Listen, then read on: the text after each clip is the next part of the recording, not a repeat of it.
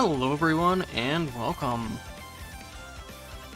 Today I'll just be doing some live playing on stream, testing out some of the new changes to Poison, and finding a build for S that I want to showcase in the next commentary video that I do.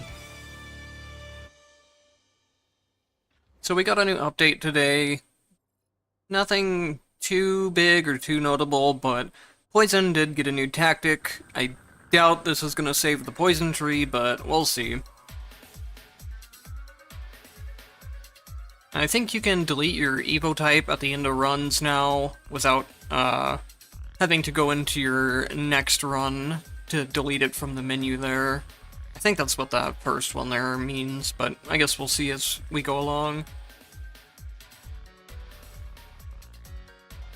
Not sure what it means by interaction logic for potential trials, but maybe we'll see that as I start playing too. Invincibility on Omega Sector teleporters is a really nice change. I've had a couple times where I go through a teleporter and I just instantly die on the other side of it. Doesn't happen often, but it can happen.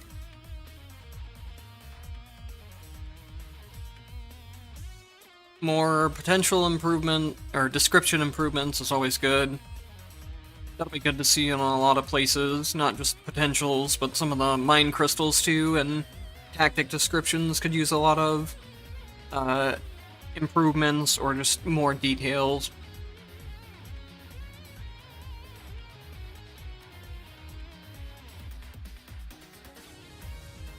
And then there's improvements for some mine crystals. I don't even know what most of those are off the top of my head, but we'll check them out in-game.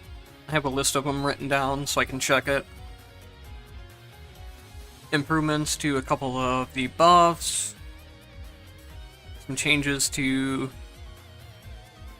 some of the entropy affixes for how enemies interact with. Standard enemies spawn more or attack more. The discount mine crystal will now work on, or it'll always go onto a shop option that's actually available. So if you reduce the options, and before it would, one of the options could be to where you can't select it, and your discount is on that option as well. It was really annoying. So that mine crystal will be a lot more useful for like 100 entropy runs now, I think. Summon Tentacle and Slimes got changed to be automatic, and then Mine has been changed to trigger by crouching. I don't like that one at all. I'm not sure if they plan to just like remove the summon button and replace it with a different button, but having to place the mines by crouching is just gonna like break up your gameplay flow. And it's going to be, I don't know if you'll be able to drop them in mid-air as well, which is, I was barely running mines in the first place, but when I was always dropping them from mid-air. That way I don't have to interrupt like my combos or, like I said, any flow of the gameplay in order to place them down. So I don't know, that seems like a weird change to me. I know they don't want to make mines automatic, because that would also be really bad for them. But I don't know about this change for them.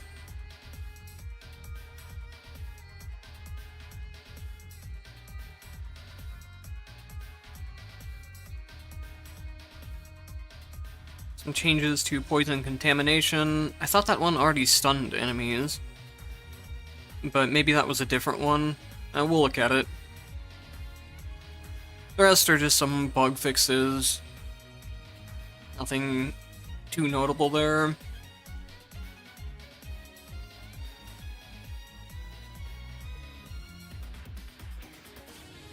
So first, let's see what the changes to poison look like.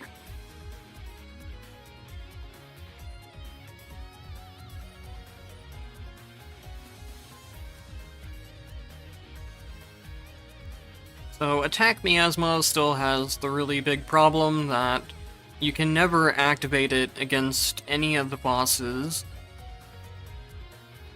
you have to kill an enemy for this to even take effect. Which is really garbage, because you want things that can hit both enemies and bosses. You don't want to waste an entire tactic slot just for something that's only going to hit enemies. Especially because the attack slot and the skill slot in particular are what I consider to be the two most valuable slots in the game.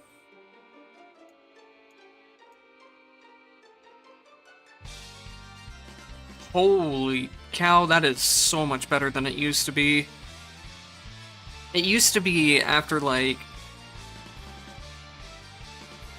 2.5 seconds, they would be stunned for 1 second. Something along those lines. Now it says they're getting stunned for 2.5 seconds every 1 second? That does not seem right. Maybe it's not actually going to work the way I think it will, but that sounds like a permanent stun, unless there's a long cooldown on it. Either way, that's much better. Before, it took way too long to stack up, and it didn't last long enough to be worth it either. So maybe this could definitely make poison work as like a crowd control type of tactics. And I think they need to do some more of that, where some tactics are good for DPS, some tactics are good for buffing you, and some tactics are good for crowd control. So like being able to stun enemies, slow enemies, things like that. That's what I mean by crowd control. Potent poison. Poison's efficiency is increased. That might be okay. I don't see it being enough to bring it up to high enough damage. We'll have to test it and see, though. Spreading Toxin is the same, just now I guess it has the benefit of... So I guess the potency of the poison is how long it had stacked up before you killed that first enemy. So I guess that makes sense, but I don't know. I think it needs to be something a little bit different. Unless that means that if one enemy dies to poison, will it spread to the next one at having max poison stacks, or will it just not spread because the poison is already gone? Yeah, maybe, I don't know, it depends on how the mechanics of this work. It could be okay, or it could still make poison feel pretty useless.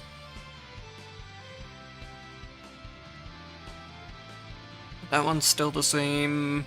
I'm pretty sure this is still the same. Maybe we should try a lightning chain run, because chain lightning is pretty good for attacks. It'll give us some DPS. Especially if I'm playing S, I'll be able to rack up the chain lightnings pretty quickly. And then I'll be in close range for the skill poison ring as well. I don't think slimes are gonna be the way to go, but I guess we can get both of them if I just run, if I run poison chance. So yeah, let's try that out first of all. See if poison is any good yet. I think I'll go with the skill poison version. I still don't like the regular attack version of it. Alright, let's see if I can find... Indestructible is one that got buffed, deals 100% more damage to armor. That's okay, but isn't armor just like the really niche debuff effect where enemies get extra armor? Or maybe I'm misunderstanding something there, I don't know. Because it should specify, if it does mean like super armor, it should specify deals more damage to super armored enemies, but it doesn't. So, I don't know. The more the merrier. Oh, that's a nice buff for farming early AP. Obviously, I'm at the point where I don't need it anymore, but I used this Mind Crystal a lot as I was building up my profile. So seeing it buffed is just nice. Domination, isn't that? Yeah, I thought so. Do they buff both Domination? Yeah, they must have buffed both Domination and Straightforward. But I think only Domination was listed. Maybe I just missed the other one. 30% is a pretty nice increase. And now it has a little bit more of a benefit to where before I was saying that if you're taking any kind of debuff in your run, you might as well just run Infiltration instead, because it affects both attack and skill damage, and it was a higher damage percentage than these two. But now that's kind of fixed.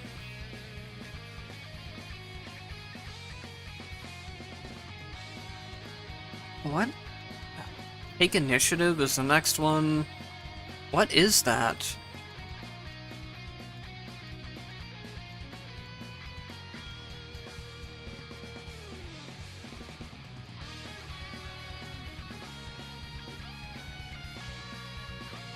Oh, you deal 100% more damage to enemies at full HP.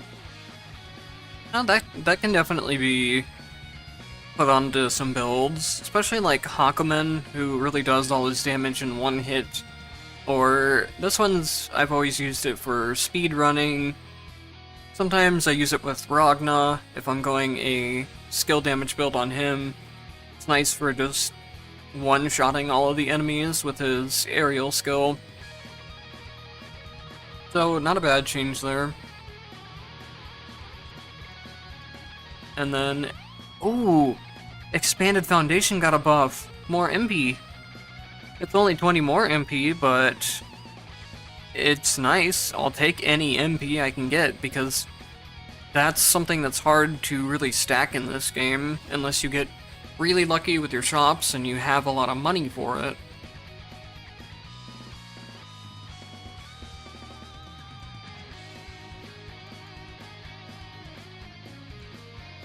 So I think I need to change, like, Exhilaration, try out some MP, and then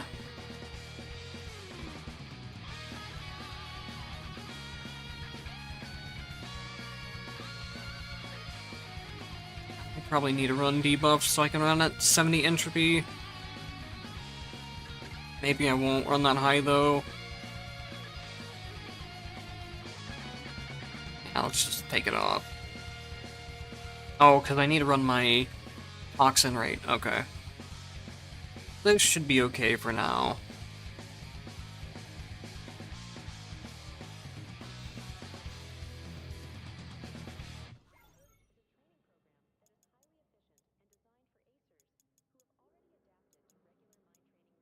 And then I can just take the debuffs off here. Is there something I can do to easily get up to 70 without sacrificing too much? Probably not.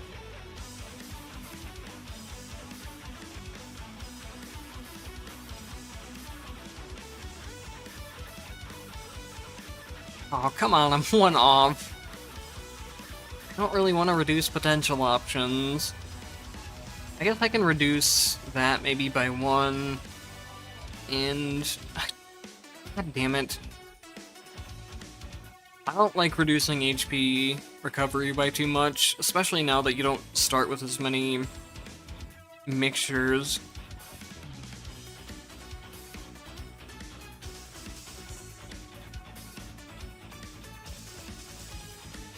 I guess I'll do it like that.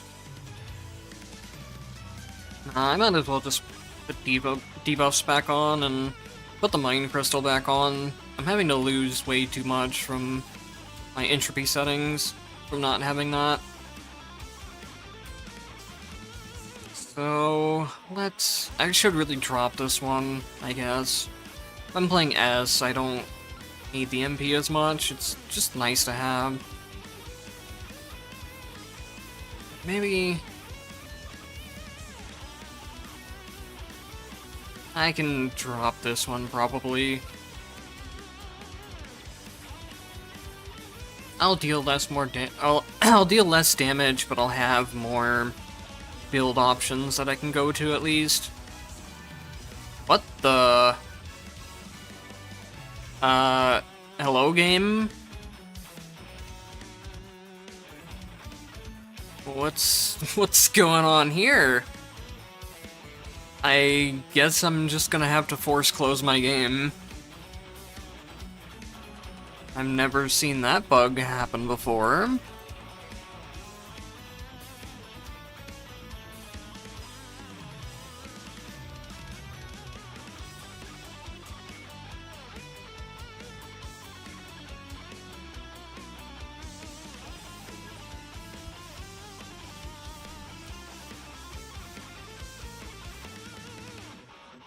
I hope it's not just permanently bugged.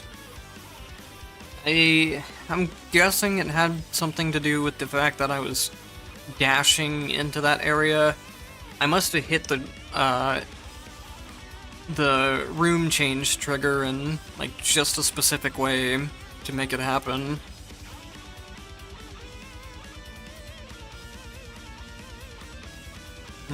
So I just deleted my poison ring character yesterday. I had a poison ring with rending blade set up, but those are gone since I didn't have space. Oh well. Hopefully we'll end up getting more space pretty soon.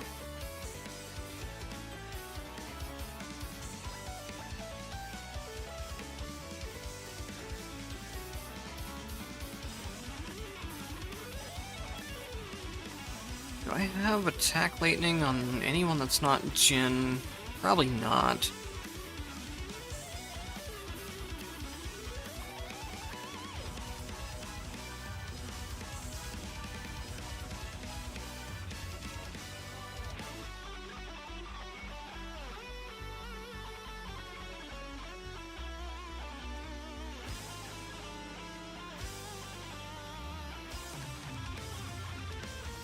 I would have liked to be able to summon Ice Spike with Ice Spike respawn and attack lightning, but I just don't have the right characters for it.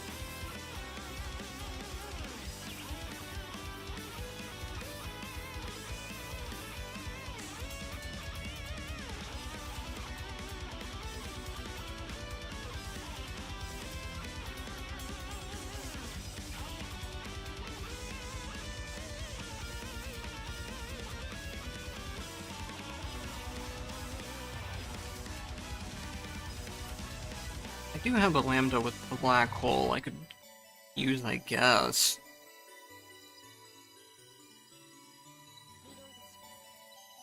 Or I could use Legacy Light Spear with Light Spear Thunderbolt. Sure, why not? I don't really have anything else I could use with this.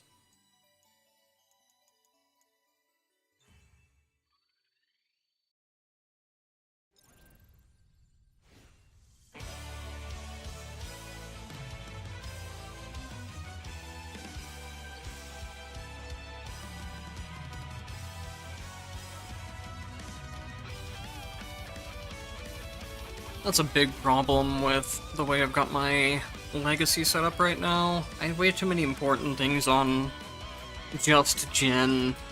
So when I'm trying to mix things together, I run into this issue a lot.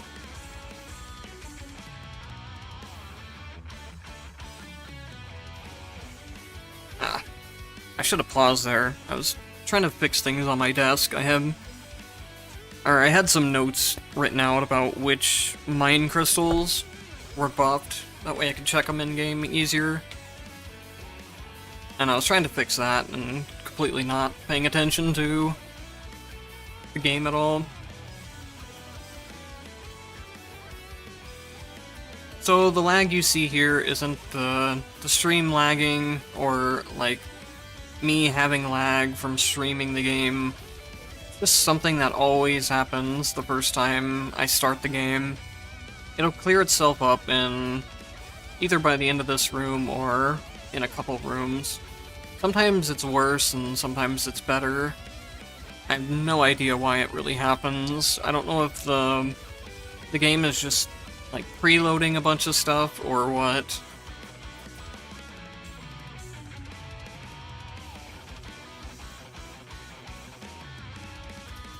I heard Gawain is really crazy now, since they removed the cooldown on it for some reason. But I haven't tried out S in quite a while.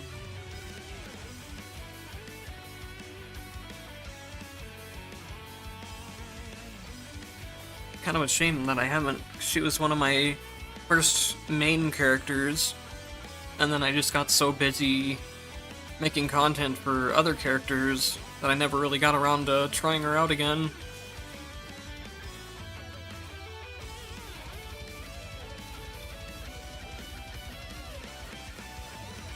Huh, so you really can just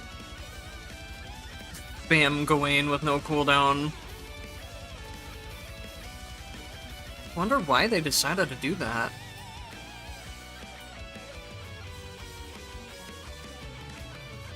Just die at the beginning of the run. Yep. And that's because I lost like half my health, not even looking at the start of the run. What a great way to start. Okay, so now you can just hit the delete evil type button. Nice. That'll make things a lot more quick at the end of the runs. I don't have to keep deleting stuff manually.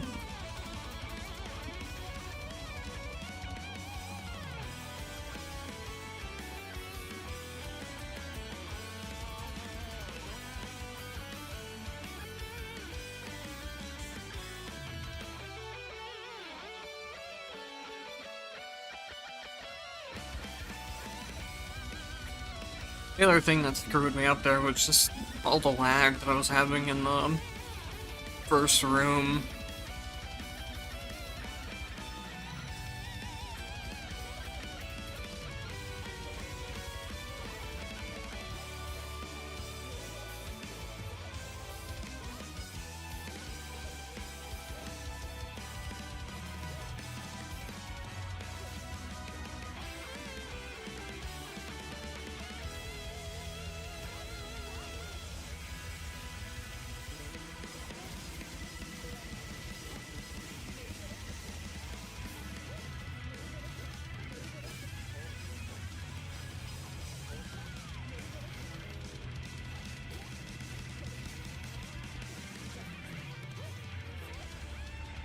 Man, I forgot how bad S feels in the first room.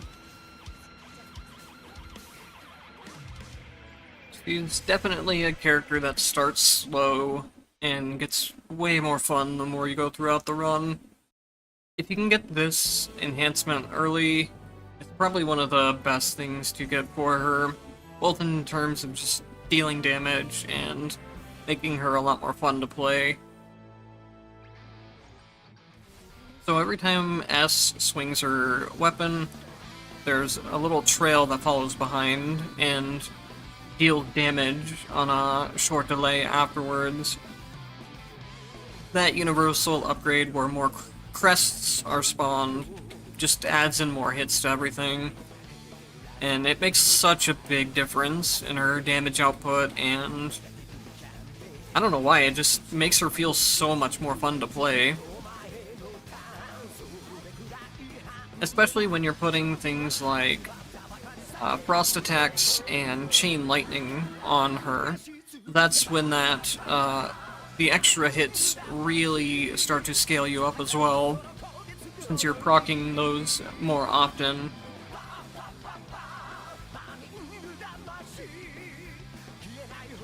Alright, well, we got the gold version of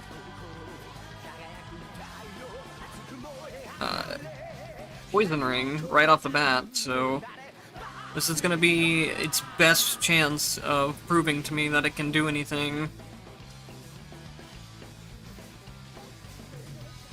One thing I think they need to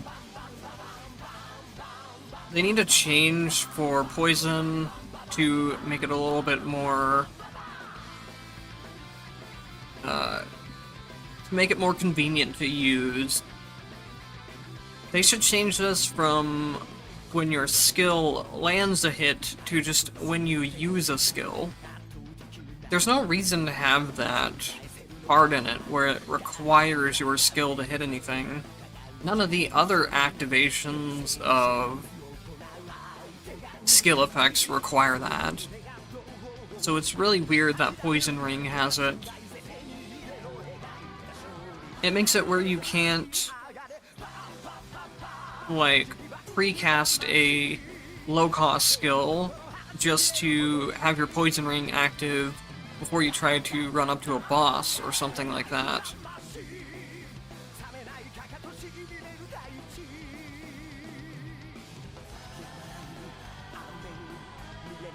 It just feels very unnecessary to me.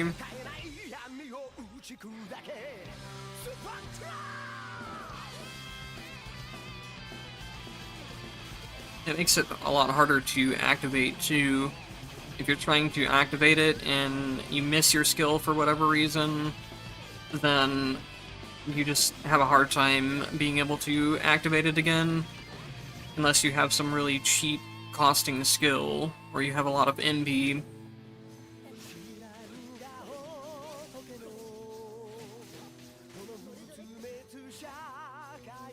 Whoa, you can get up here? I've never done that before. That's kinda cool.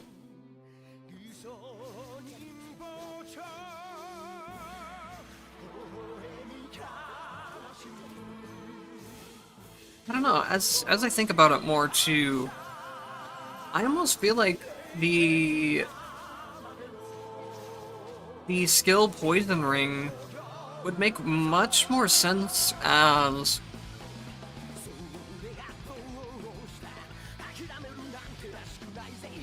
sorry, one second. I need to decide what I want to get here. I think I want to try the new stun.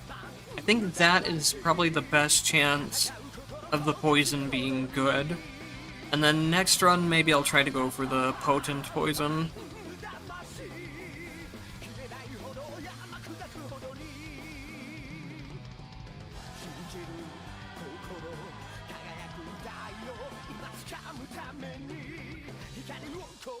But yeah, what I was about to say is that the more I think about it, the more I feel like Poison Ring should be moved to a summon instead of being a skill effect.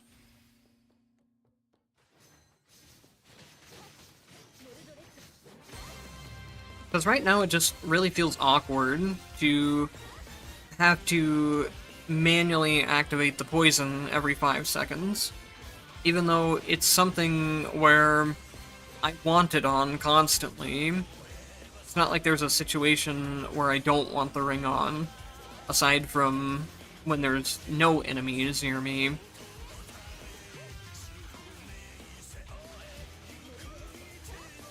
It really feels more like a summon effect than a skill effect.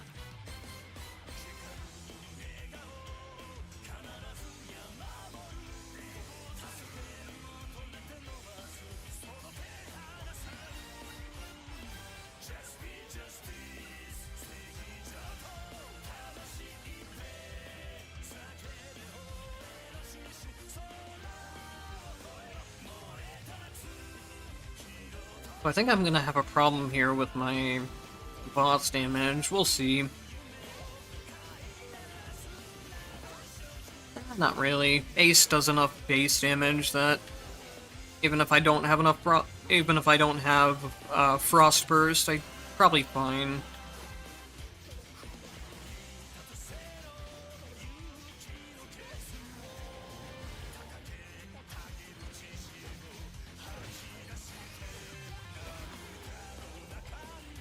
Ace has some really high base damage. I should try her out with potential stacking stuff instead of using tactics. I think that would probably be strong as well.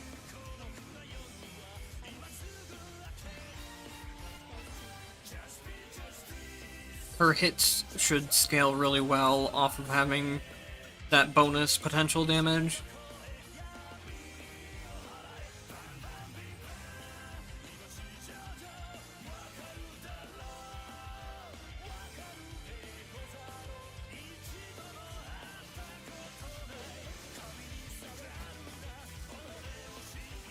Ooh. I can see Gawain being fun to use in builds. Even if I'm not going to use it as like my DPS, it's a pretty fun follow-up to combos. And I like that you can use it in midair to do like a dive attack. That's pretty cool. Kind of feels like it has a weird traveling arc downwards. I don't know how to explain it.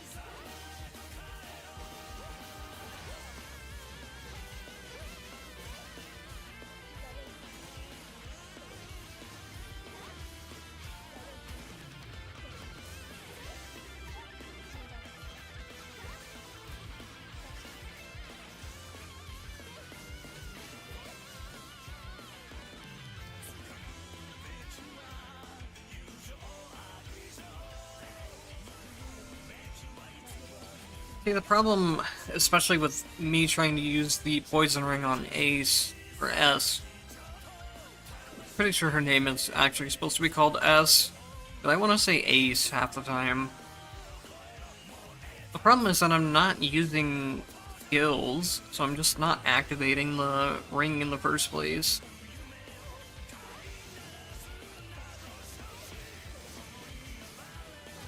And it's really weird because most characters that use a really skill-based build are using ranged attacking skills. Like, Lambda is a lot of ranged attack skills. Kokonoe is skill-based, and all of her skills are ranged.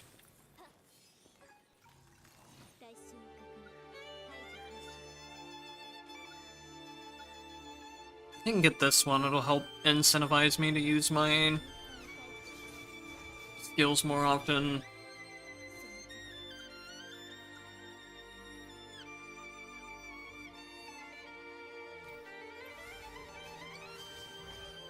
Trying to think of who else would be pretty skill-based. Ragna's kind of more of a hybrid, where he attacks with his attacks and his skills pretty often, as long as you're comfortable spending the HP to use the skills. So Ragna's one where the Blade Ring, or the Poison Ring, would probably make sense if it was ever good enough to use.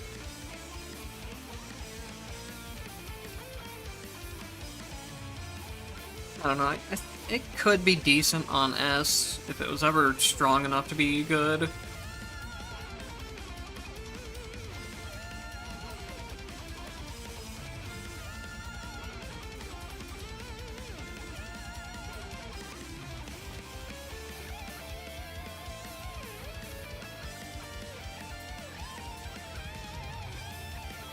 Maybe I can probably use this one to activate it. It's 50 MP, so it's low cost, and if I remember right, it gives a lot of invincibility frames or dodge frames. Not sure which one of the two it gives.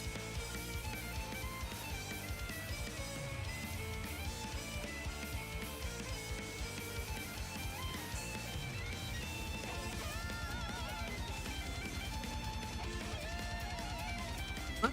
Does the up? Well, that doesn't count as a skill. Oh, that doesn't count as a skill either, because it's a dash input. I feel like that's something they changed. Because I feel like I remember in early access that I would use Gawain in order to proc light spears.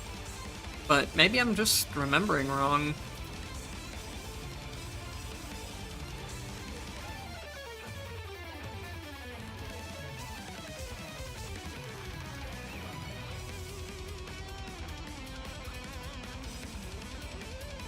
This is probably one of my personal favorite upgrades for S.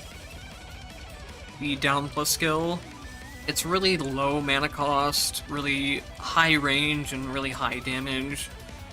And I like that you can use it on the ground or in midair to fire it in different directions.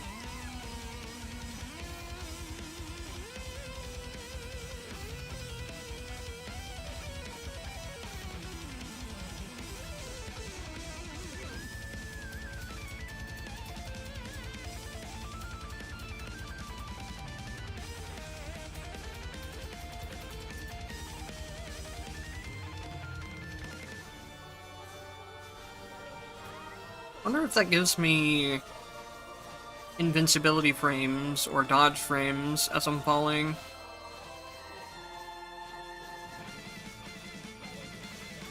Yes, it does. It didn't proc the Jin slow time though. Maybe I had that on cooldown? Or maybe it's just invincibility. It could be. Nope, it is a dodge frame. Okay. Would be if you have active dodge frames the entire time you're falling, then that's quite a lot of dodge frames, especially if you get triple jump so you can jump higher.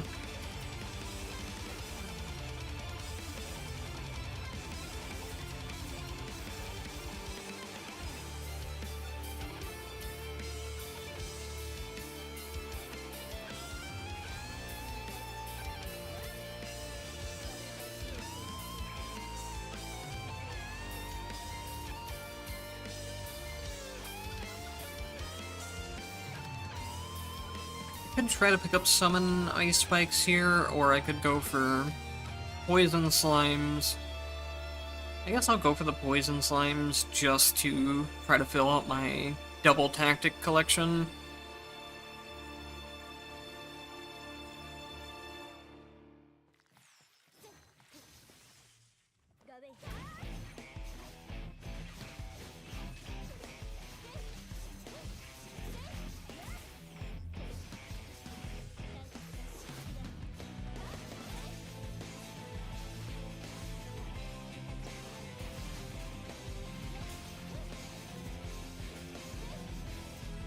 Should pay more attention during boss fights.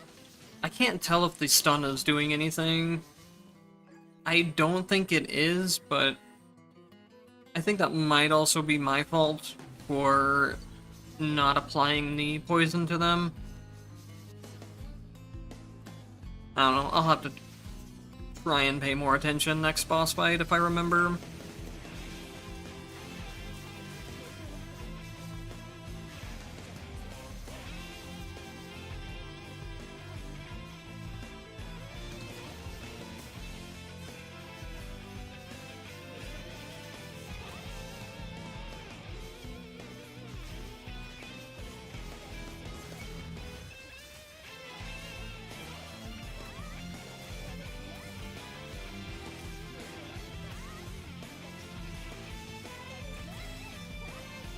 Gawain feels unreasonably powerful for not having a cooldown. I think it's doing like 2k a hit right now.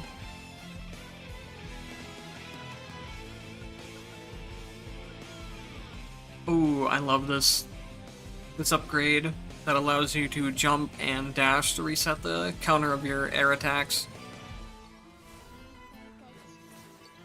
Really fun thing to use. I should also check. Do I need lightning chain? No, I just need poison to get the red effect.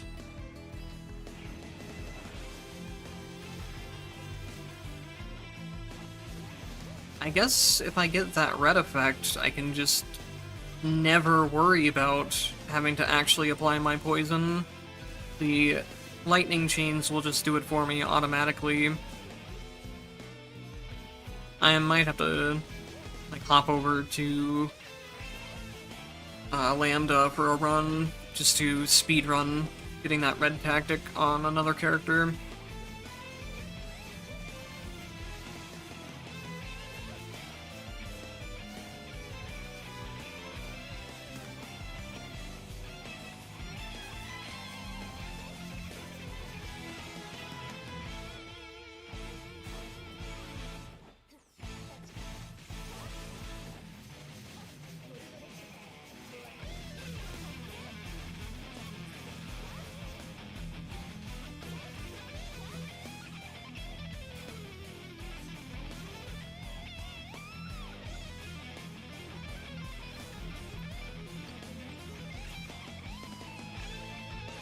I really wish there was a better way to do the tactic system. Hope it's something they change in the future. Because it's really annoying, like, I'm picking up these tactics that I need on my S run, but then I have to go and put them on completely random characters so I can start with them.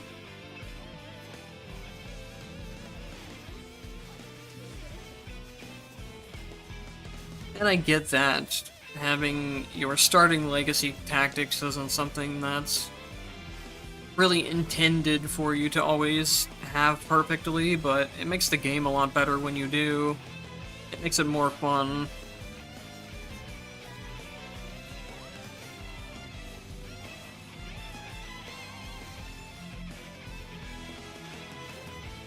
It makes the game less of a roguelike, I guess, but it's a change for the better in my opinion.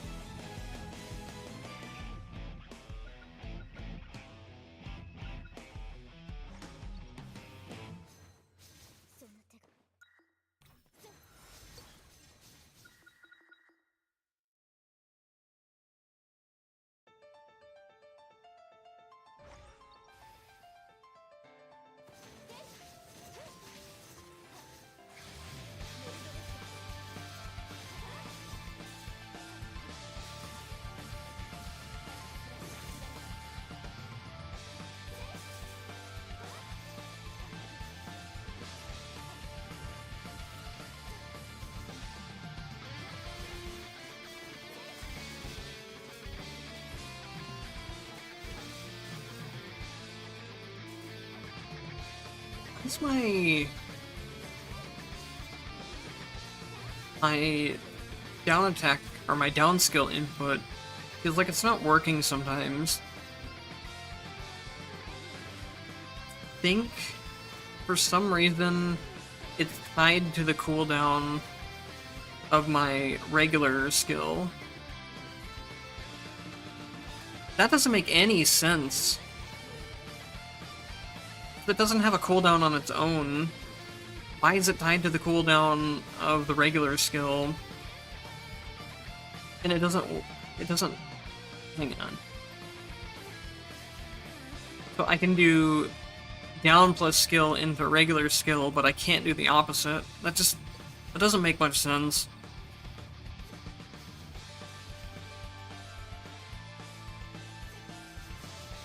I don't know if it's intended or if it's a bug.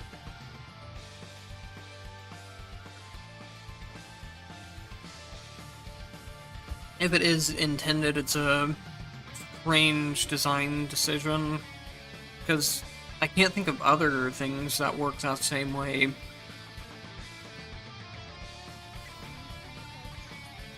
Kokonoe can have banishing lasers and her other lasers down at the same time, for example. Lambda can have Legacy Edge and Luminous Slave down at the same time, so probably not intended.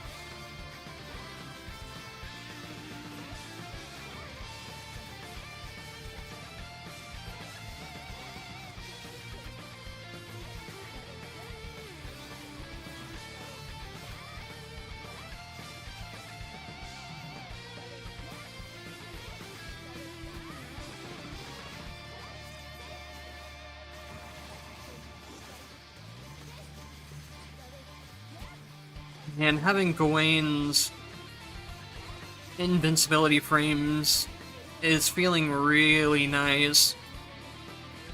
I'm using it to dodge a lot of boss attacks. I'm not sure how I feel about the attack itself, but I definitely like using it for the dodge frames that it gives me.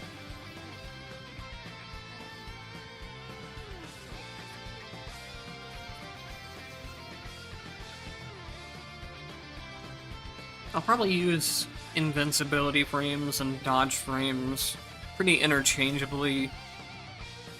I usually try to specify which one it actually is, but sometimes I just mess up and say the wrong one. They're mostly the same thing anyways. Both of them just make you invulnerable The only difference between an invincibility and a dodge frame is that if it can proc Jin's passive or not.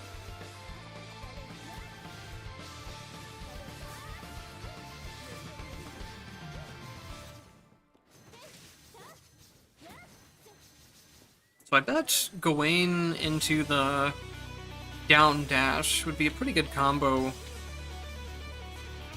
Now that I have it where Gawain pulls everything together. Hold up, why is Gawain doing like 3k damage? Or I think it's hitting 2.8. It's kind of hard to see in all of the damage numbers. Yeah, it hit 2.7 there. And the one that cost MP is doing 3.2.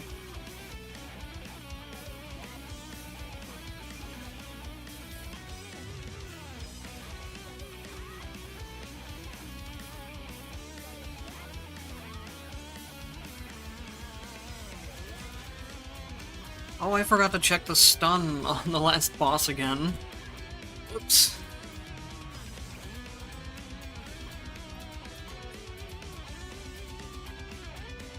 I didn't notice it stunning the boss, but I'll have to check.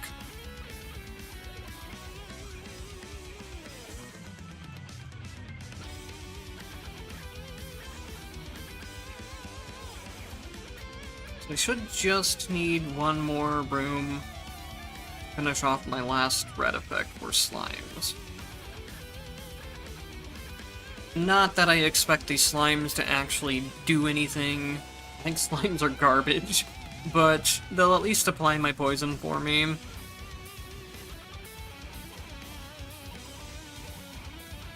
have to try doing like a contagion run, where the slimes are applying poison for me, and then the poison is just spreading around automatically when enemies die.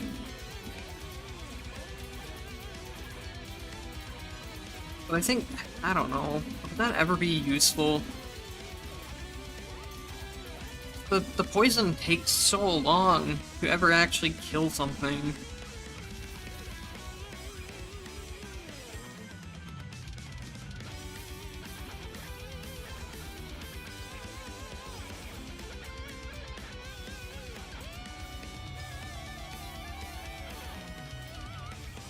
Let's see what happens if I just put poison on something and walk away.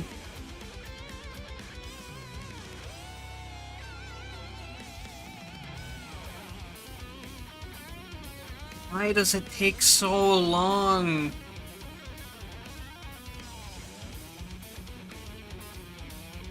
Is there something, like, I'm missing with poison mechanics?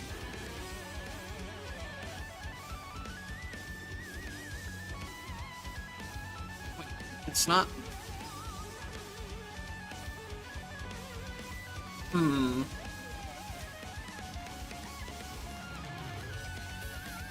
Is poison like an execute mechanic? Is that how it's supposed to work? Hold up.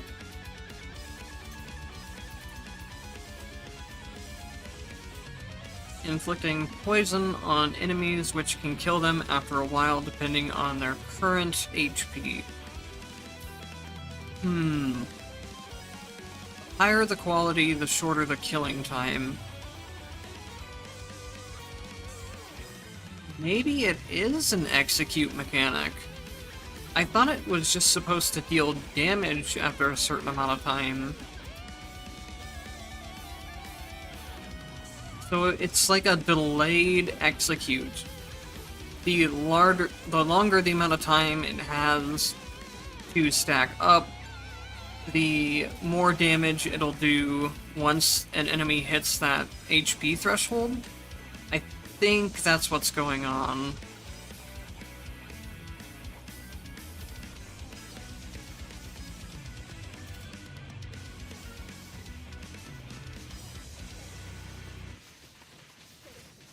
In that case, it definitely makes poison a lot better against regular enemies than I had assumed it was.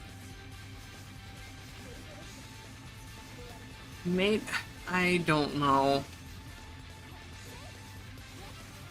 I can see a case where the poison getting applied to other enemies would,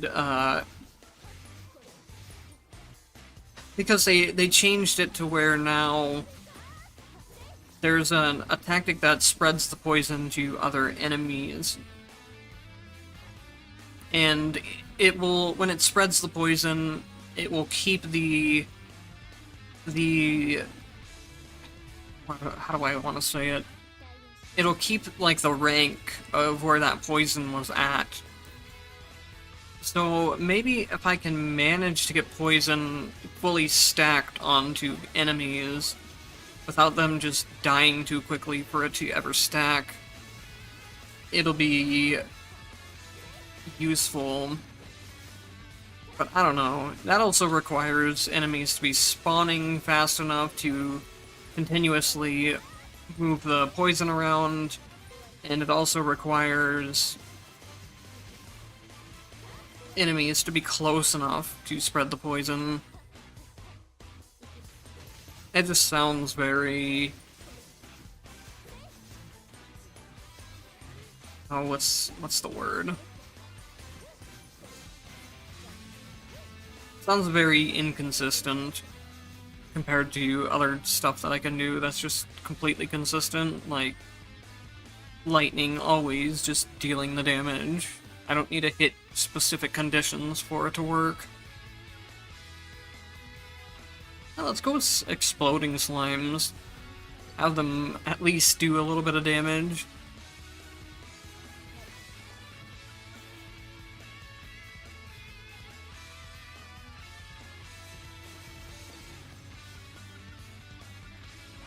I am really behind in my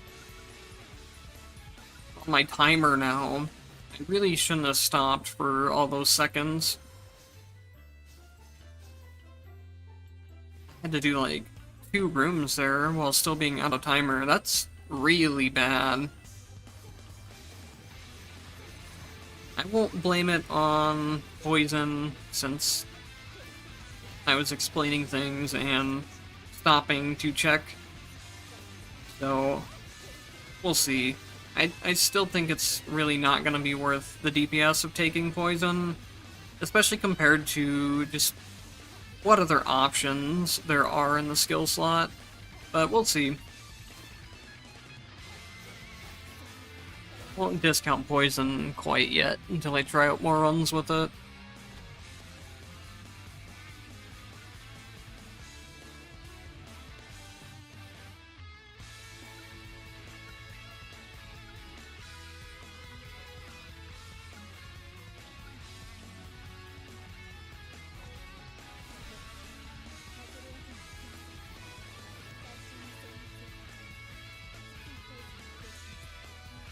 Poison's usually one of my favorite elements in games too, especially when it has mechanics where it can spread around to different enemies. But in this game it just doesn't really feel like it makes sense a lot of times to have that, like, spreading mechanic.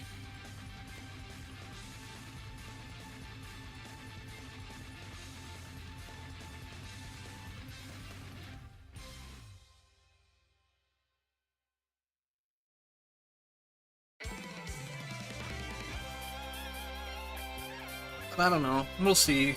I think there's definitely some potential there for if you're able to get a fully charged poison off of it spreading around and keeping the charge amount every time it spreads.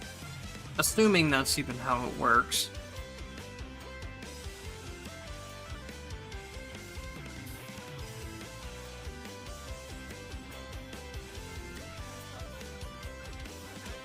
What debuffs do I have?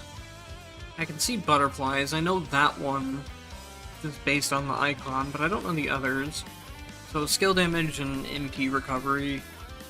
I need to get rid of the butterflies and the MP recovery.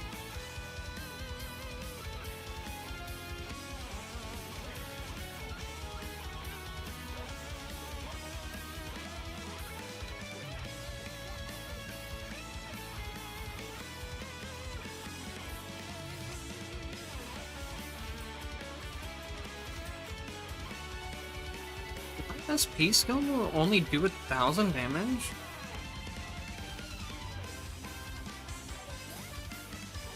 What? Did my Gawain just do 3,000 damage? Why is it hitting for 4K now? When did it get such a huge damage boost? Is it bigger now too? I can't tell. Hold up.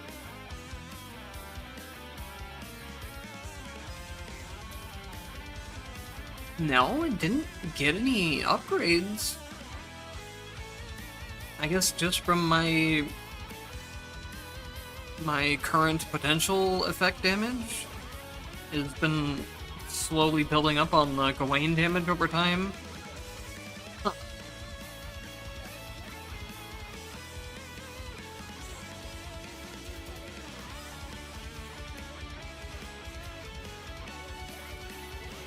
I wish I could see how much damage my poison was doing when it was going off, but it's like impossible to tell.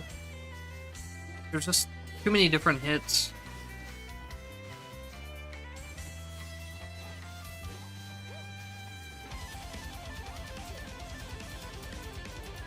It'd be cool if they were able to implement different colored damage numbers based on the element that deals the damage.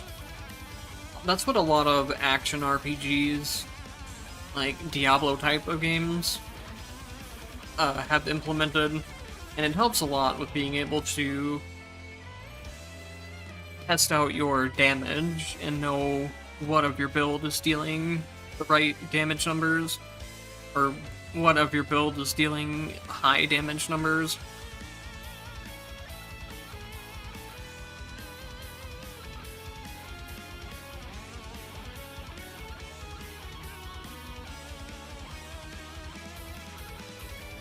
Should probably pick up that and see. I assume that will probably activate the hidden effects for it. Oh, it deals more damage now. I wonder what you get the invincibility from then. Maybe this one? This has an upgrade where you're invincible.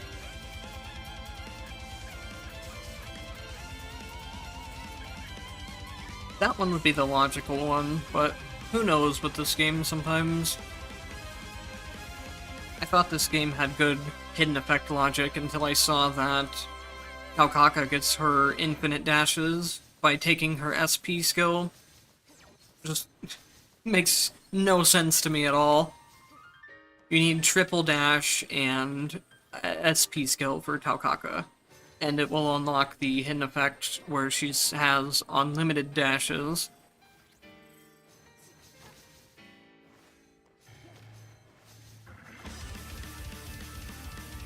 Which makes even less sense to me, given that she has another dash input that she can unlock. Would have made much more sense to put it with triple dash and that. Holy shit! Is that Gawain dealing 8,000 damage that I see? I think it's 7 or 8,000. I swear I saw an 8,000 somewhere.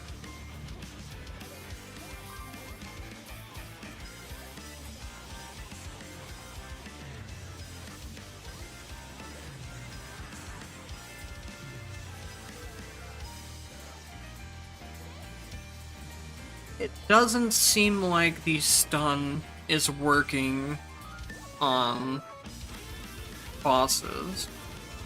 And I mean, I get why it doesn't, but I think the better option is to just give either bosses crowd control reduction as like a general stat, or nerf the tactic itself, specifically on bosses.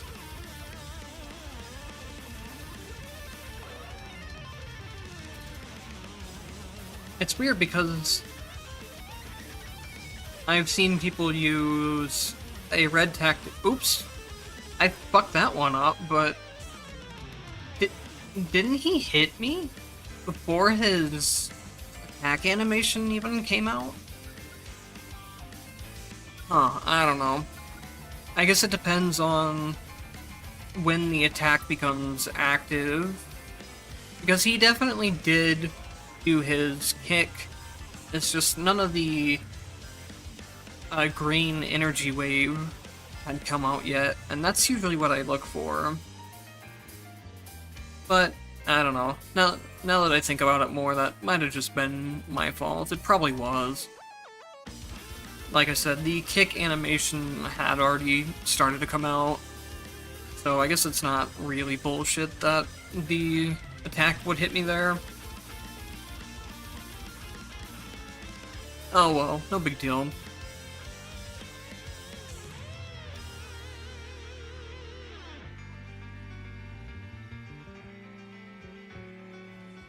But yeah, it's weird that some crowd-controlled effects work on bosses and others don't. Like, you can slow the bosses and freeze them with Gen, so why not let Poison Stun work?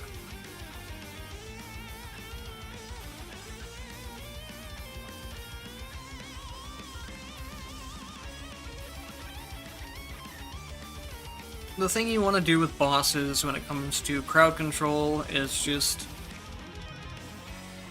one, either give them... flat. Oh, hello. I was just talking about some of the, poison effects. The new Poison Stun upgrade seems like it might be decent, but it doesn't work on bosses, which is a problem. So I was saying, like, they can make it work on bosses at a reduced effect, instead of just having it not work.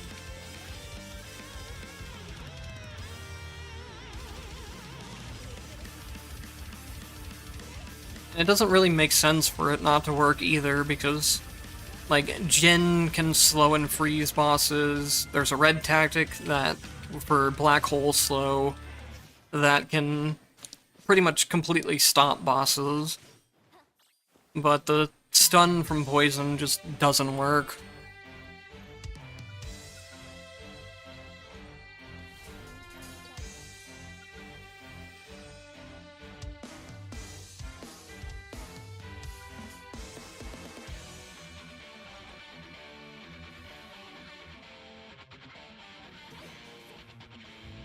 It seems like they're gonna have to add, like, diminishing returns on crowd-controlled bosses as well, based on a couple things I've seen from people just stun-locking bosses with Black Hole Slow and Gen's freezing as well.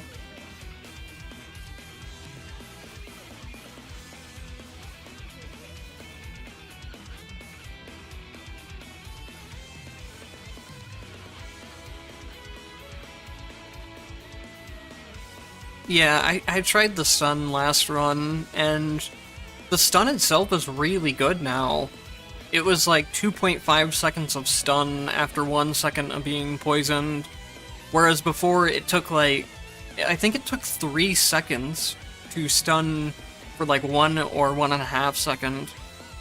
So the stun definitely feels good now, but the fact that it only works on regular enemies makes it not very...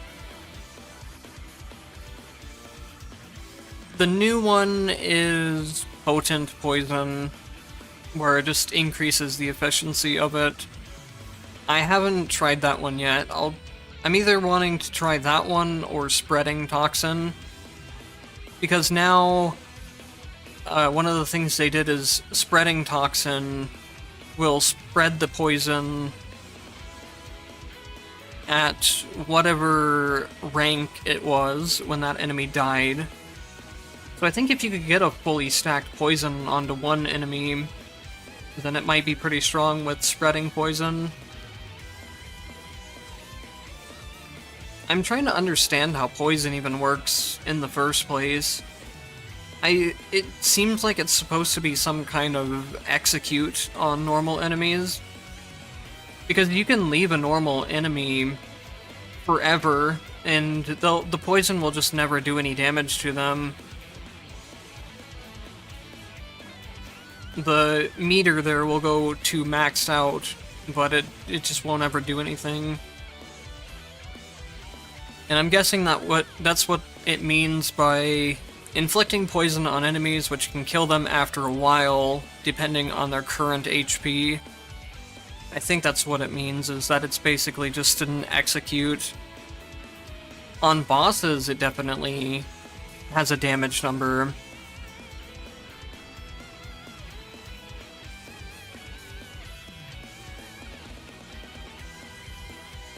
I don't know, I doubt it would ever have more DPS than Lightning Chain or Frost. It's too, like, situational, and you always have to wait for it to stack up before it really does anything. And I don't see the potent poison, which is the new tactic that just makes it deal more damage. I don't see that being enough to make it deal enough damage.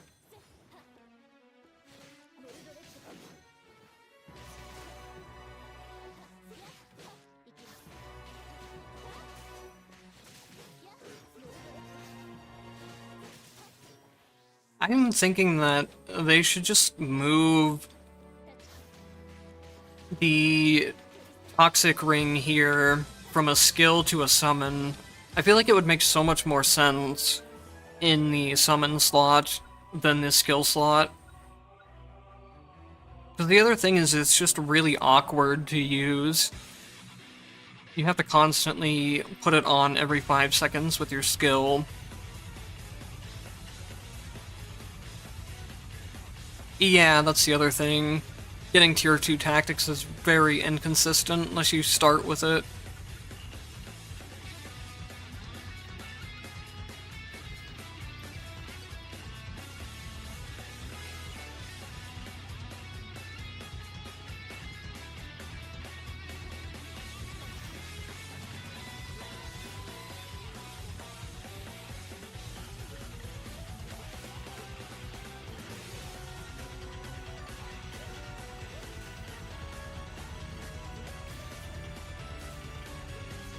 Oh, I saw a 1700 proc there.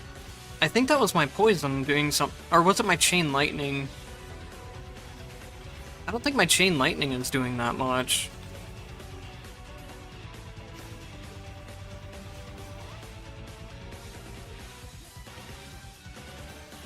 Maybe maybe Skill Slime would make more sense.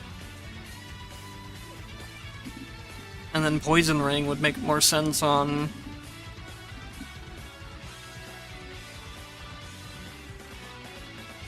So yeah, here the gold version of the stun is the enemy gets stunned for 3 seconds after they're poisoned for 1 second, which is really good. It just needs to be able to do something to bosses.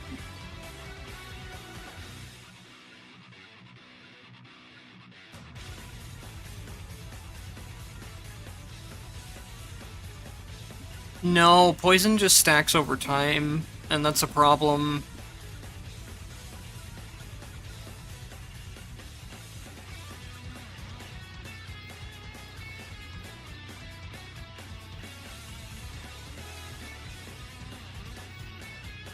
And like another thing I'll probably recommend to them is that poison should stack faster if I'm keeping inside of this ring. But if I go out of here, I'm pretty sure it just stacks at the same speed. And look at that. It was 1300 damage for like 5 seconds of poison charging.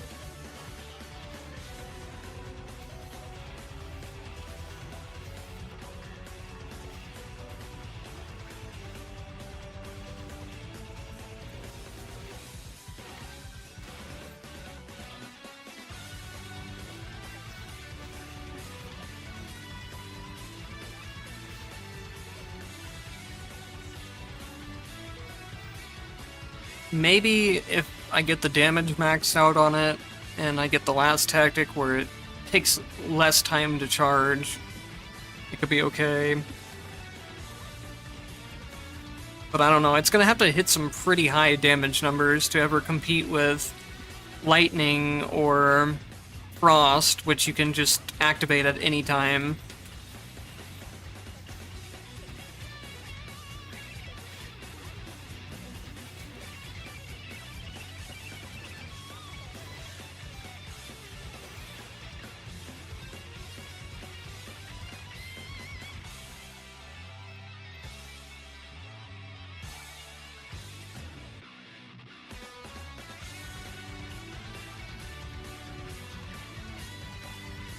It definitely needs some way that you can contribute to stacking it up faster.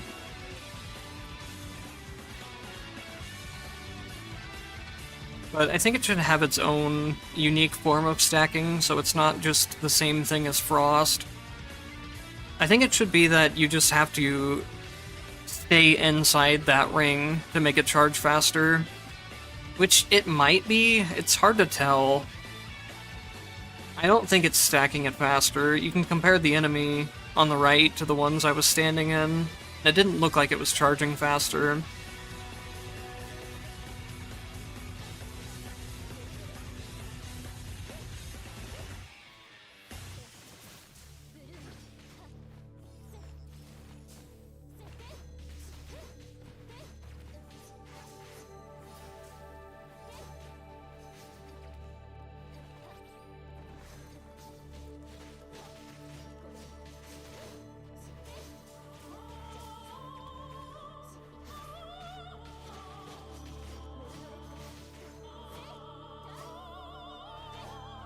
And the other thing that I find weird about it being on the skill poison ring is that most of the characters that really rely heavily on skills are characters like Lambda and Kokonoe that are long range.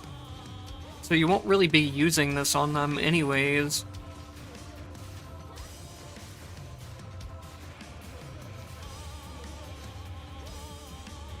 There is an attack version of poison, but it's really bad because the attack version of poison can never apply to bosses. You have to kill an enemy before you start applying poison on your attacks, which makes no sense either. So the attack version is upon eliminating an enemy, then your attacks inflict poison. I have no idea why they did this. It would have been perfectly fine with just attacks inflict poison. And it's the exact same version of skill poison ring otherwise, mechanically. It's just for some reason with attack you need to kill an enemy first before your attacks start applying it.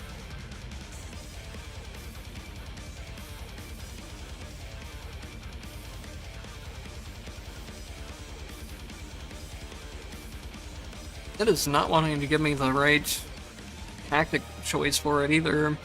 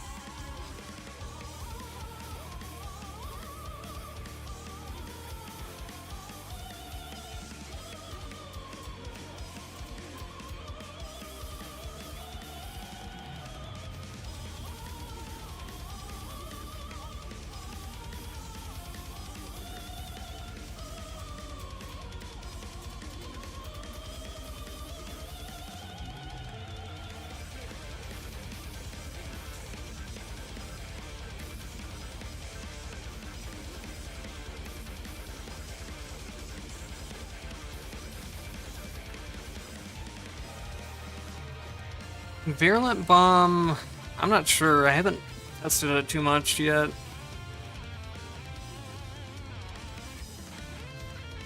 I always felt like a Virulent Bomb was just a worse version of Lightning Dash. But I think they do about the same damage, if not lightning dealing more damage.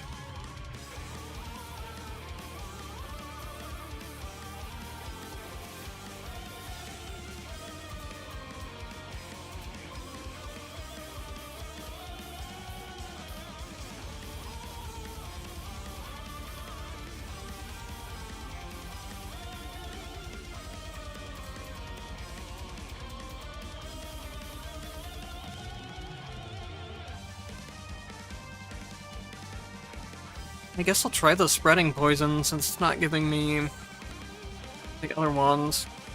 Yeah, Virulent Bomb's only dealing 340 damage, or... yeah, 340 damage at purple tier. The lightning dashes deal like 1,000 damage.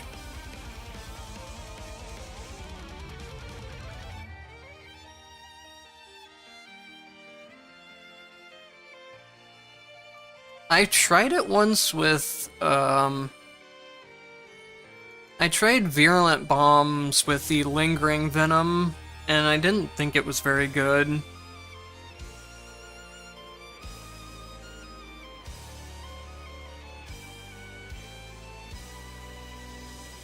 This one sounds like it could be absolutely insane, though. At least for the regular rooms. For bosses, it's not going to do a lot. When a poisoned enemy takes damage from a poison tick, they drop a Virulent Bomb that does 1720 damage. Imagine, like, my poison just spreads around and one enemy dies and it just starts a chain reaction of exploding all the rest of them.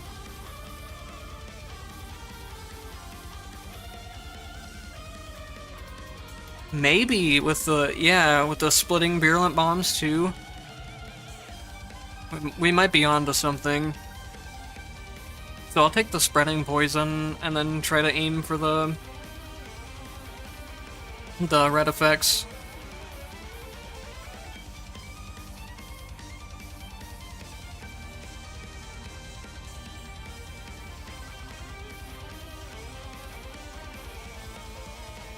These slimes actually, like, unironically feel a little bit stronger now. Because I have so many more of them out than I used to before. I used to never have or I used to just never hit the summon button. But I don't know if slimes really have any upgrades that would make it worth it. They can apply poison as one of the reds.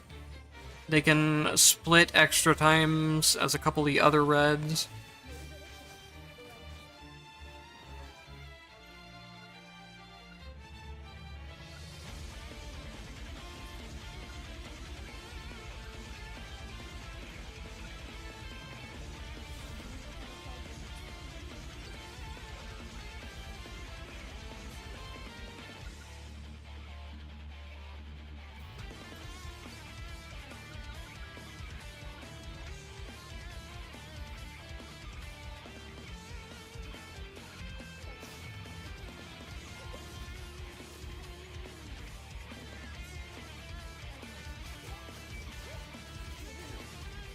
There's something really strange that I've noticed with Ace, or S as well, today, and that's if my base skill is on cooldown, I can't use the down plus skill version, and it's been really annoying.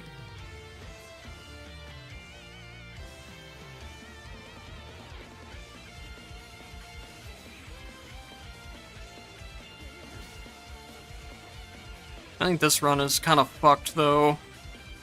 I'm just running out of combat time.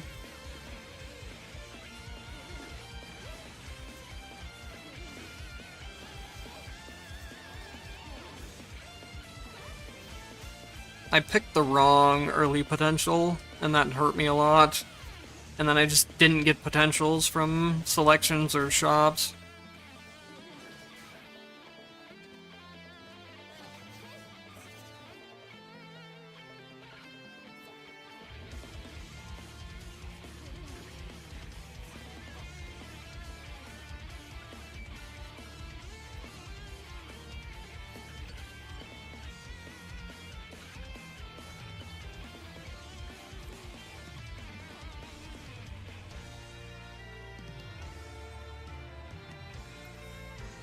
No, they're not.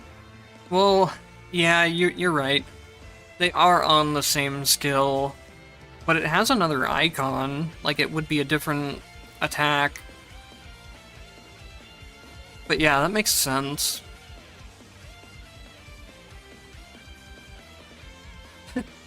They must have copy and pasted this hidden effect from somewhere else, where it says type shooter Brunor, the shockwaves attack in a larger range, and no need to consume HP. That's the exact same thing I noticed on Jin's basic attack, or basic skill as well. It said that about not needing to consume HP. It must be copied from like a Ragna description somewhere. But Ragna doesn't have anything that removes the HP cost from his skill, I don't think. It might maybe some kind of hidden effect.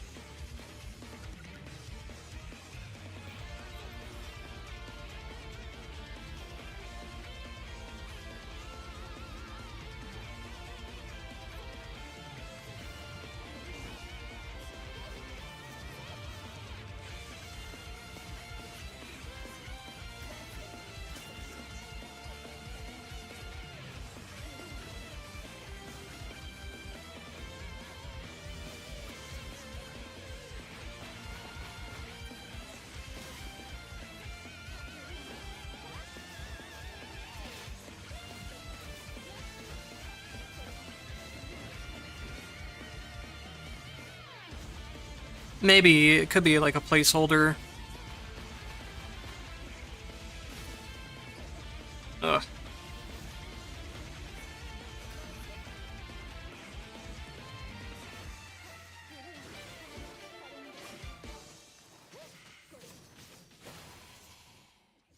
I have gotten way too used to one-shotting bosses, and now when I don't one-shot them, I'm really screwing up their attack patterns.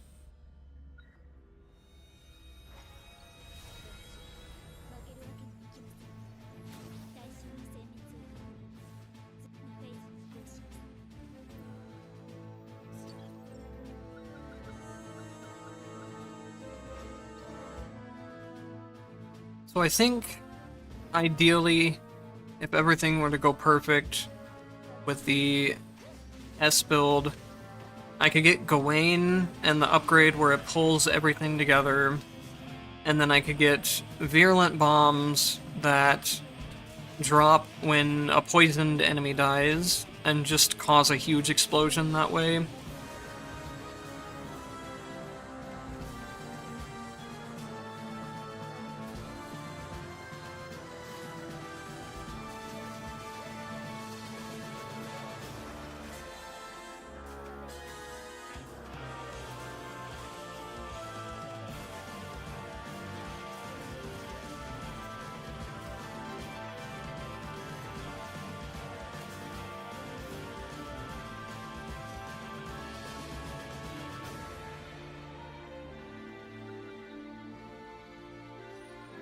Wonder how many slimes you could have stacked together, with slimes lasting longer, and some of the splitting slime. I'm pretty sure these two slime upgrades don't stack.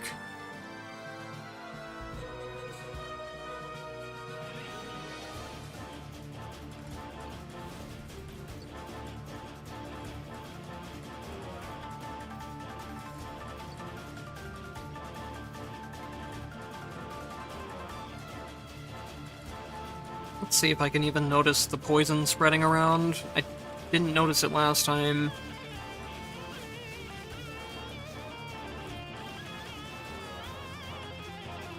It actually does seem to have a decent range on the poison spreading.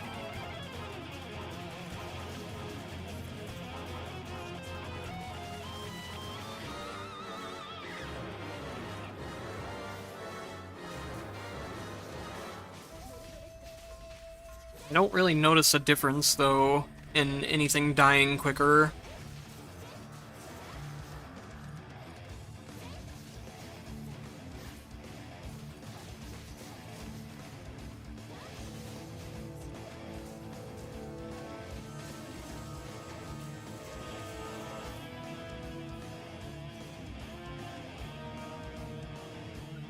Yeah, I thought they didn't.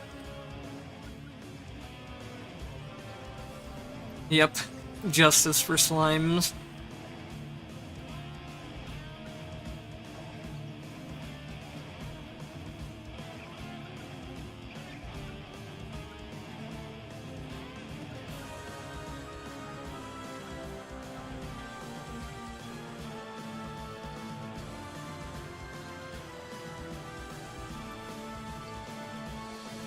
I won't be happy until there's a slime red effect for every single tactic slot. So I can make a 5 red tactic slime run.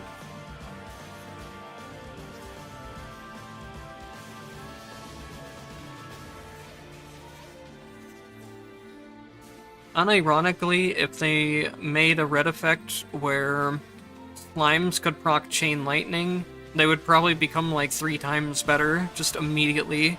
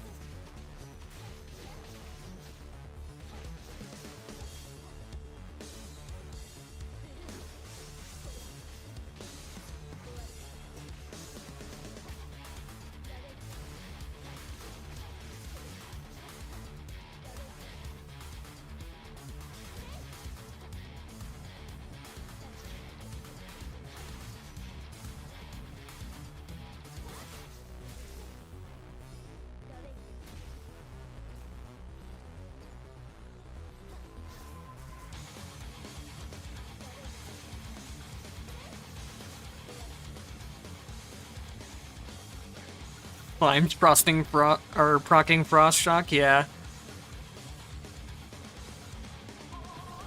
Instead, we get slimes can inflict poison.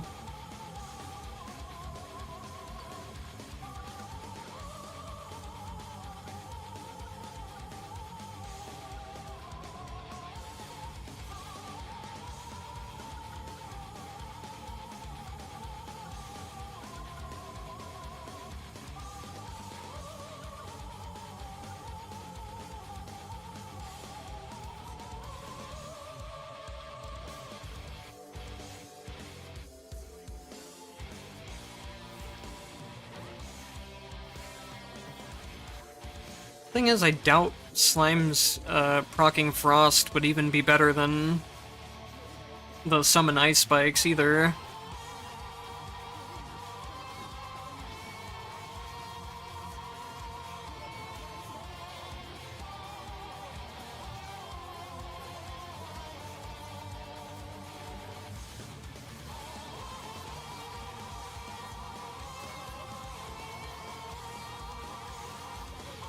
So it looks like the buff, of the upgrade, where where poison stacks faster, is helping it proc a lot more on the boss, but it still needs to be able to do more damage than just 1,000. Maybe with the new tactic it'll be okay. It'll just be that same issue of where you have to spend 3 tactic slots being able to use it, one of them being one that you have to get the right upgrade for.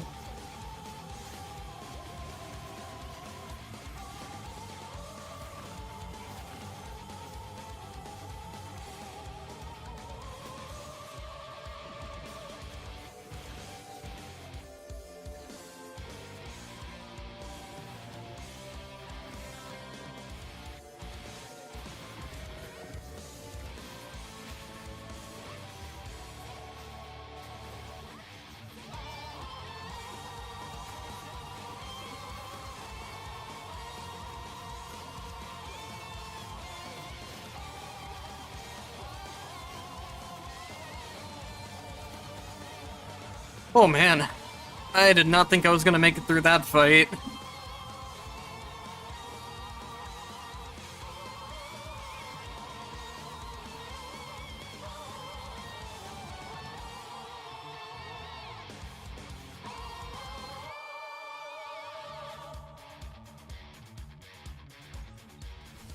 Yeah,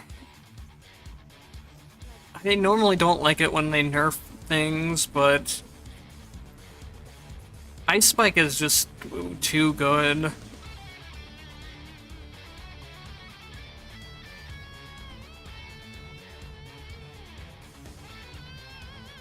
That would be a really good idea, actually. If you had to at least give up one of your red slots in order to have it proc the frost stacks, that's a really good way of nerfing it without making it just numerically worse. Because that's what I was trying to think of to other ways that it could be nerfed. They could also, like, reduce the range that the spikes start to lock on, and then change one of the upgrades to be, like, longer range ice spikes. Because that's also one of the really big issues, is tentacles and mines and summon blade rings. Basically everything else on the summon has really low range, and that's one of the things that makes Ice Spike so broken, is it attacks in like a full screen range.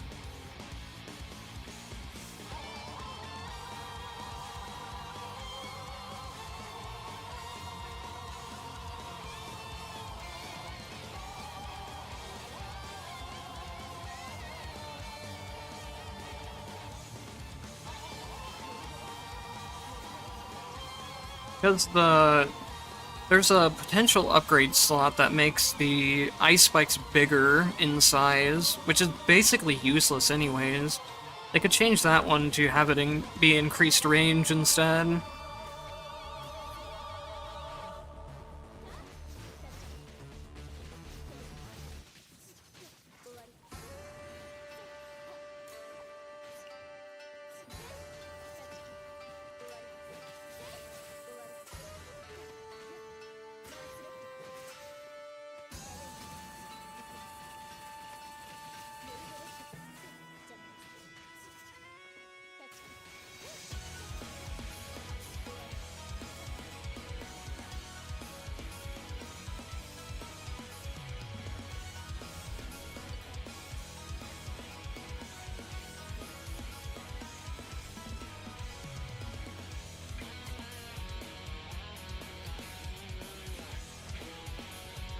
I don't think I'm gonna get Virulent Bombs by the end of the run. I'll have to try them next run.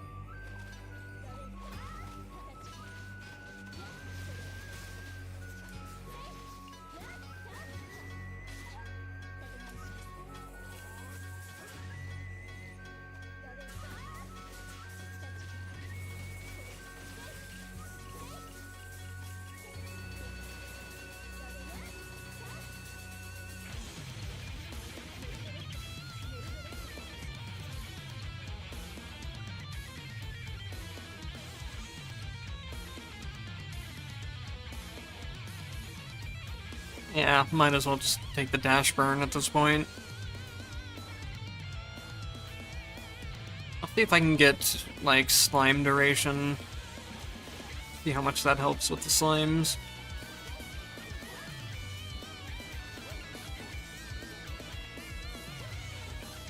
I have a feeling this run is gonna be a failed run, but we'll see.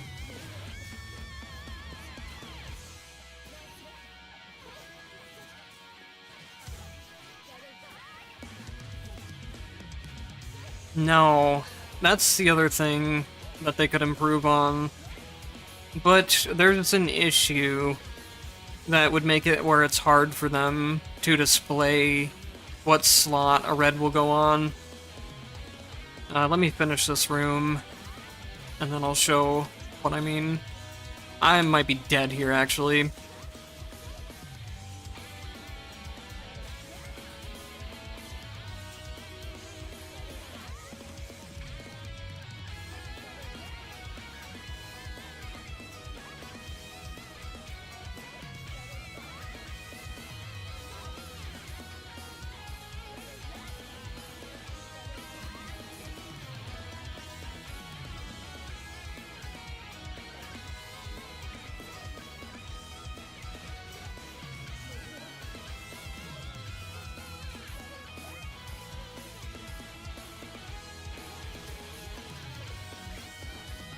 Wow, I actually made it through that room at no HP. I went the exploding slimes last time. They seem kind of fun. Maybe if you do, like, splitting slimes and exploding slimes, they could be okay damage.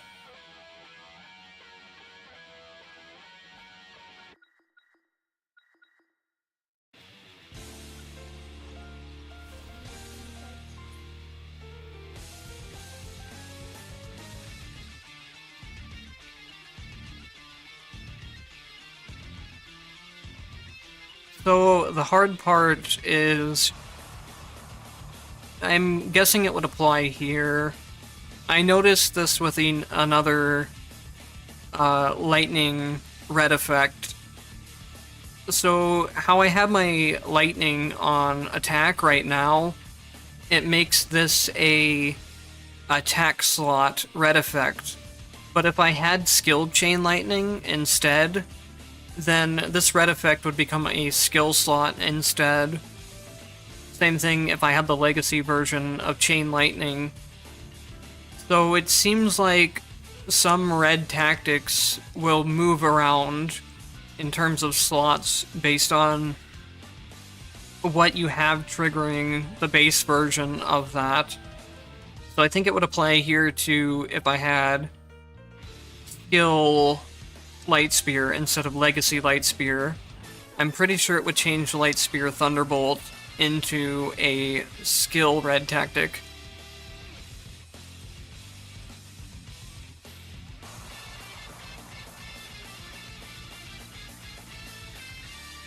And I haven't found any way to tell based on, like, any of the icons or anything that's showing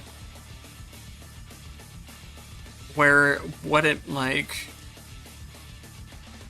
It might be the first icon on the list, so it shows slime as the first icon here, meaning it'll be a summoner slot. This one shows Light Spear first, so I think that means it'll be Light Spear, Light Spear based slot. And then same for this one, it shows Lightning Chain as the first in the list here, so it goes onto the Lightning Chain slot.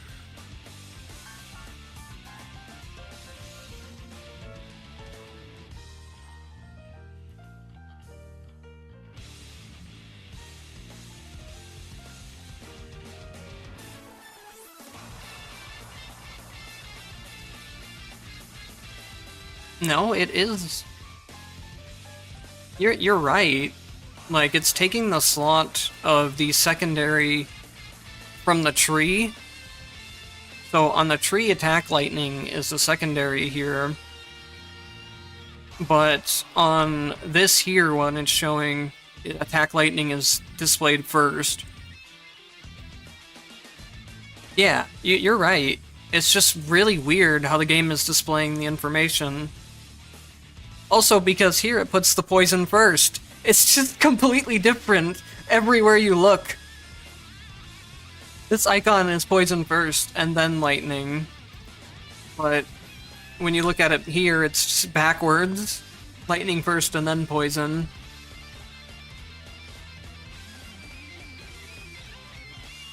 You gotta love it where everywhere you look in the system tells you something different.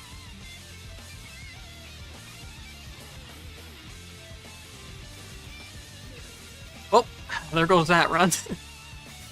I knew it was gonna happen eventually. I tried to dodge the out of that lightning, but I guess I didn't hit it quick enough.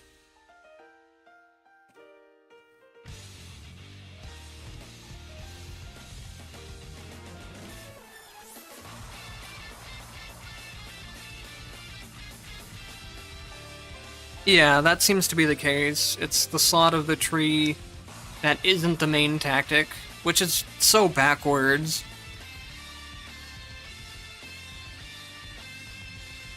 If you max out an entire tactic getting it, then it should go on that tactic slot, not the other way around.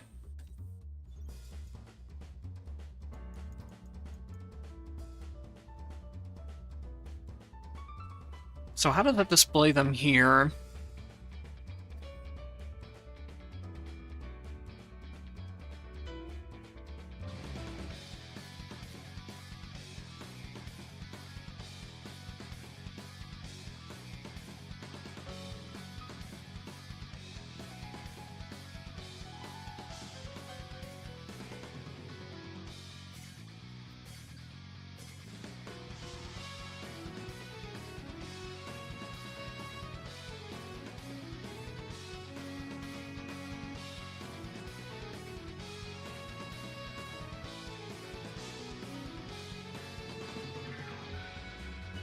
Okay, here it is.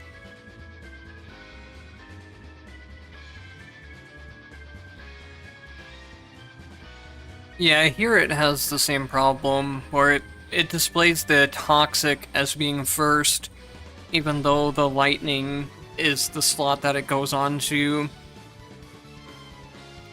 Also, using those icons is only gonna work when it's two different elements. For these, where they're both poison, that's not gonna work. I guess it seems like you need to look at whatever the secondary is on the tree to know where they're gonna go.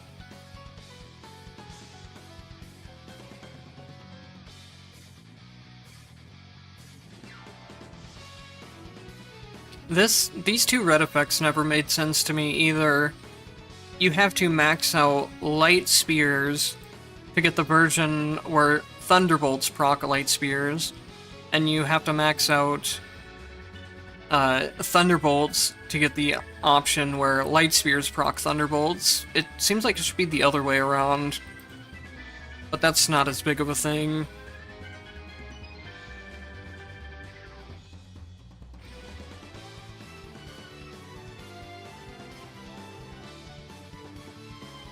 I will be back in just a couple minutes. I just need to go use the restroom, and then I'll play some more.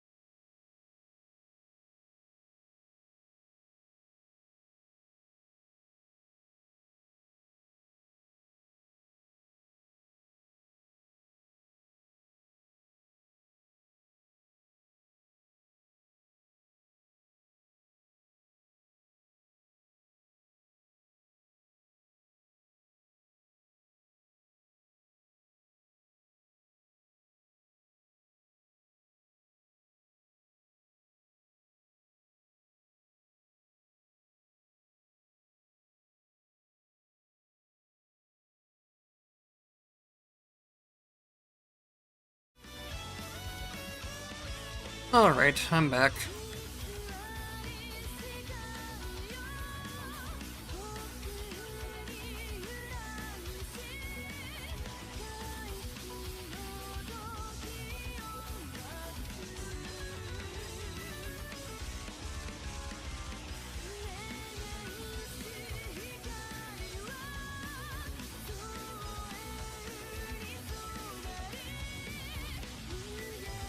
I should probably turn down my time limit.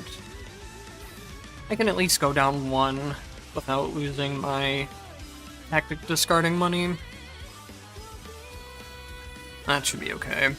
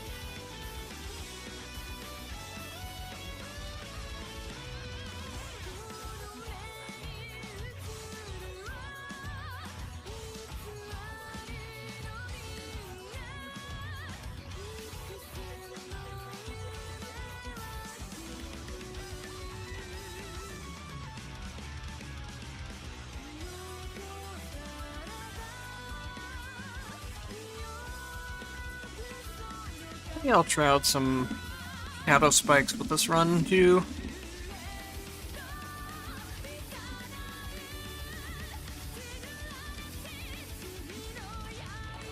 I think shadow spikes could also have a similar thing to, like, the lightning impulses, or what I'm trying to do with the virulent bombs, where you have so many enemies spawning now that you just hit one with shadow spikes and it causes a big explosion of AoE damage. Like right here, the shadow spikes just got so much extra damage off of the amount of enemies. I think they're gonna be fun to run. Oh god, you want me to do a Hakumen guide? I've been putting Hakumen off as the last character to do in my commentary videos. I don't dislike playing Hakumen, it's just doing him back-to-back in consecutive runs to find a good build for him has been feeling very painful. He just starts off so incredibly slow at the beginning of every run that makes me almost, like, dread playing him.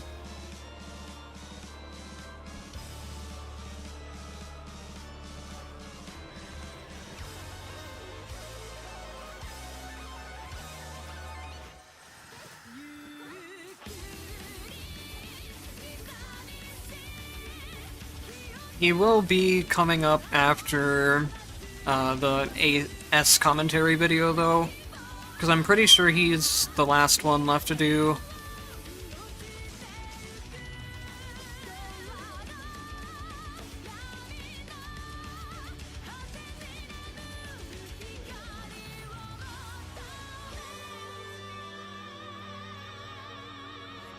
Alright, so yeah, I do need to max out the virulent bombs. That's gonna be a pain.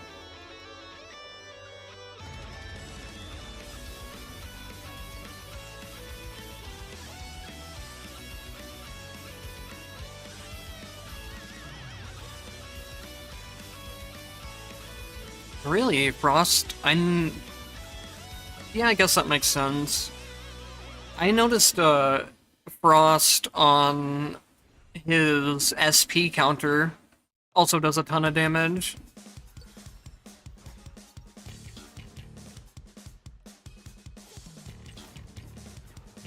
Yeah, I'm pretty sure I'd done every character except for S and Hakumen.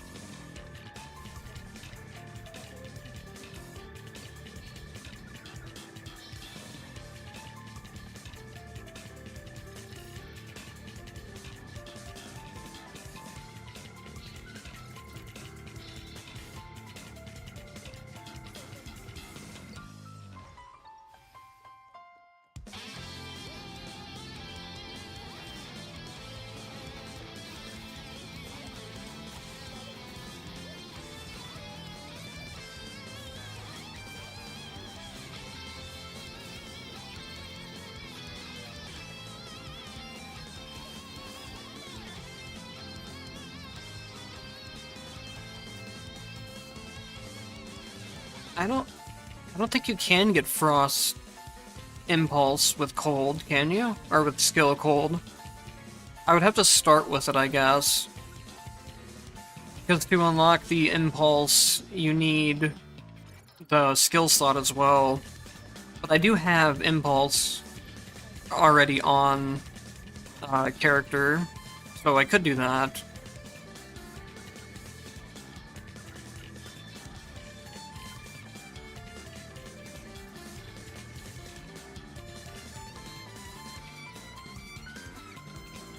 I haven't used the Impulse red for Frost too often.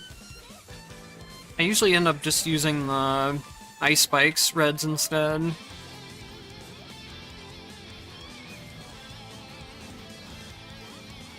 But I could see how it'd be really good for Hakumen with his Blink multi-hits, like you said, or his SP counter.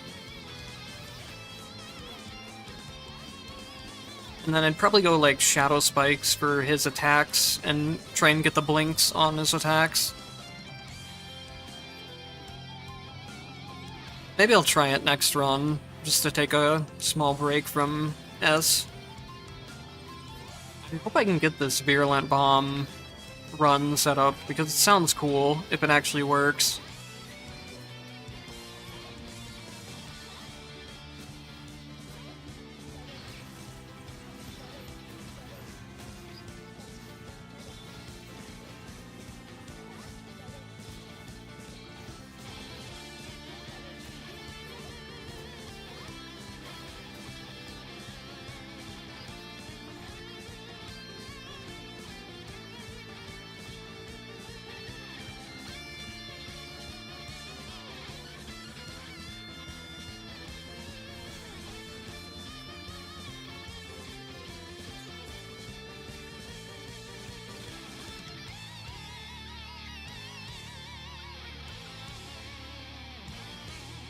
Yeah, the detonating fire is funny on Hakumen. I have done that run in the past, because his dash actually damages enemies. So you can just literally sit there and dash around, not press any other buttons, and everything just dies. It was strong, I just found it kind of boring.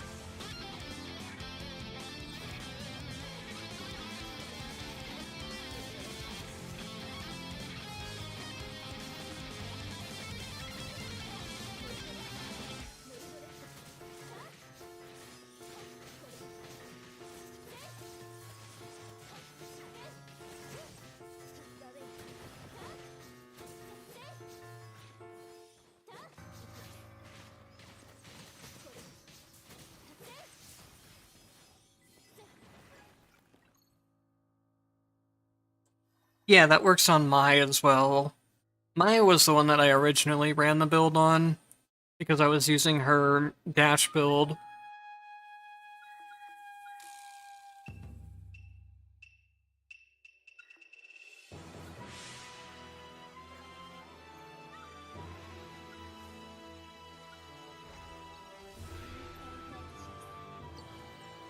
It works the same way for her as I was saying for Hakumen. You just dash into things, and you get a lot of damage.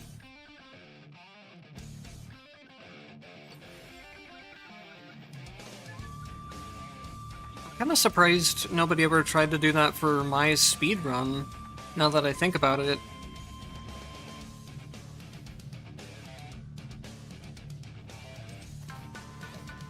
I tried rending with the throwing spear build that I use, and it was awful. Like, the rend damage just sucked.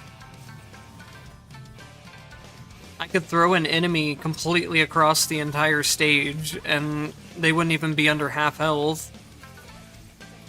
I think there might be something with Rend where it rewards you a lot more for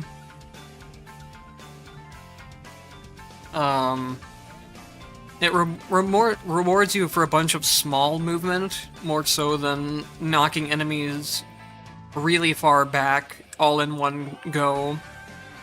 That's what it seemed like, at least.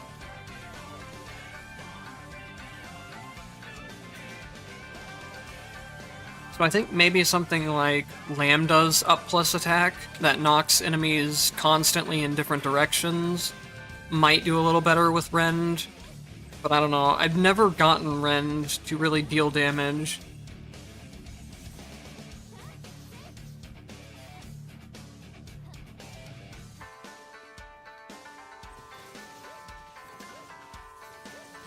Yeah, and that makes sense too, that it's just easier to go for the other Mai build.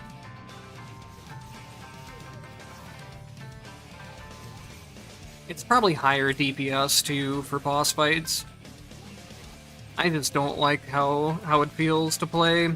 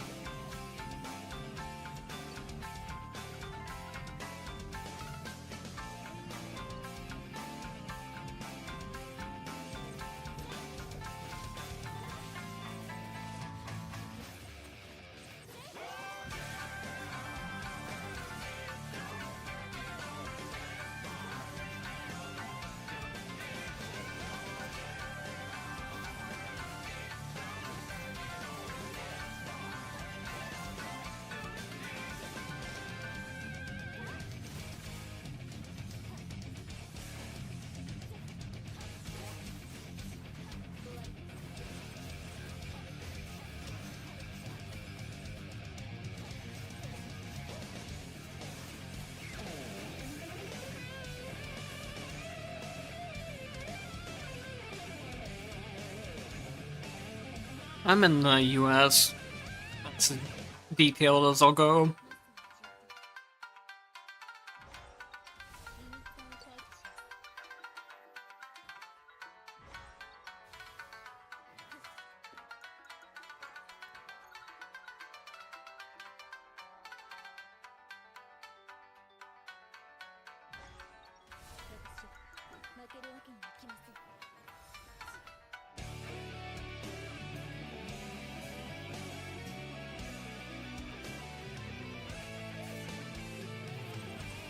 Yeah, and I never tried actually speedrunning with Mai. I just played normal build or normal runs with her. I really like her throwing spear mechanics where you can throw the spears and recatch them, but you need way too many potentials for that to work in a speedrun. You need all 3 potentials of X Seal before it does anything.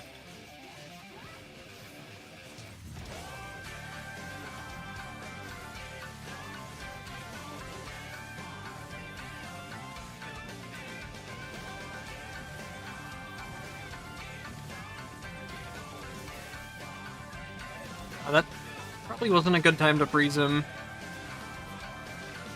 That worked out, though. I just wasn't sure if his attack box was still active or not.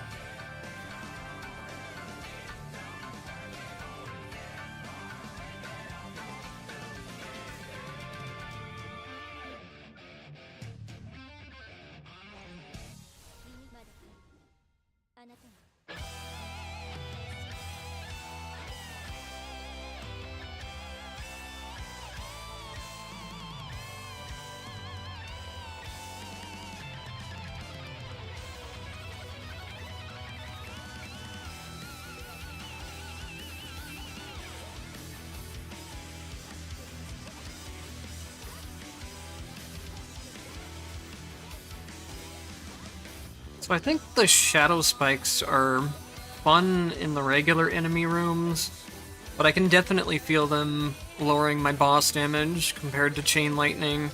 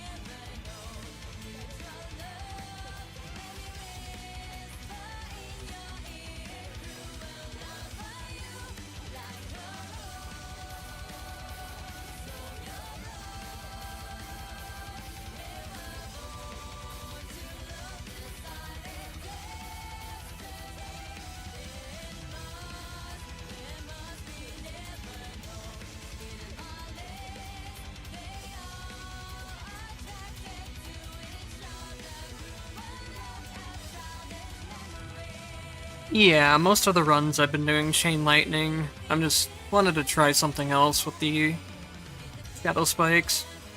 I think the Shadow Spikes will be much better on a character like Hakumen, who can't really proc the lightning very quickly on his regular attacks. If I'm not using Fire Spirits, that is. But I don't know, maybe Lightwave would still even be better than Shadow Spikes. Shadow Spikes are great for their AoE damage, but AoE damage isn't usually a problem that you ever have in this game in the first place.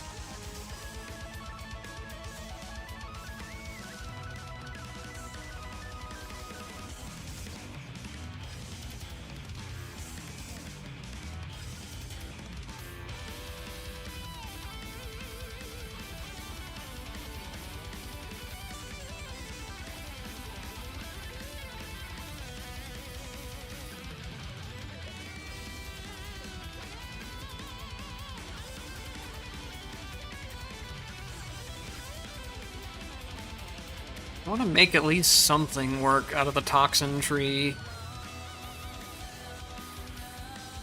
I don't think I've done anything with the Blade Tree either.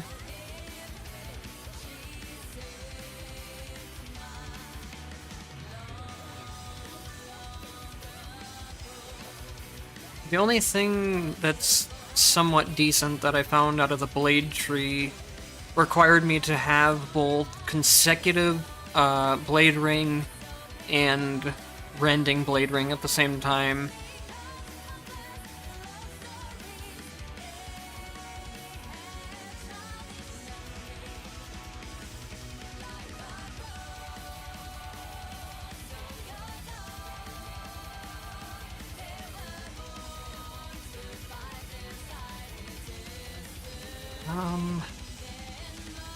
I'd really like to get Potent Poison, the new effect, but the game's just never giving it to me. Reactive Poison Ring honestly doesn't sound too awful, but it's probably not good either. Bloodthirsty Storm, is that the one where... Oh yeah, Blade Storm activates the Rend, or deals extra damage to Rend.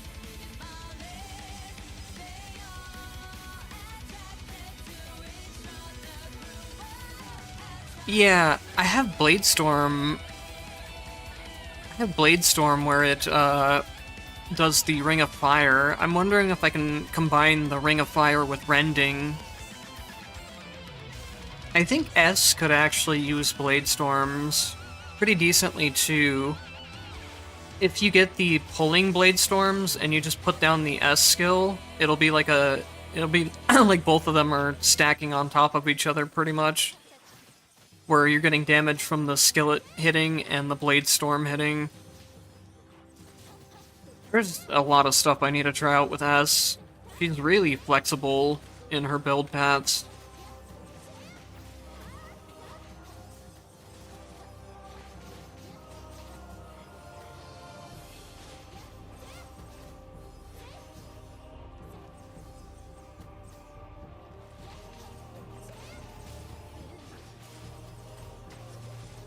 I don't know why it just ate my input there. Oh well.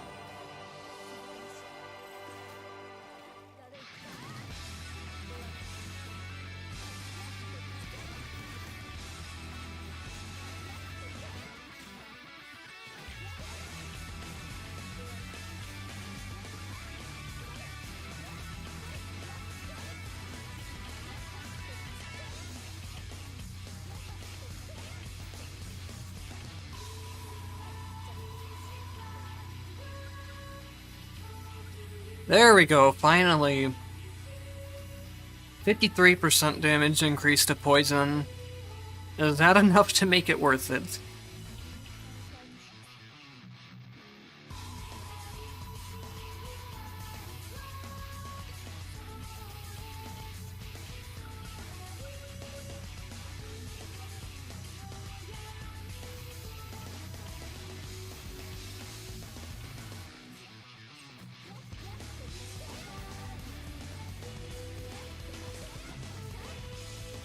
Um, I knew I wanted to do something with light spears on Jin, just because I was always using the MP enhanced skills as part of my playstyle.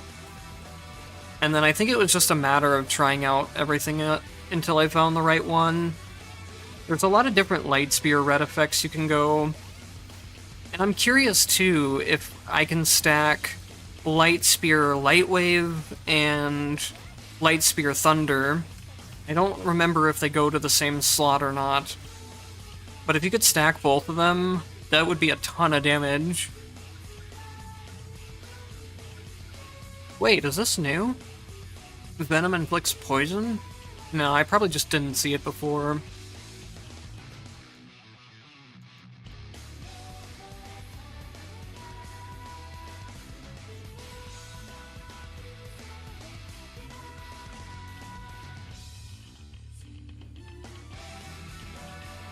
I think the larger range Venom is still better though.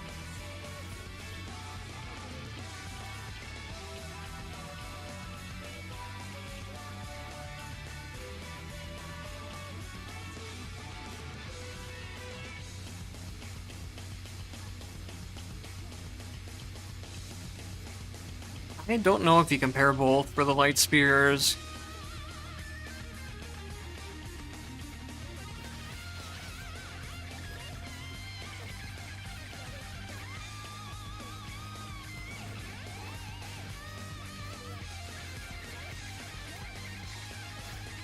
Because attack wave should be on the attack slot.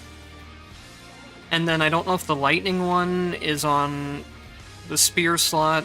Actually, I don't even know if the light wave one is on the spear slot or not. You can never really tell with this game. Some things just feel like they're on very strange slots.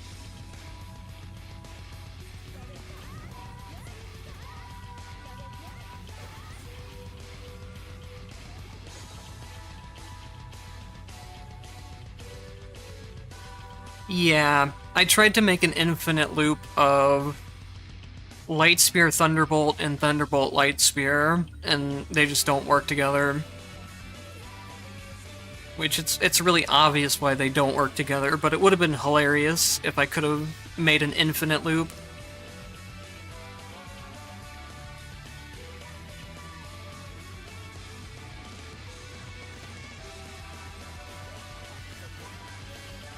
That's another thing you can do. You can do Flash Light Spear with Skill Light Spears, and then you could run either Thunder Light Spears or Light Wave Light Spears, and you can have a lot of stacked onto your Light Spear.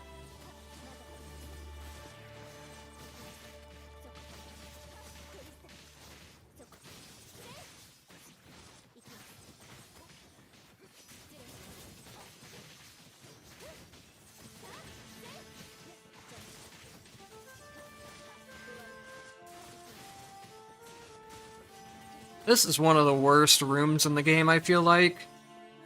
They give you no space for how many enemies are spawned in here. And I really don't like the low ceiling that it has too. It makes it really hard to jump and avoid enemies in the air.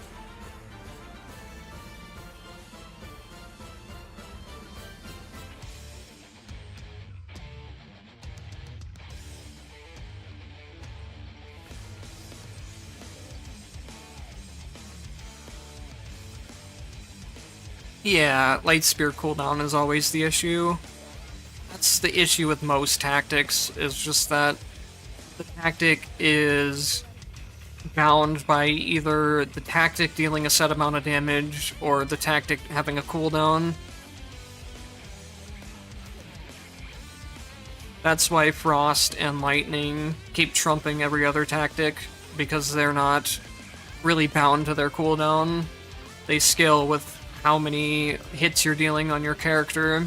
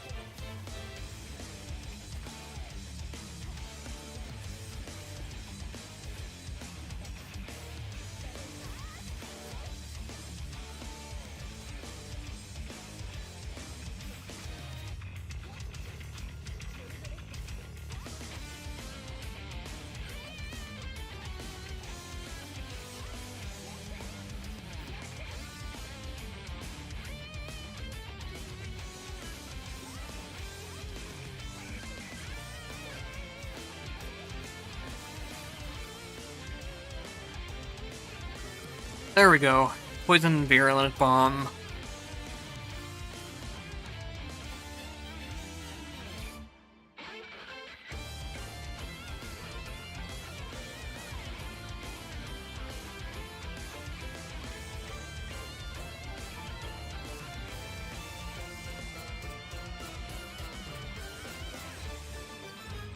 Yeah, I keep forgetting that.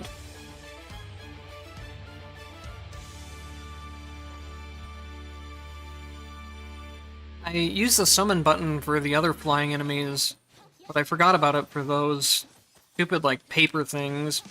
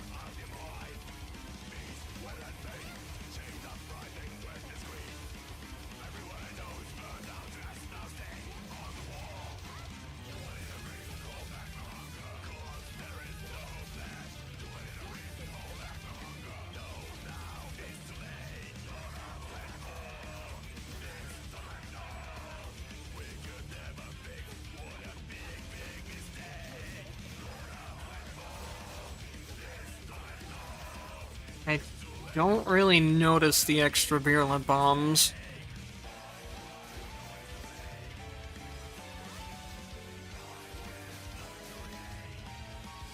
That enemy didn't even drop one.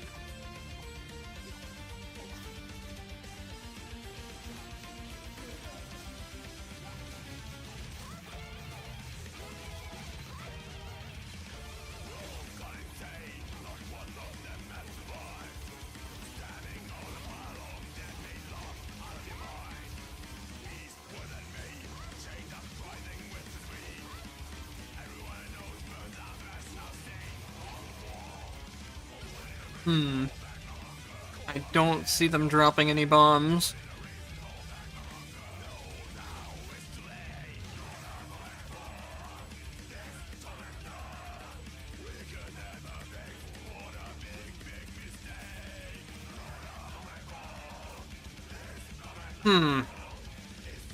Okay, so... No, I think I see what it is.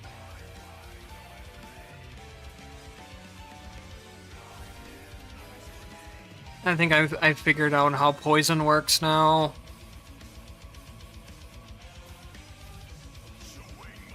Poison... The poison seems like it can't do its tick on... Yeah. No, the poison can't tick unless the enemy is under a certain HP threshold. So it's similar to an execute, but if I just end up killing the enemy, then it kills the enemy before the poison tick even goes off, and then it never procs the red effect because of it. I'll show it in the next room, even though it's gonna waste a lot of my timer.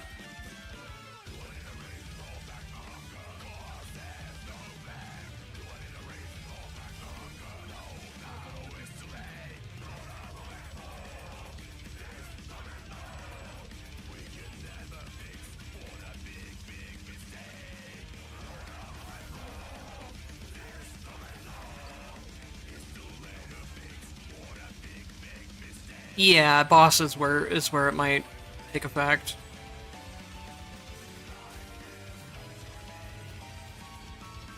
I need to apply that enemy might work. Try to get a new one. I don't know if I can show it, because my ice spikes are gonna damage enemies.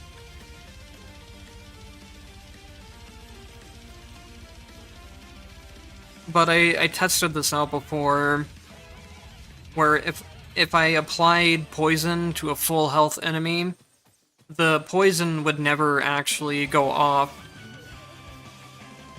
Because it seems like it needs to be in execute range, or otherwise the poison just won't go off in the first place.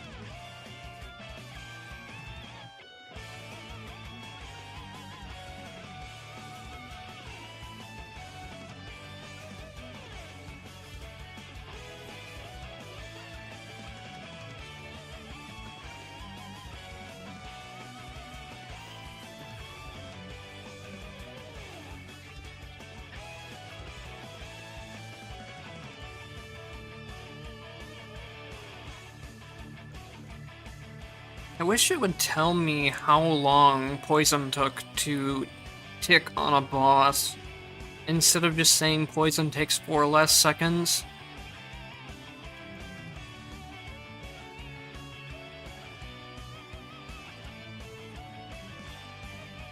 I think it's probably somewhere around 5 seconds for it to tick.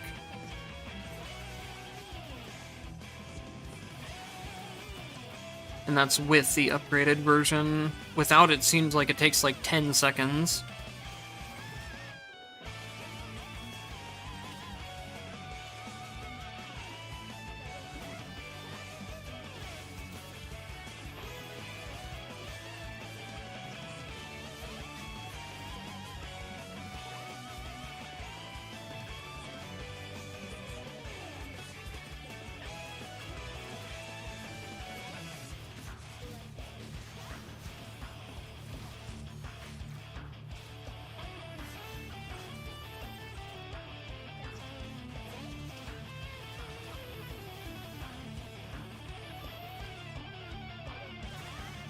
That is not the direction I wanted to dash in. Luckily, that ability has iframes.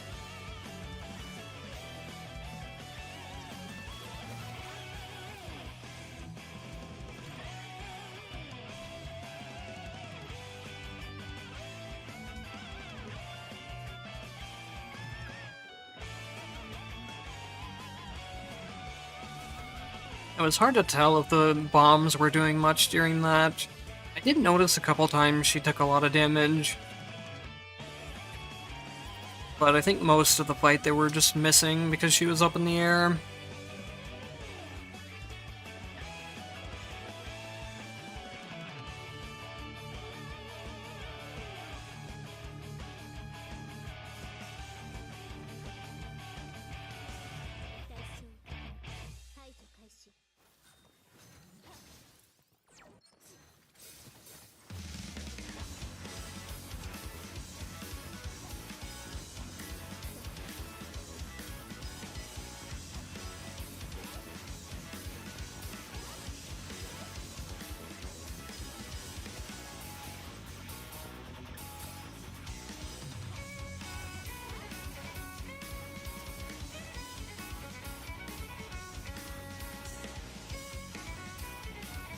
Yeah, that is true. I'll have to try and get it with the Jin's legacy skill as well.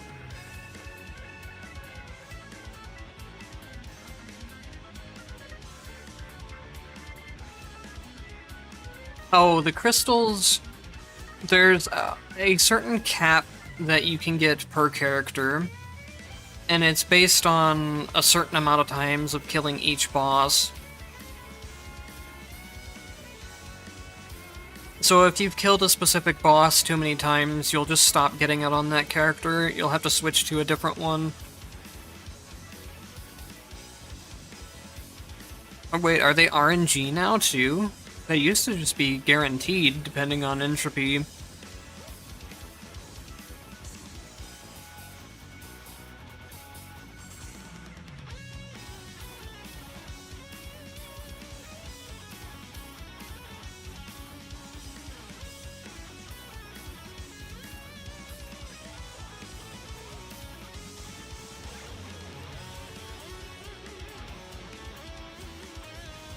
I also didn't see if my poison ticks were doing much more damage to Oread either, with the potent poison.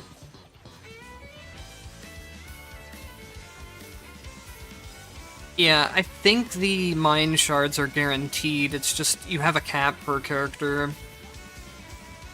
I have no idea how the phenomena work, because I've never bothered with those.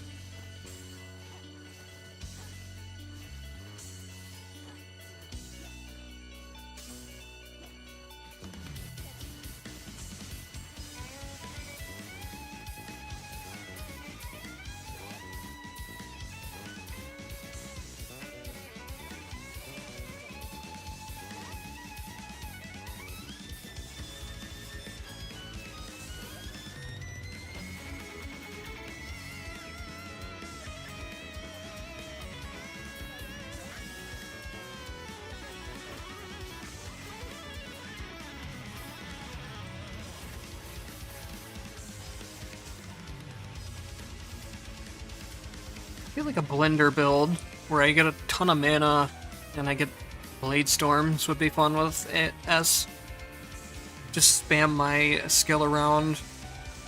But I don't know. Blade Storm kind of has the problem too, with the cooldown being long on it.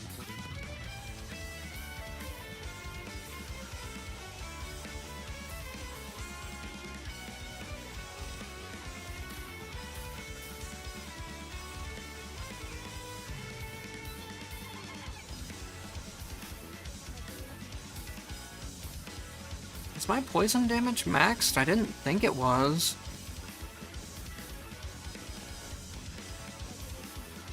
There we go. Poison's efficiency is increased by 53 up to 60. So if it doesn't do good damage here, then I can pretty much just discount it again.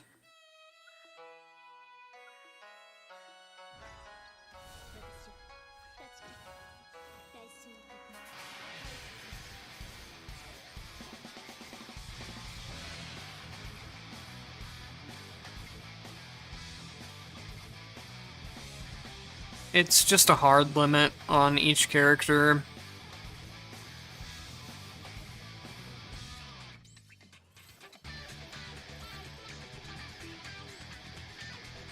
Before, you could increase your entropy to increase the limit, but I'm pretty sure they patched that, where it's just a limit now.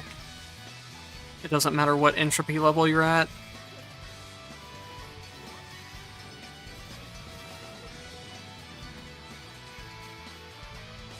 I'm waiting for the poison. The poison tick still did 1300.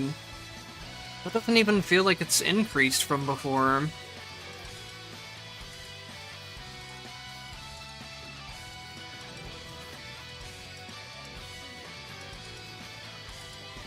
I saw like a 3000. I think it was one of the poison tick virulent bombs.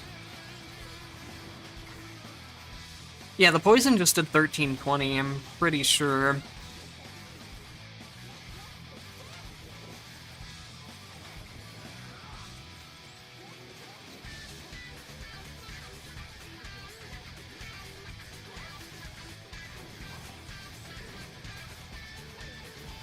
Try to freeze him now. It's really hard to get the freeze in the same time as the bomb.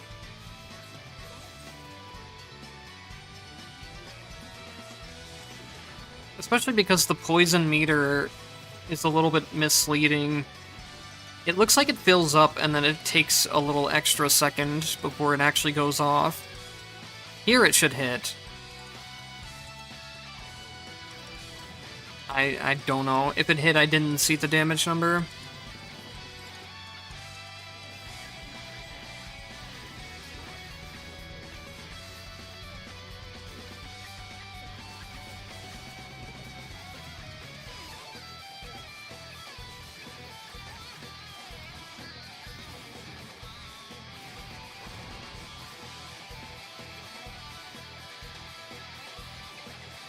Yeah, the virulent bombs are doing 4.4k if I get one off of the poison proc. Which, considering how long it takes for the poison and how long it takes for the bomb to explode without the boss moving, probably not too good.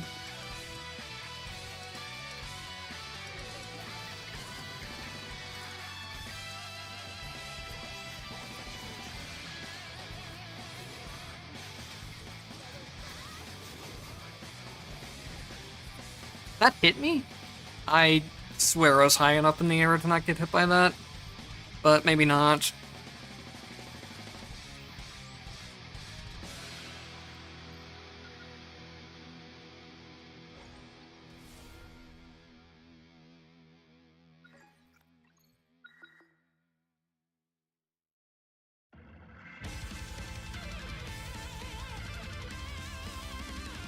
Yeah, it's just, in the time that it takes for that virulent bomb to go off, I could be doing way more damage with other tactics. I don't know. Maybe there's something else somebody will find for poison, but I still don't really see a lot of use for it. The update for the stun was the nicest part of it, but it doesn't stun bosses, so I don't feel like it's worth taking.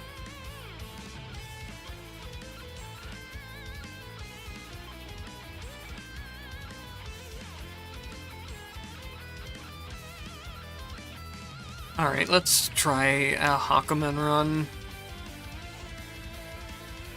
The max MP buff is going to be nice for him. I always like having extra MP for counters.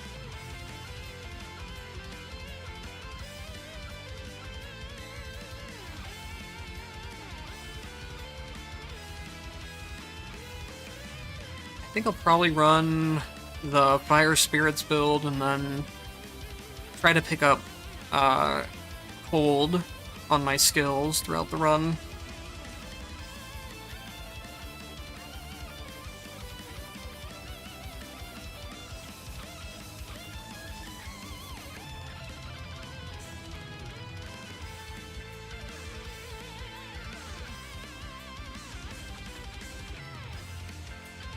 Yeah, I really hope they give presets for mind upgrades, presets for entropy settings, and then even presets for Evo types would be really helpful.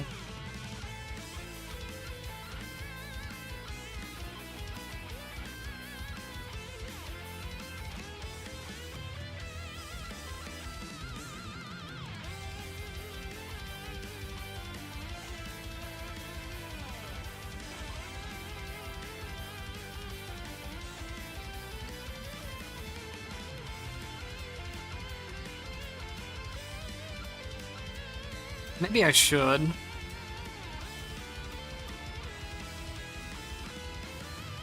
I'll do 2 runs. I'll do 1 run with Impulse and 1 run with Fire build.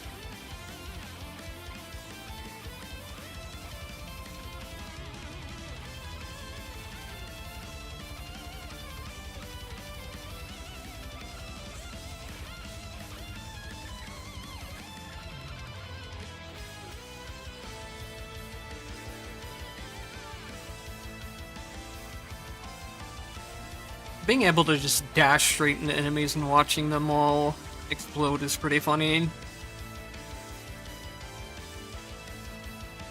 It's just not the most fun thing to do.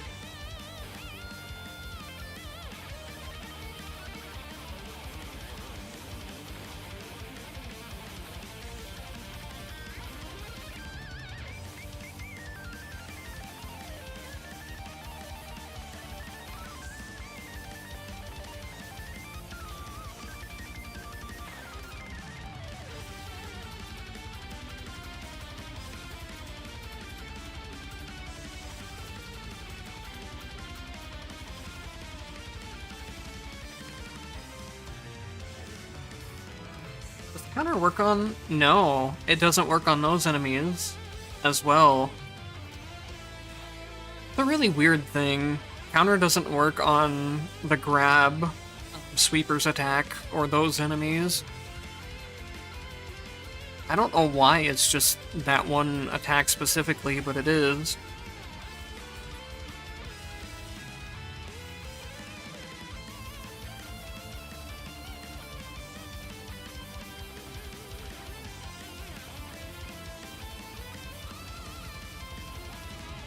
Is that a reference to grabs not working on counters in actual fighting games, maybe? Or I think I said it backwards. Counters not working on grabs. I might just die in the first room here.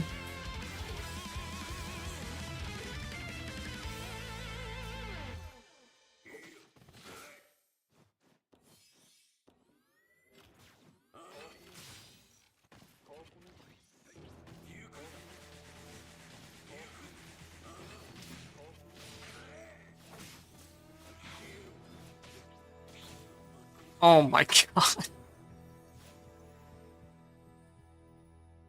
I can't believe I died in the first room. Or in the first area.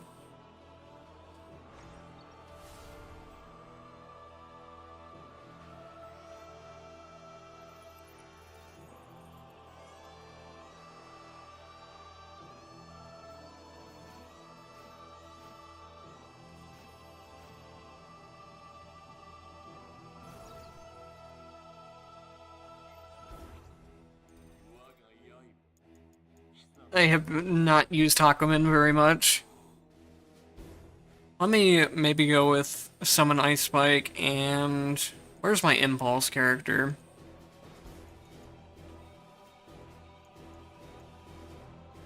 There we go. There's my Frost Impulse character. Then I can just pick up Cold as I go. The Ice Spikes will carry me until I get some potentials.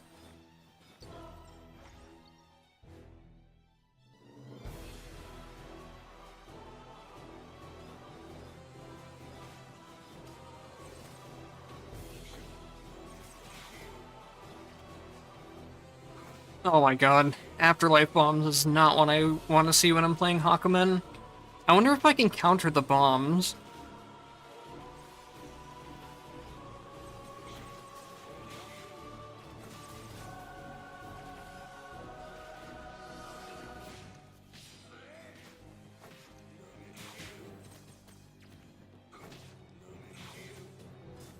It's probably really risky to try and counter the bombs, because they could easily hit me from behind.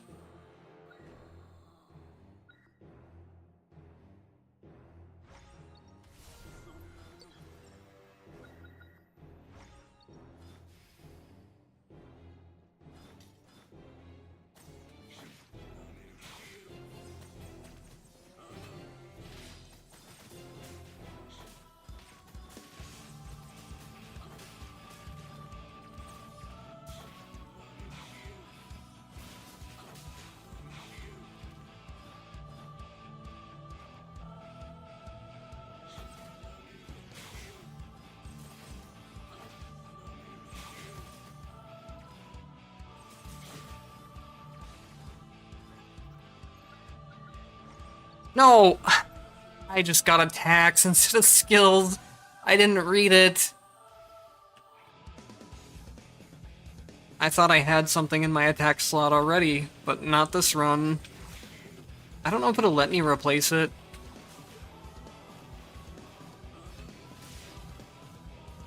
I knew as soon as I clicked the button that I had taken the wrong thing, but at that point it was already too late.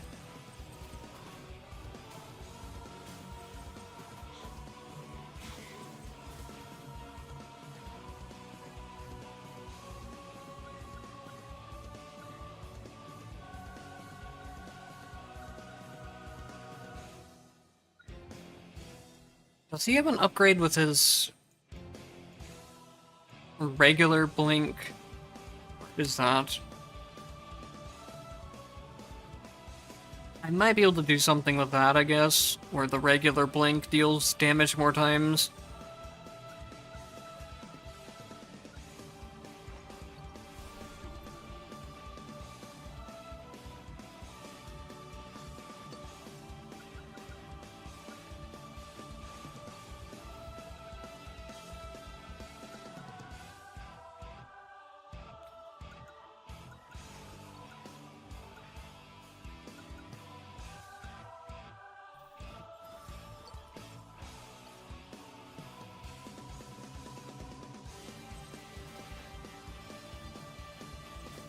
Oh, not this room. I hate these flying enemies so much. And this room spawns like 10 of them.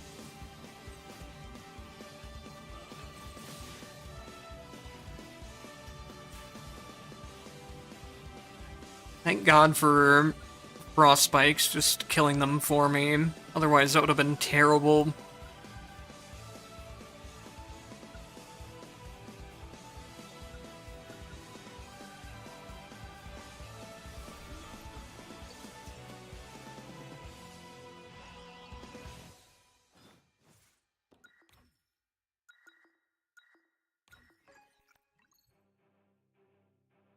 Yeah, that would be a good point if I actually remembered to use my legacies. I always forget I have them.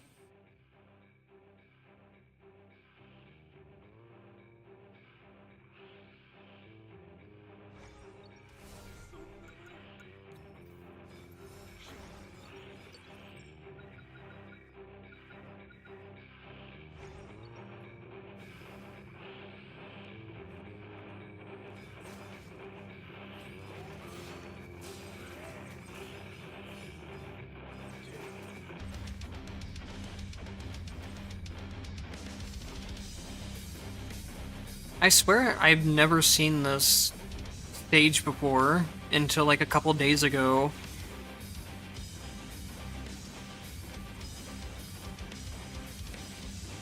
There's a couple layouts in Area 1 that I've been seeing within like the past week that I've never seen before. Okay, so I guess here's the plan. I replace my Chain Lightning with... or I replace my Cold attack with Chain Lightning attack, and then I can get Skill attack, or I can get Skill Cold instead. Okay, good, so it's not just me seeing new rooms. There's been like 2 or 3 of them.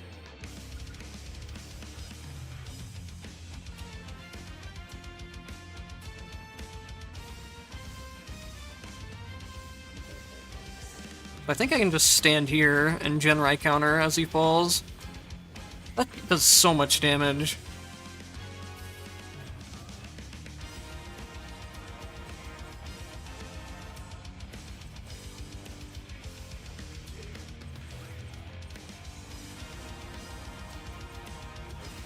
That was a bad time to use the counter.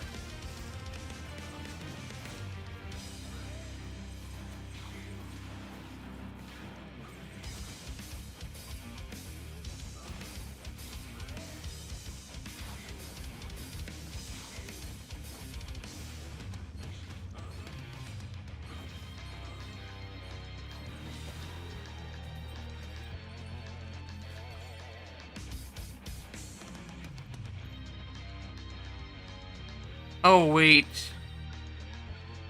I think I might know a problem. We'll see, though.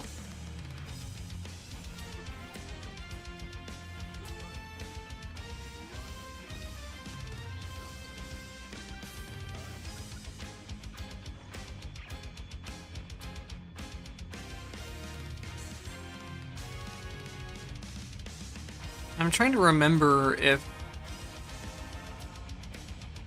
Okay, no, you do not need to have impulses to unlock Frost Impulse. I couldn't remember.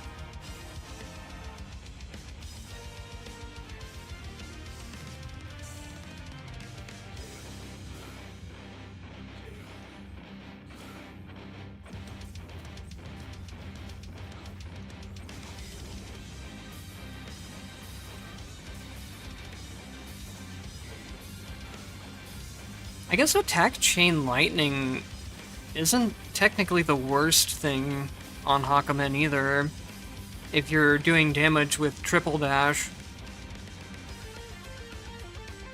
Definitely not great, but not as bad as I thought it would be.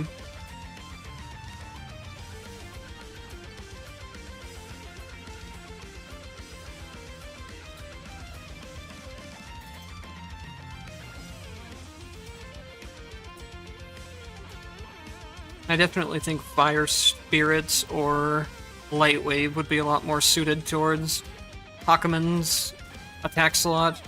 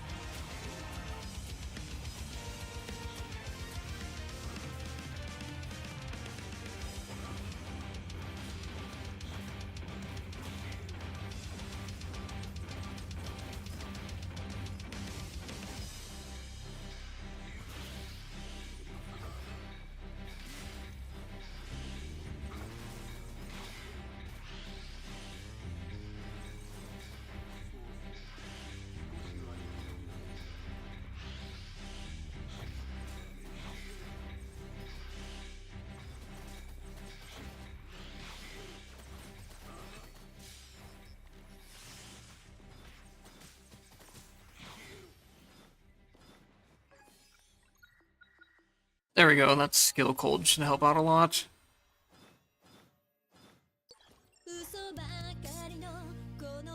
My problem is I'm just way too impatient to play a slow counter-based character.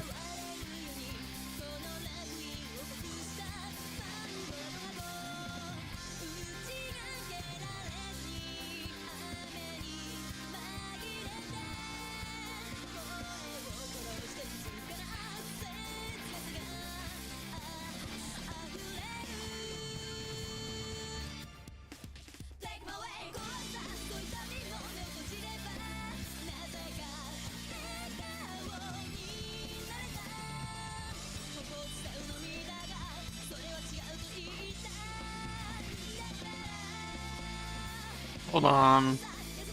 How do I... Oh, I need Frost Burst before Impulse can apply. That makes sense.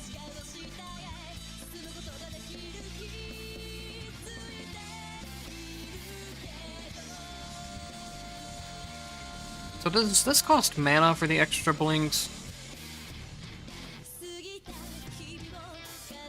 I had a hard time with Jin's blink timings too.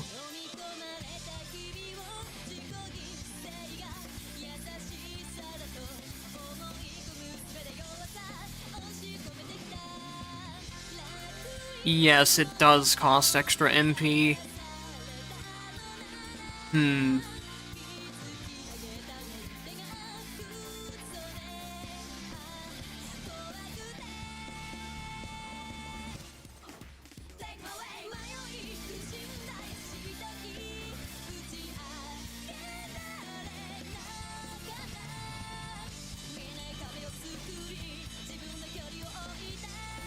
Come on.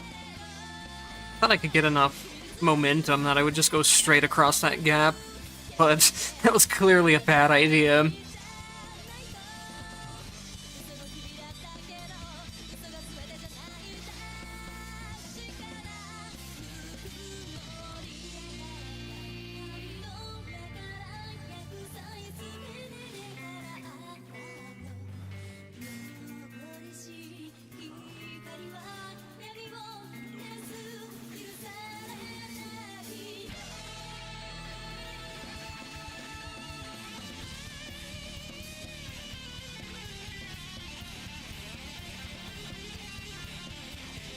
I'm afraid if I blink here, it's gonna send me...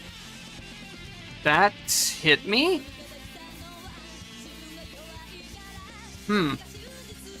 That had a lot bigger explosion range than I was expecting it to. I couldn't really blink into those enemies or dash into them without throwing myself into the spikes.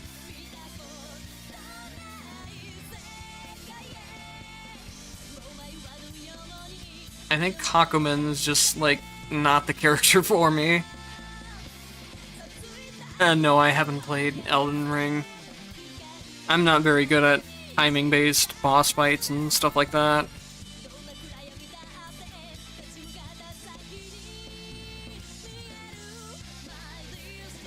I will be back in just a couple minutes.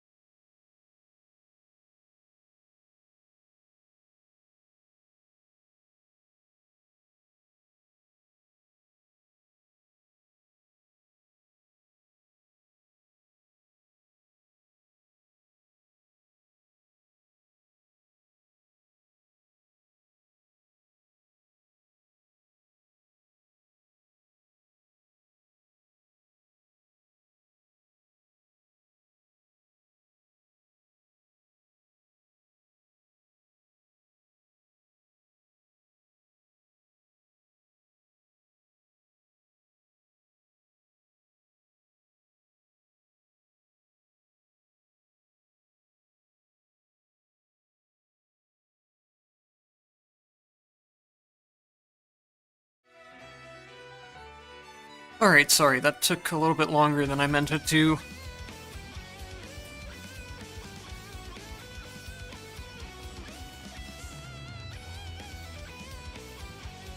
I guess I need to turn down enemy damage so I can practice Hakumen better.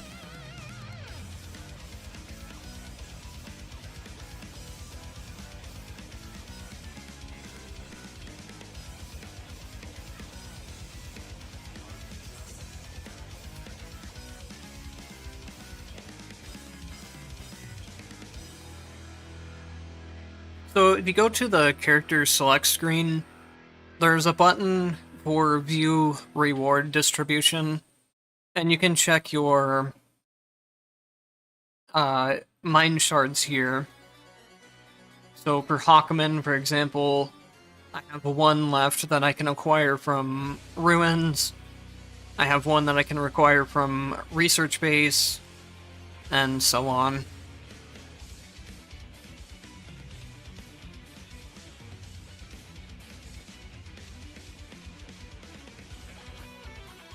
I wonder if they lowered these. Or if I just have a lot of them already. Because I think you could used to get up to like 5 per boss if you were playing at high entropy. I would probably just have a lot of them already.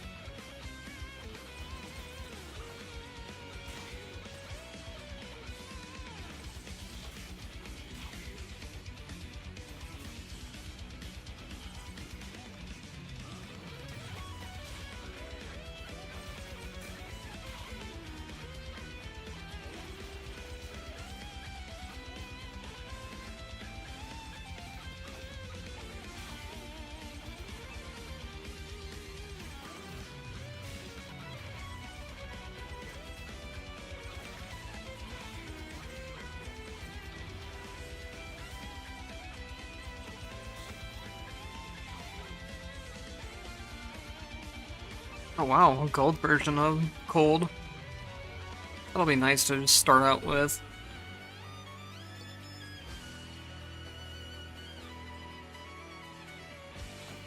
I'm really struggling with the fact that I can't just cancel out of my attack animations using dashes. And I can't cancel my dashes with jumps the way I normally would either. That's why I'm just ending up dashing into traps a lot of times.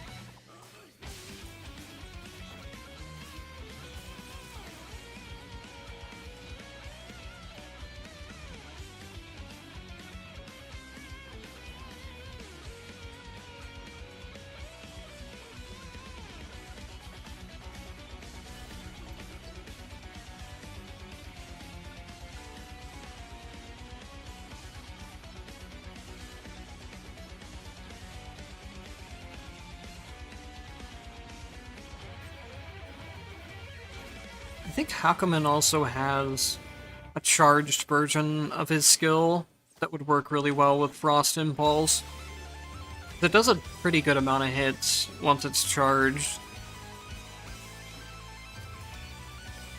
Might pick that up if I have extra slots for it.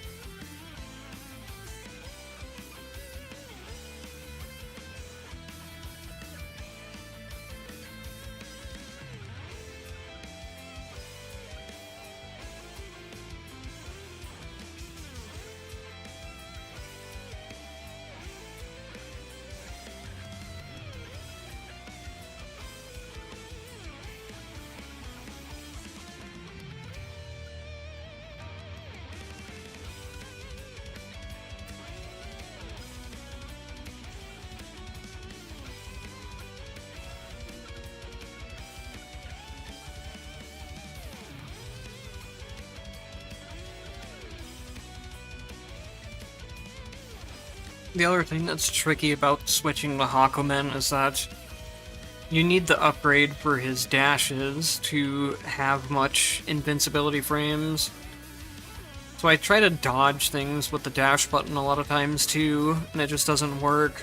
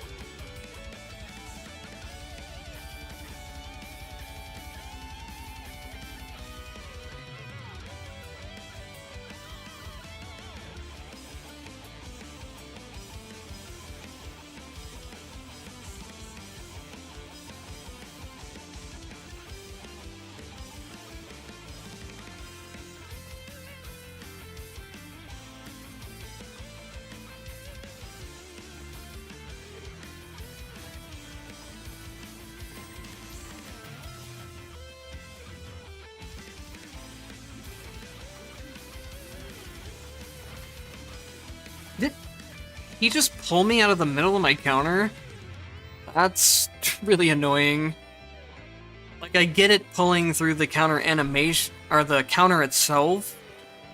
It's like I got pulled while I was still in my attack animation.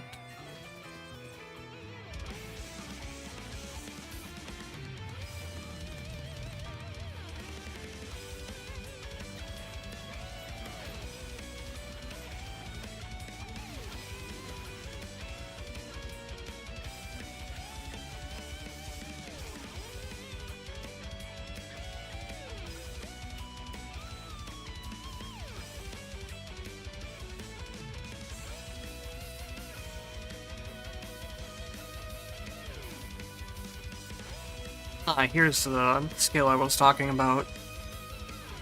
You need the upgrade for it too. I'll try and get the blank upgrade first.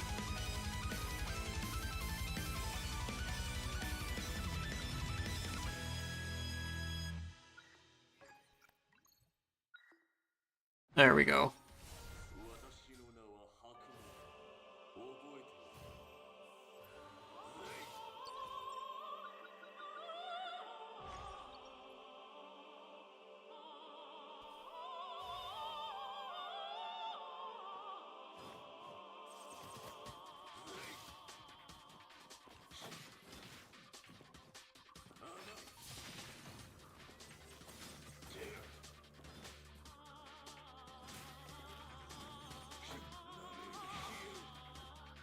Come on.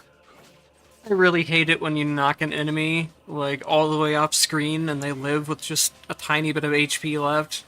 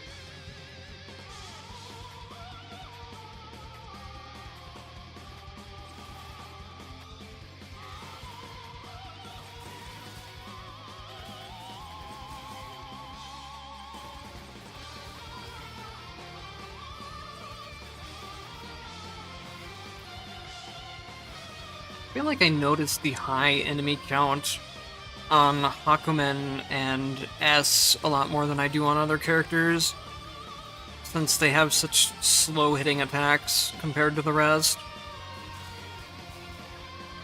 It's harder for me to just keep enemies hit stunned or attack them to cancel their attacks before they even get going. On a lot of characters, I don't even notice the increased enemy count most of the time. What was I... What? Hello? What did I just take damage from multiple times? Was that the hitbox of the drill thing there? Can I... Is there a way to clip that like you would with Twitch?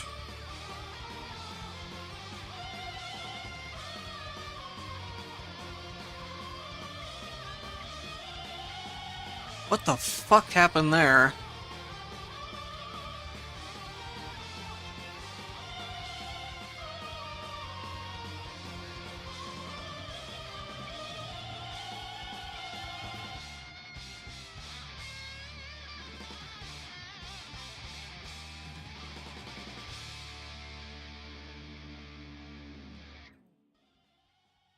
What the fuck happened there?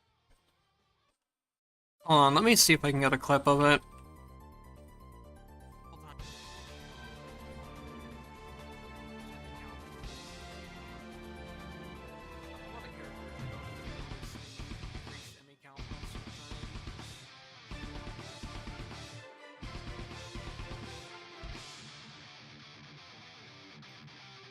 Or someone else can try to clip it too. Oh, did you get a clip of it?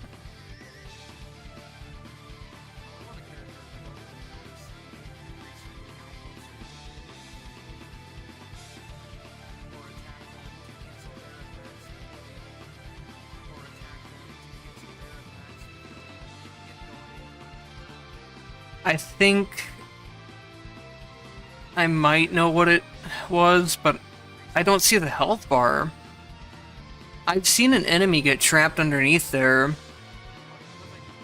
where it doesn't take enough damage from the drill thing, but it's still alive. But I don't even see a health bar down there. I don't see attacks coming out of there. I just see myself taking damage.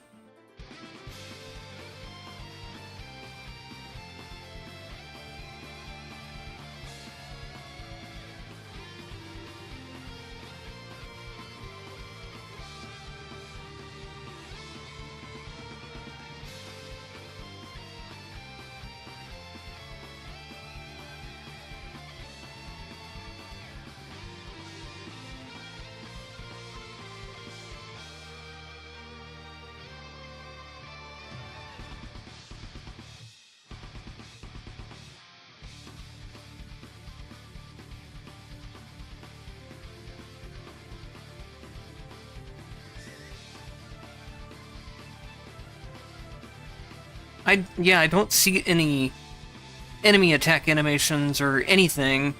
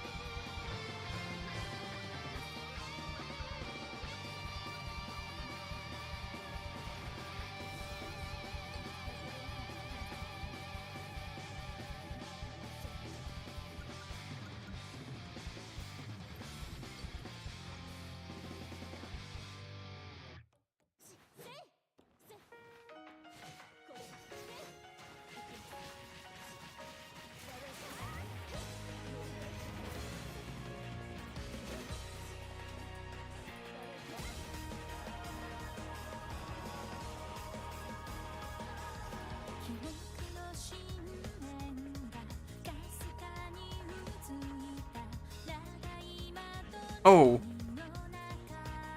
Apparently it muted my mic when I changed scenes or something.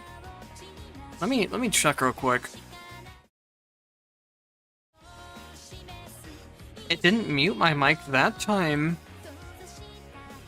I'm not sure how my mic got muted. Thank you for pointing that out.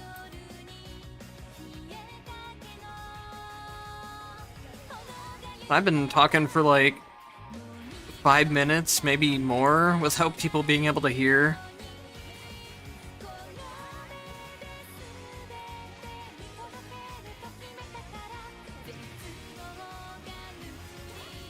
I was trying to maybe think about going on some blade route with the blade rings, but I'm not sure how I would set it up. I know the rending blade rings are pretty decent, but I want blade ring in the skill slot, which would mean I'd have to give up my attack slot for rend, which does not seem like a good idea.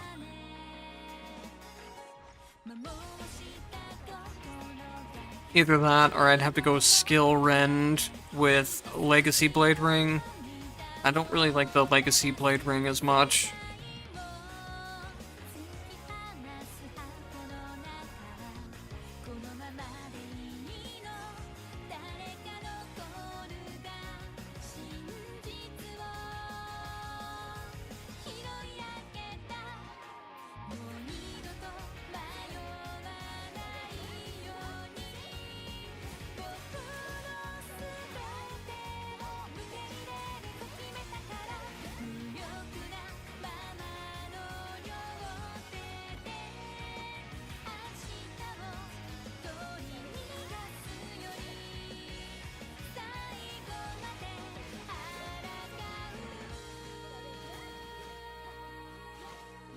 I'll probably just end up going Frost Impulse. That seems like the best option.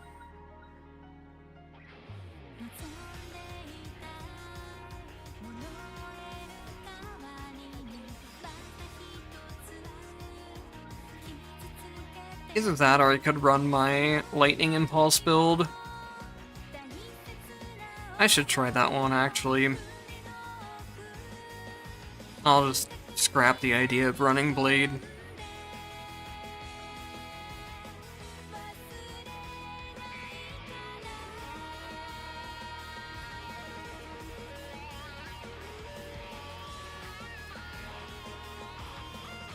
Oh, let me get my entropy back as well.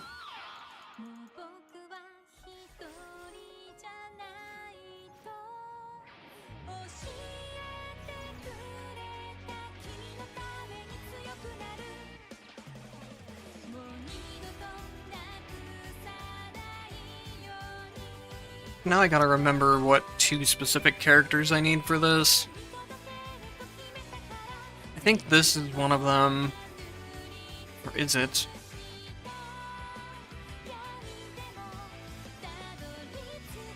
No, it should be...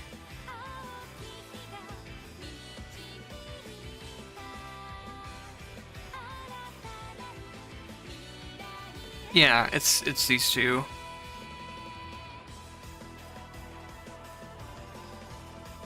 Bladestorm has, like, no reds as well. There's the rending one, the fire one, and then the black hole one. Those are the only 3 that I could see on Bladestorm. And I have the black hole one here. It's just complete garbage. It deals 60 damage a hit. Maybe if you stacked that with the rending blades, it could do a lot of damage, but I'm not sure. This build's probably going to be insane. What it does is it lets me proc impulses with my lightning chains from my attacks, and then pulsing lightning also will consecutively stack impulses onto bosses, so I can actually use them there.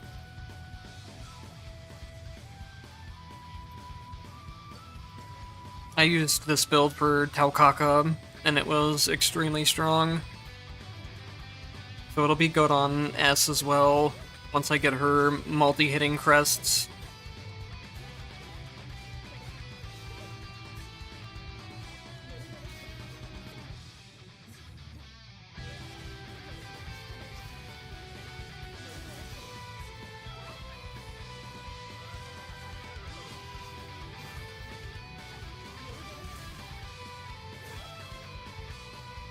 Yeah, but the red effect is for black holes. It gives the black hole an extra attack. It doesn't give the Bladestorm black holes. So it doesn't make much sense.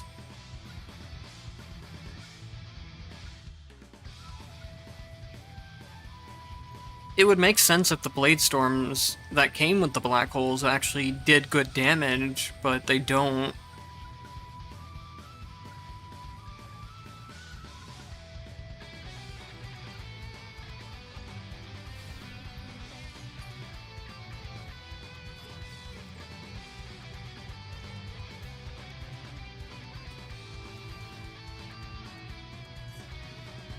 I wonder if you could go... There's a red tactic where tentacles spawn black hole.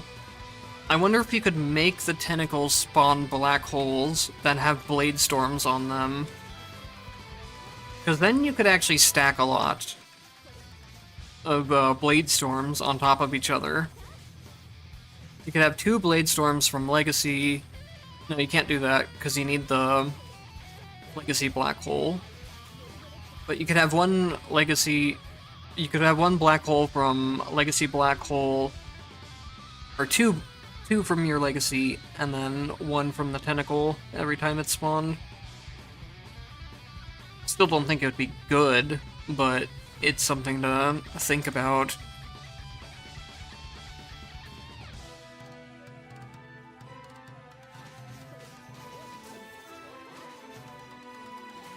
Also, could you run black hole tentacles where the black holes have slowing? That would be really strong, just to have an automatic source of slowing enemies.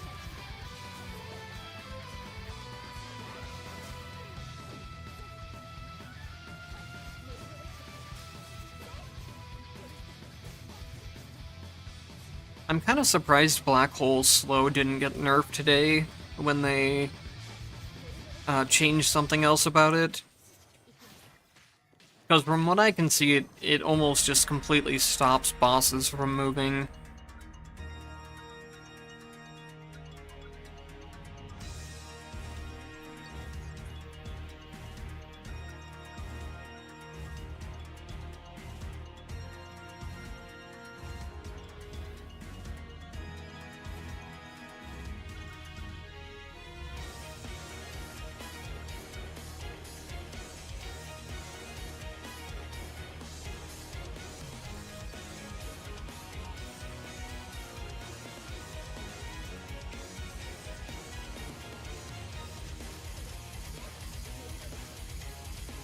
Yeah, I think you could do all of them together, or at least the Blade Storms or the Slow.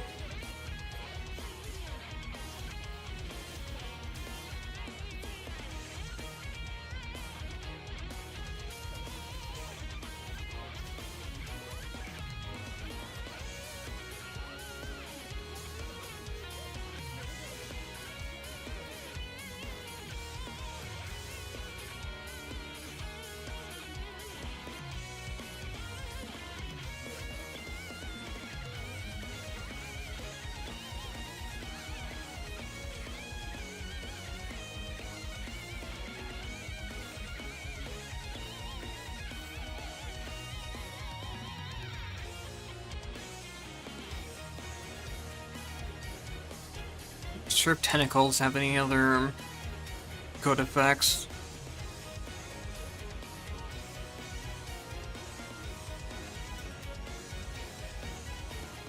This does not sound good at all. The final hit of Tentacles dealing 180% more damage. They don't deal good damage to begin with.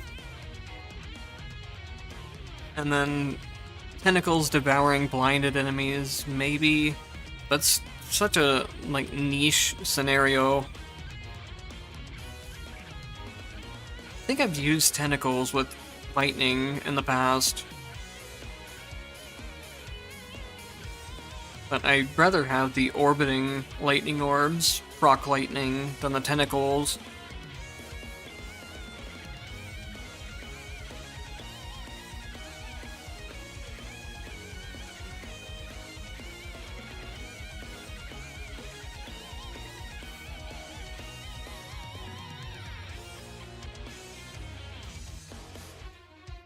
Maybe I'll try for the summon Tentacles just to see how they are with the automatic casting.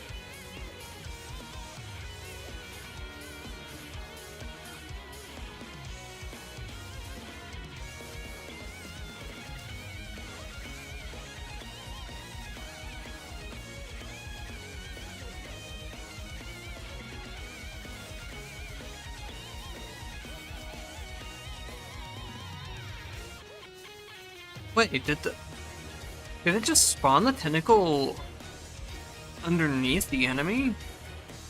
That's pretty neat if that's how it works. I was worried it would just drop the tentacle on the ground in front of me. If they're spawning directly under enemies, that'll make them a lot better. Especially, yeah, they do just spawn under the enemies. You'll be able to use it on ranged characters now.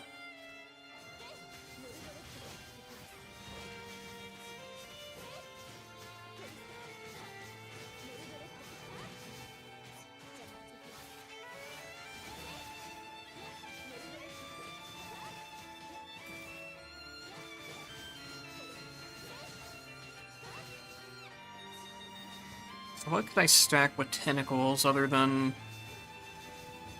chain lightning? I'd have to do the black hole tentacles if I wanted to go for a tentacle build. That just seems like very necessary in order to making the tentacles work better.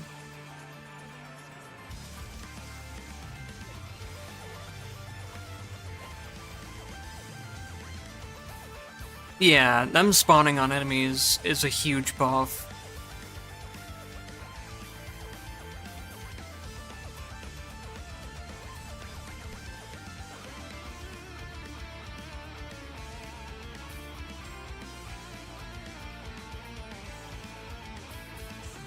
I don't think Violet Tentacle's good, though. I don't really see Devouring being good.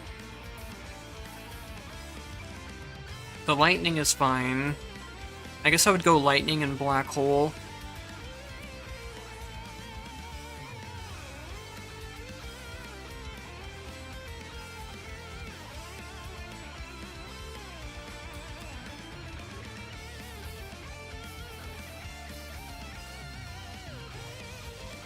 That would allow me to still go my attack Chain Lightning as well, which I really want to keep as S.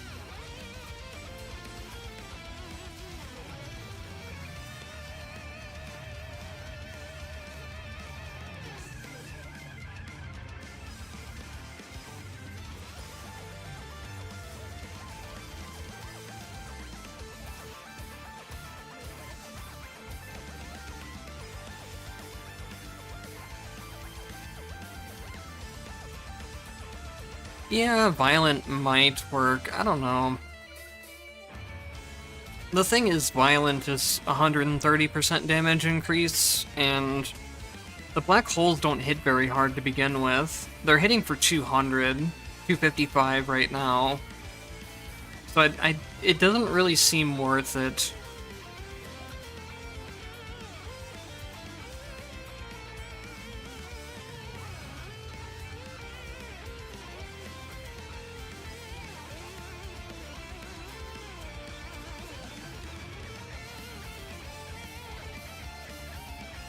Yeah, Black Hole Impulse is another thing I could go for. I've tried it before, it's okay. It's nothing great, but if I end up getting it during the run, it's fine.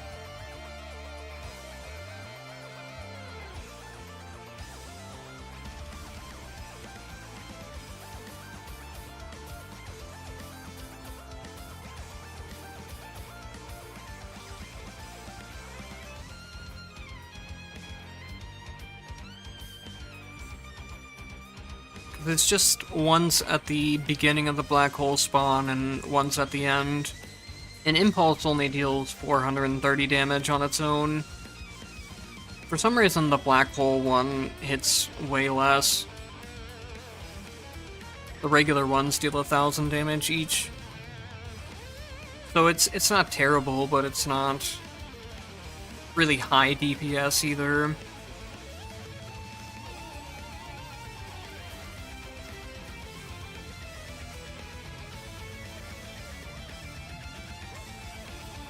Oh, but you are right that the tentacles would have a black hole on them, which would also summon an impulse every time they spawn. Yeah, that would make it a lot better.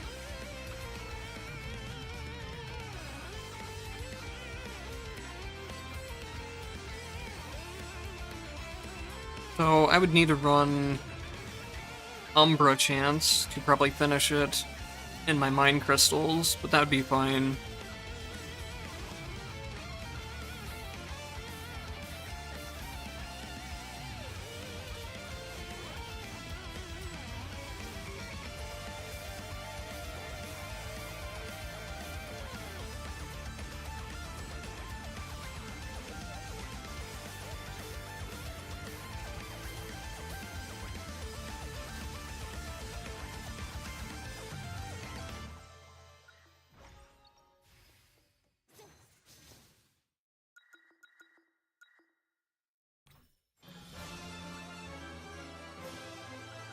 Yeah, I think that'll be the build.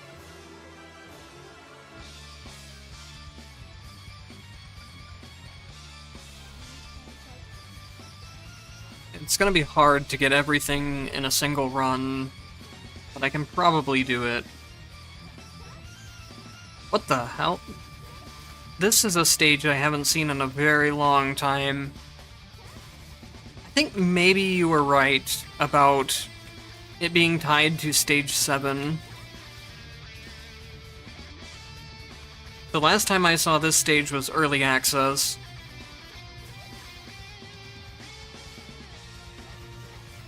Whoever designed that stage is evil too.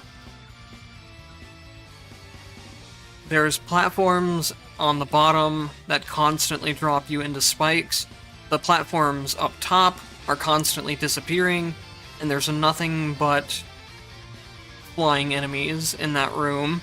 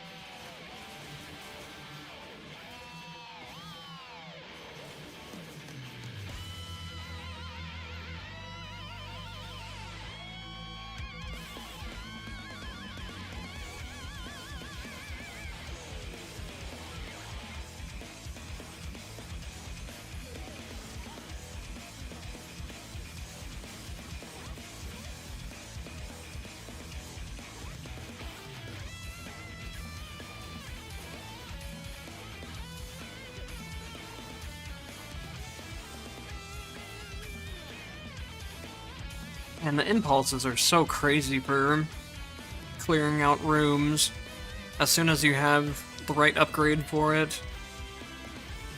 The pulsing impulse one.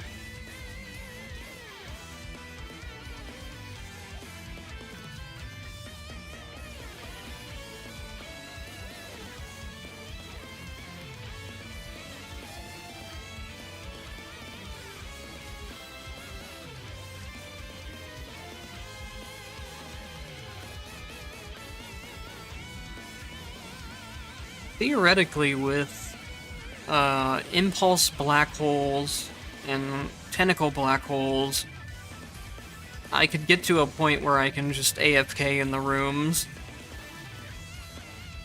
and the tentacles will apply impulses for me and do enough damage to kill everything.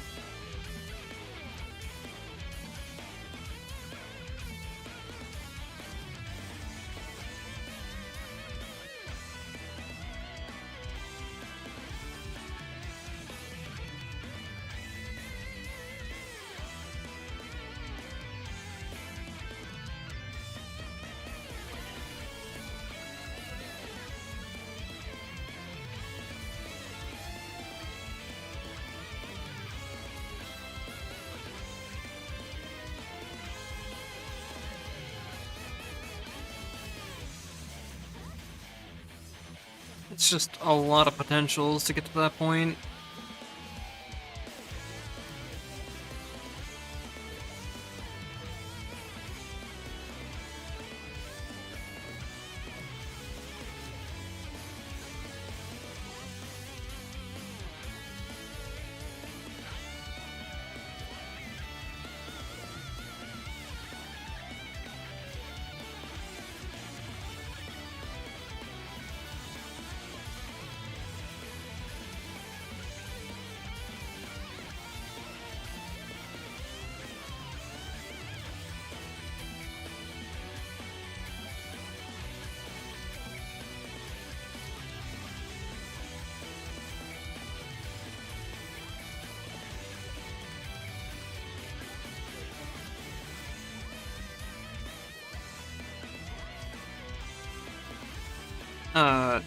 Hello game?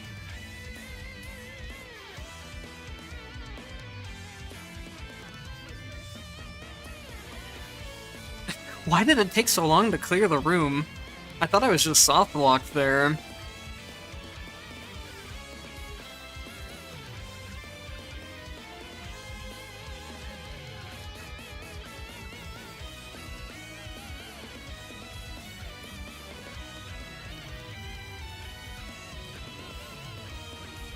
I'm just having, like, cursed luck with the game today. I've never seen it break so often.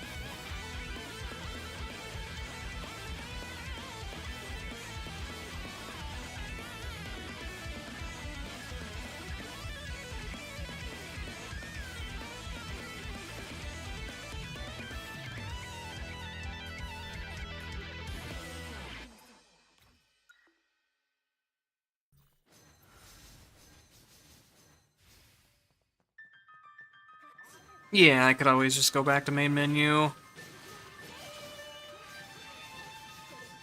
Assuming I don't accidentally hit abort instead. I've done that so many times.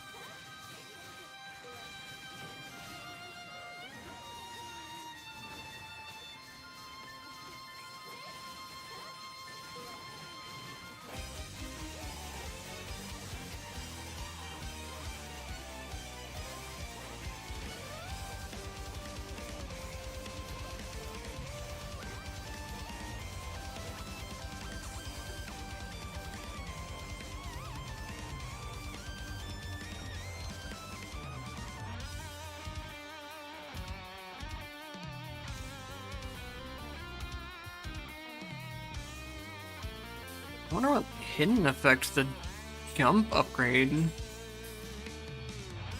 activated.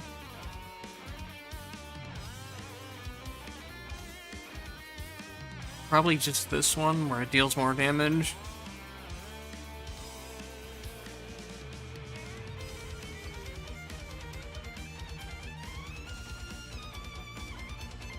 I'm not gonna remember to use the Legacy Black Hole. I forget that my Legacy skills exist half the time. I was a little too busy trying to do the infinite air combo. I'll use it here, though. It'll spawn an impulse.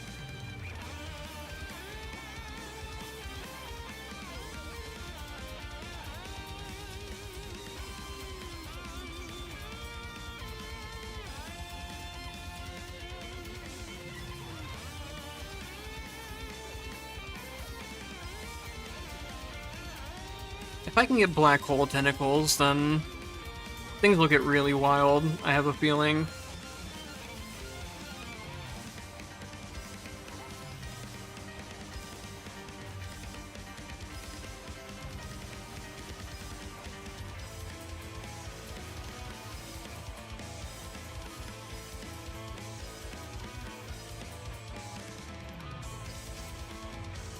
But I don't have a whole lot of rooms left to even get it.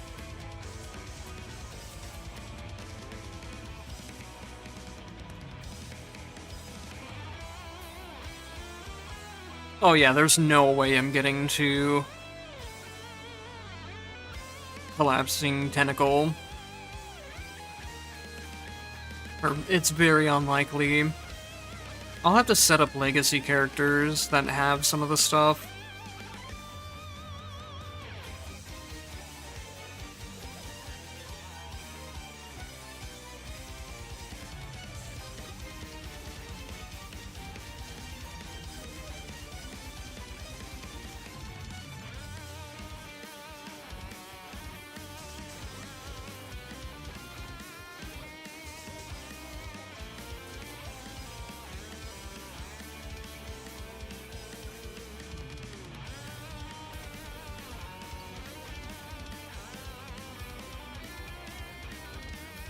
Or maybe I'd be fine getting them mid-run if I had Shadow Chance instead of Lightning.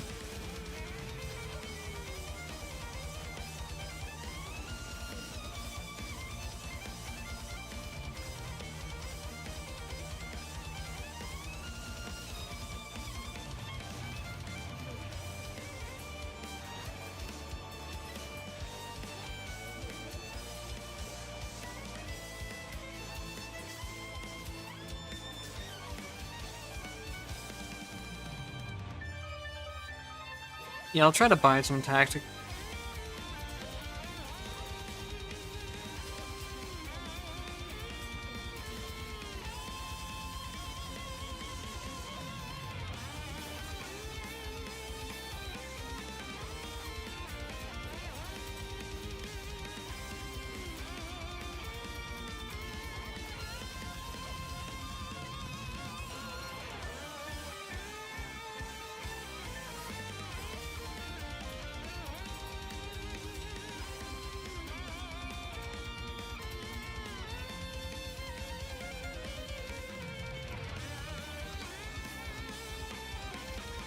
I usually don't like wasting on tactic ascensions in the middle of my runs.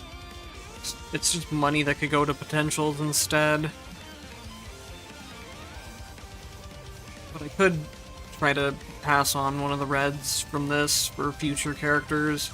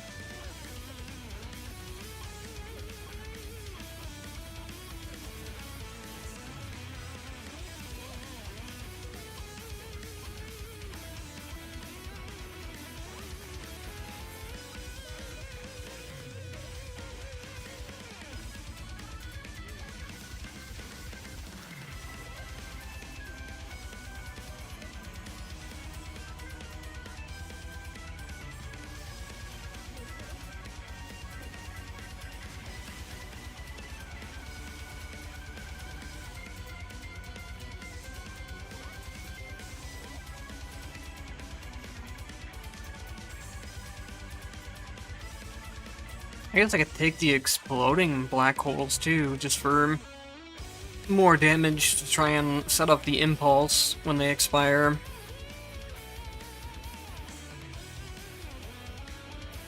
It spawned a pinnacle where I couldn't reach it? Huh, I didn't see that. I think durable black hole would be kind of detrimental because I want them to explode. And black hole explosion would also stack with all of the tentacle black holes as well. Yeah, that seems like a good idea.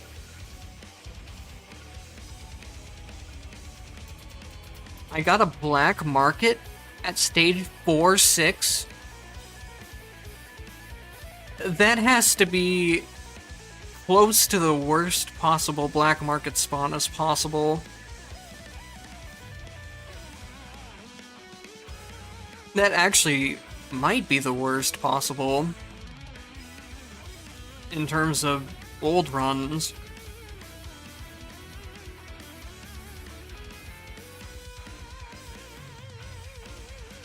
I've never seen a black market show up that late in a run. It's one away from being the worst possible, I think.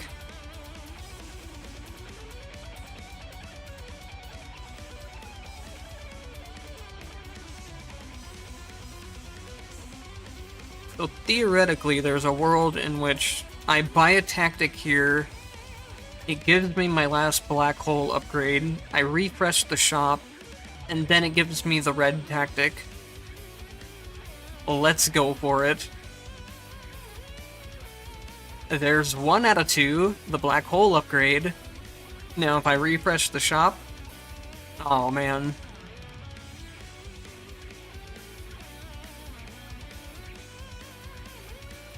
Almost there. I wish you could buy tactics in the Omega sector, but it doesn't let you.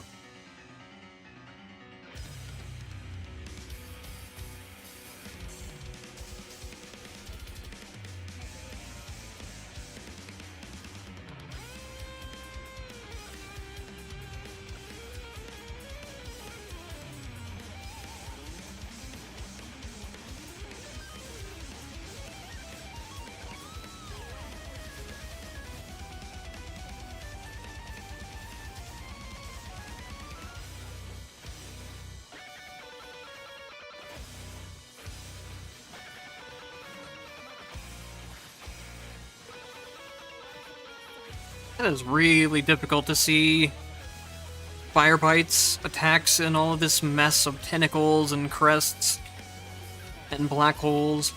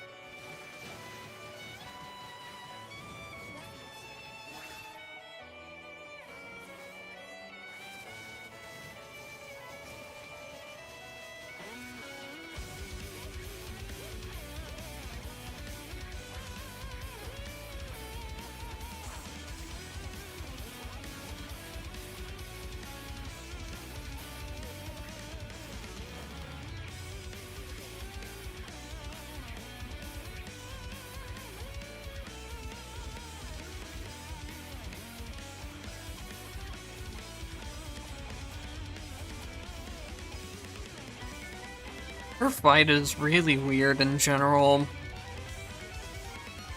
She's the only boss that, when you hit her, it delays her attacks from going off. And that's something that can really throw off muscle memory for dodging attacks.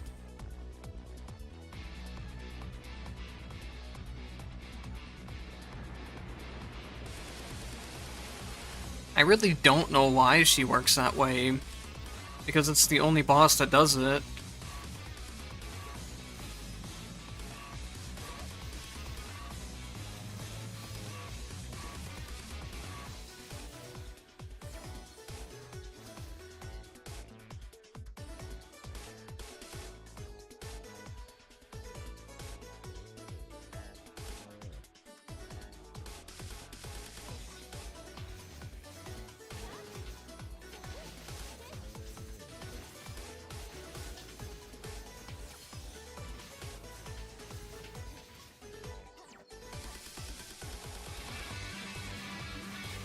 It just spawned a tentacle from off screen there.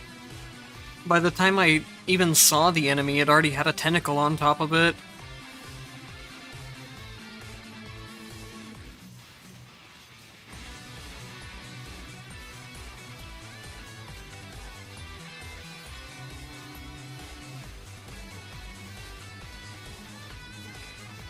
Oh yeah, it probably is faster to scroll with mouse, but that requires me to actually reach up to my mouse.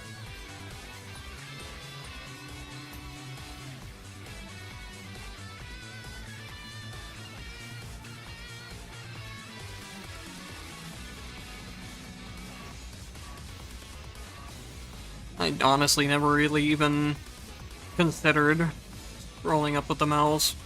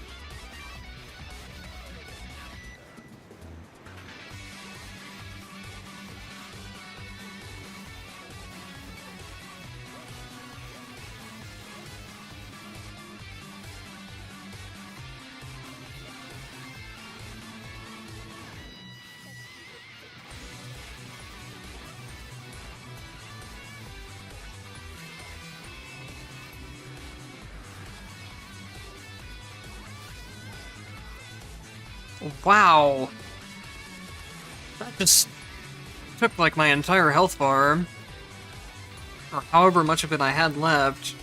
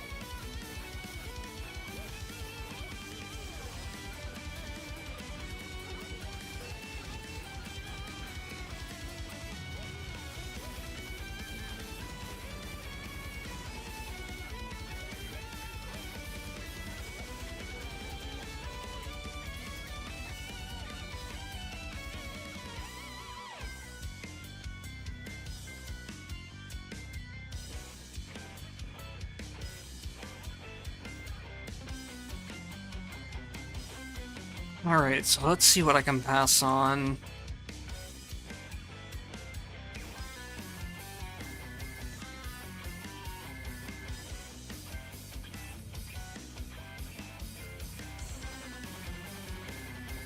I'm taking Pulsing Lightning.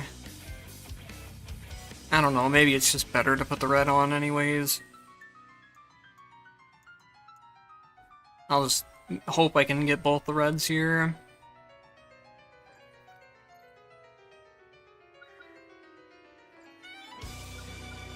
Nope.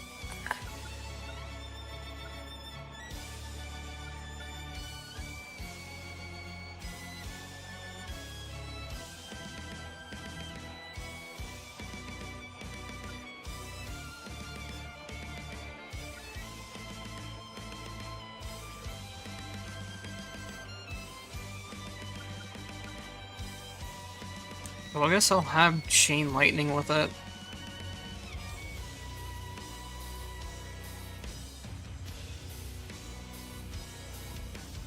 Don't know if that's very useful.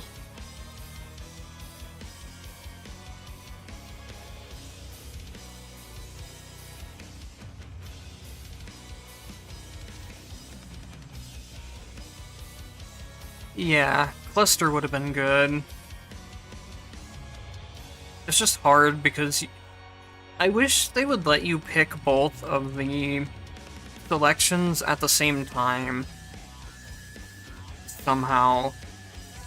Because it's always hard if you have like a good first selection, that'd be something for like the tentacle upgrade, and then you don't end up getting the tentacle for the second one. It's always hard to pick the order.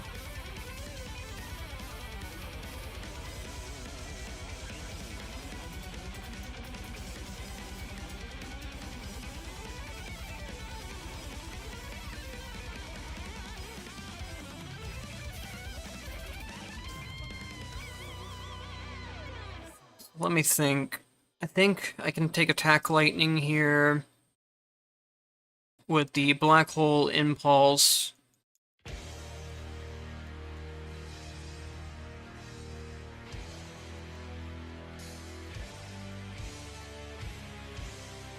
And then I take my Black Hole...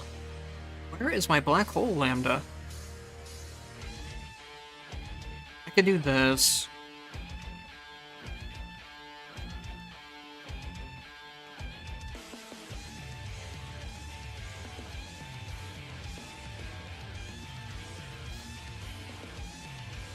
That's probably my best option.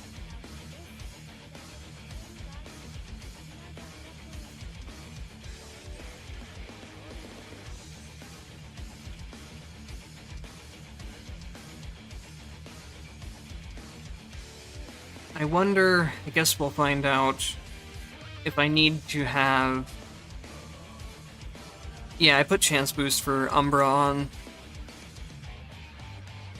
I'm curious if Impulse is required to activate. Nope, it doesn't look like it. So if I start with Black Hole Impulse, I don't actually ever have to take the skill Impulse. That's pretty nice. But I would kind of need some of those upgrades anyways.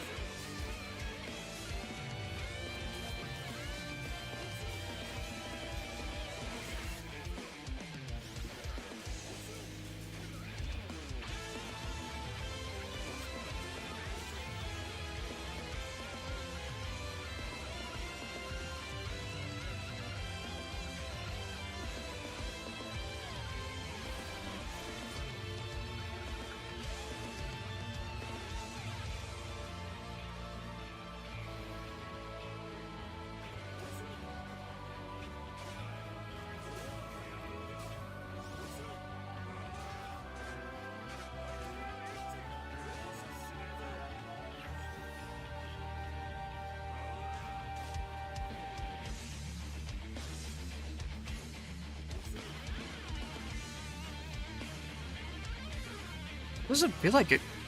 It felt like it was taking forever for my MP to come back there. Probably because I'm so used to getting so much MP from Lambda passive while I'm attacking, and I just wasn't attacking there.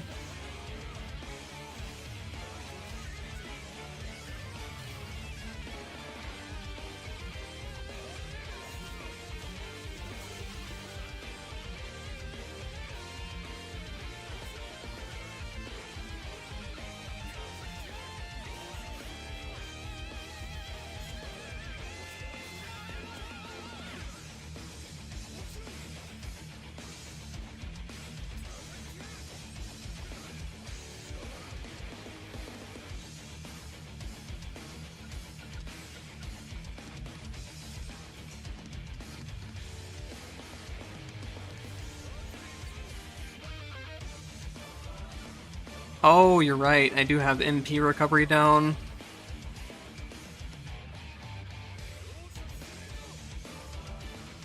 Wow, I never actually looked at how much that affected the MP regen rate, but that is really harsh.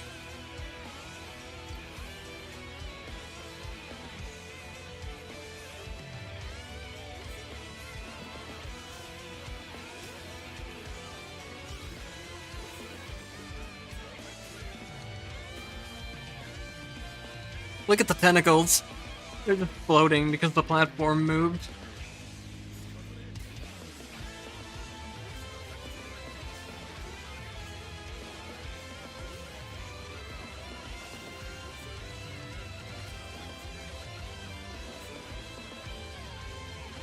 Yeah, it's way more than I thought, too.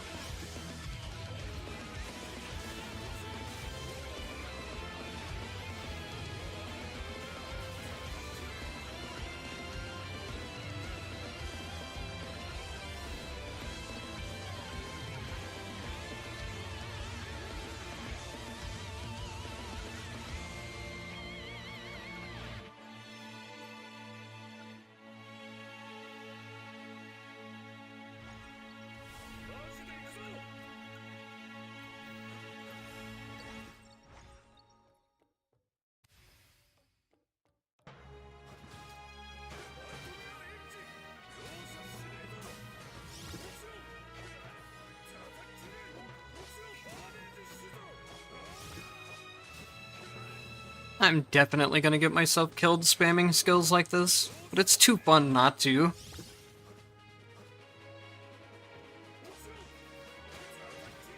It's really dumb that Ragna's air attack procs Lambda's passive. That's why I just have infinite MP most of the time.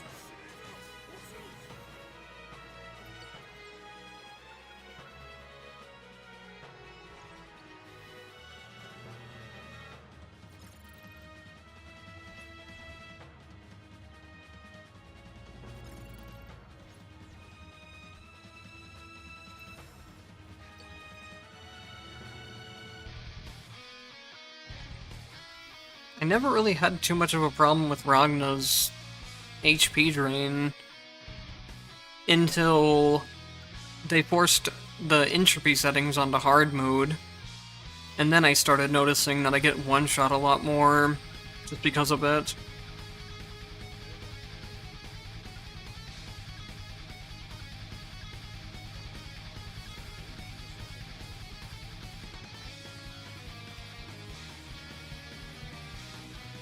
Yeah, Ragna's definitely high up on my list of favorite characters. He's just so fun to play.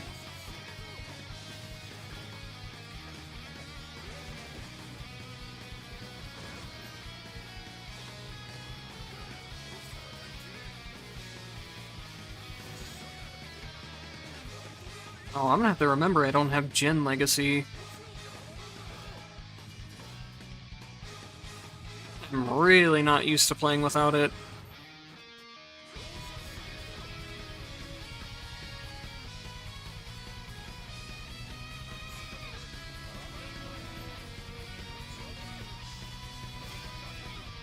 I thought that was Jin Legacy there.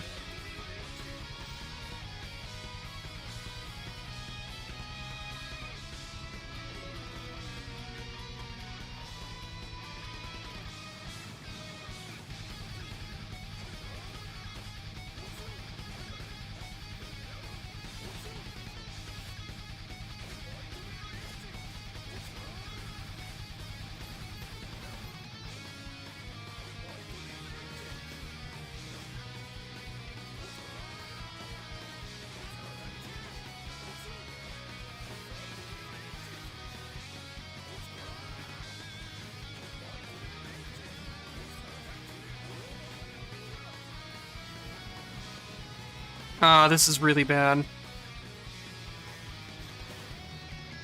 I thought I could kill him before the missiles came down, but I couldn't quite finish him off.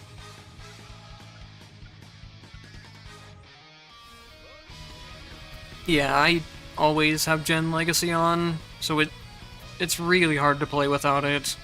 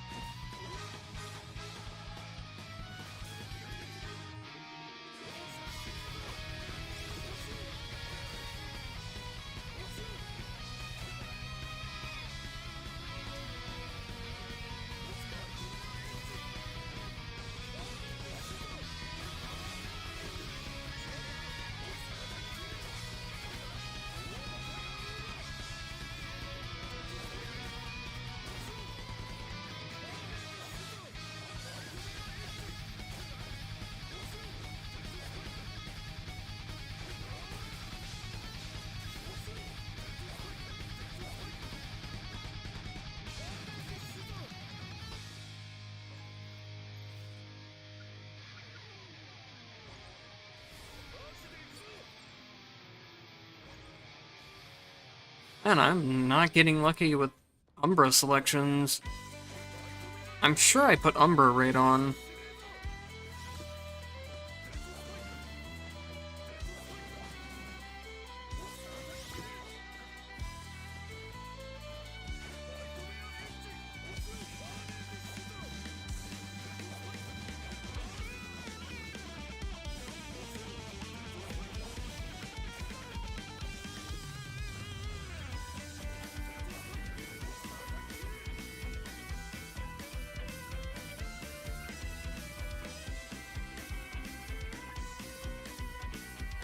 Kill Cold would be nice, but I guess I'll save the slot in case I want to upgrade my impulses.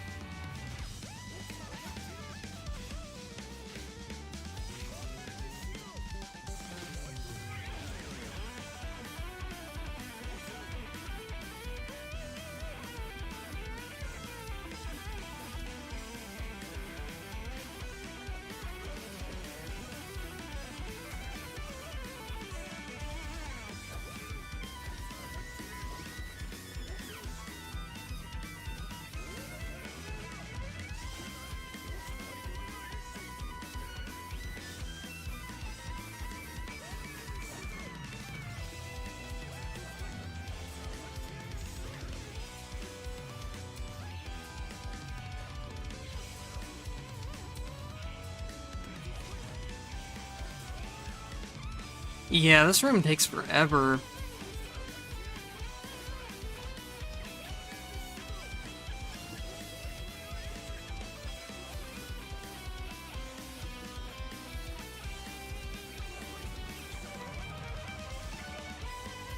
It's also a huge pain in the ass to fight those worm enemies in that really small corridor.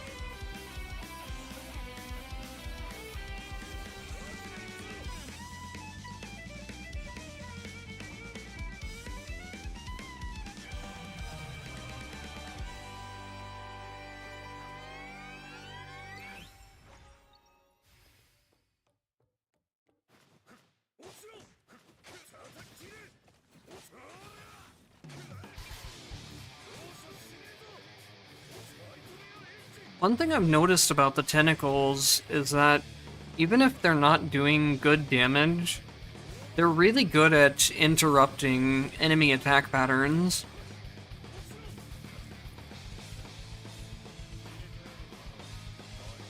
Especially as soon as they spawn, they knock back enemies a little bit.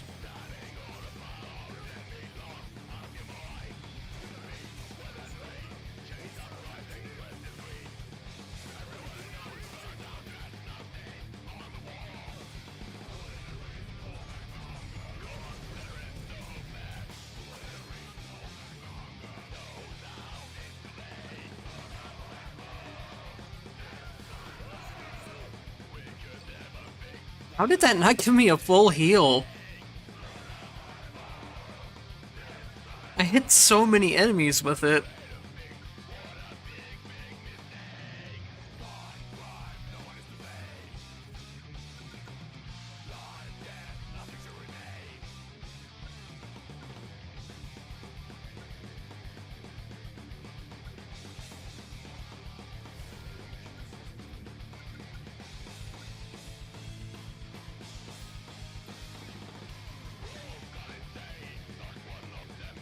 Oh, I didn't notice them kill something off screen. That's funny, though.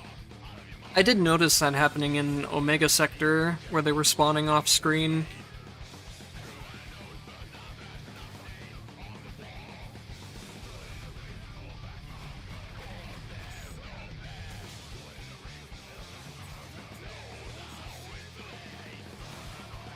Oh, man.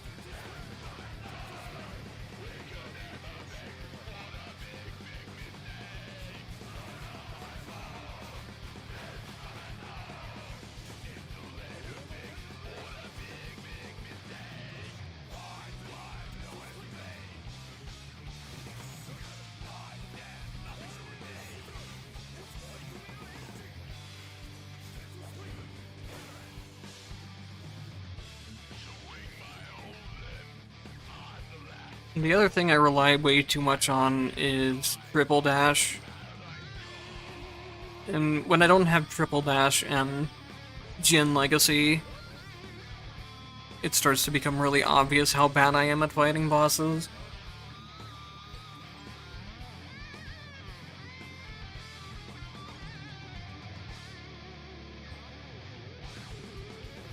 I honestly wouldn't be surprised if they nerfed triple dash at some point. Just, like, nerf the immunity frames that you get from it.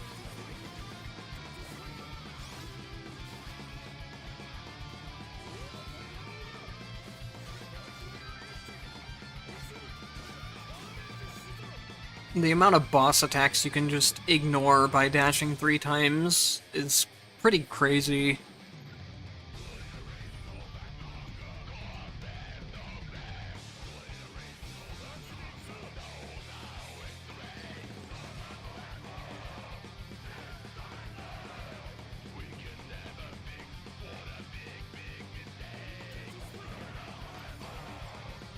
Yeah, I love the dead spike with the size increases too.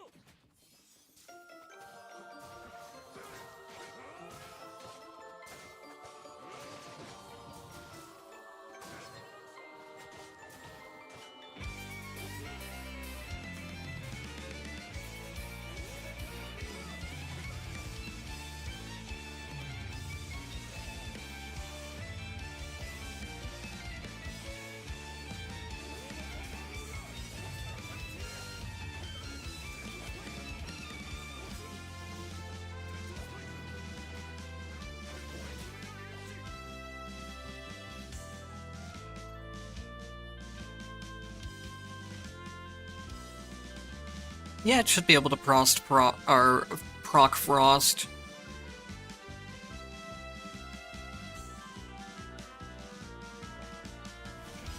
It's just not the best thing to do it. His dash attack would be way better.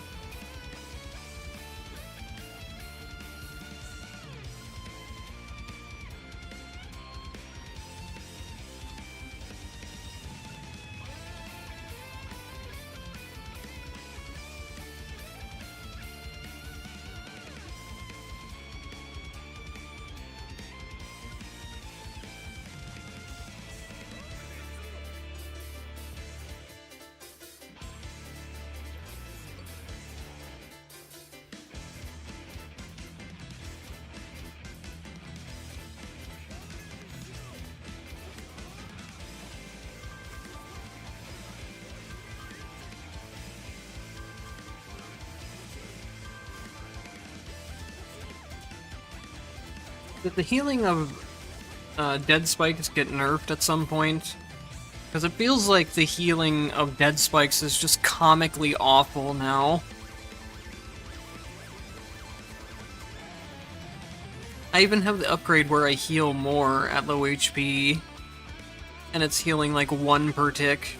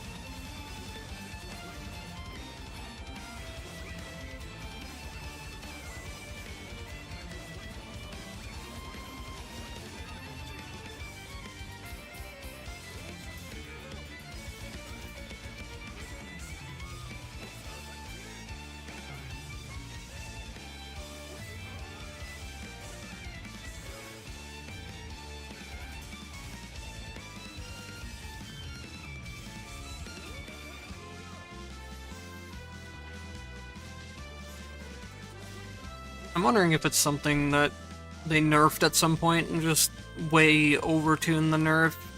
Or maybe it's always been this bad, I don't know.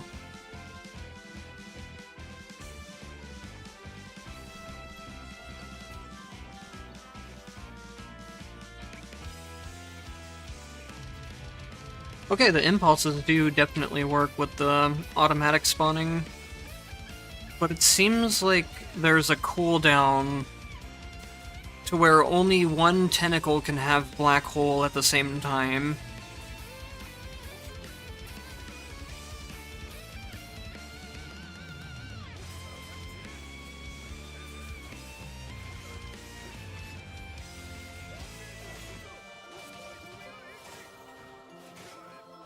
Still not bad though. Just having the black holes be automatic instead of me having to remember to use them is nice.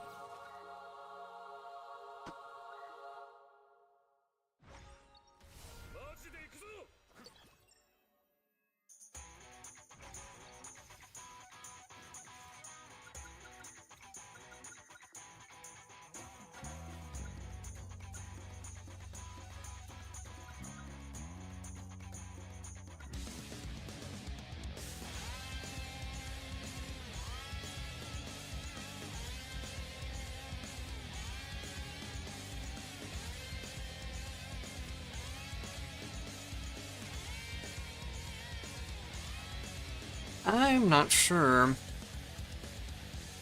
I guess this is where Violent Tentacle would be more helpful. That way the Umbra Tentacle with the black hole would maybe despawn. No, I think the black hole would despawn first.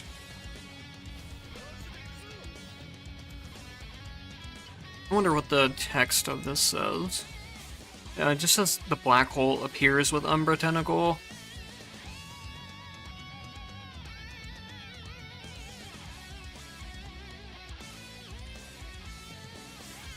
I don't know if it'd be worth going into Shadow Spike, or if it would be better just to go for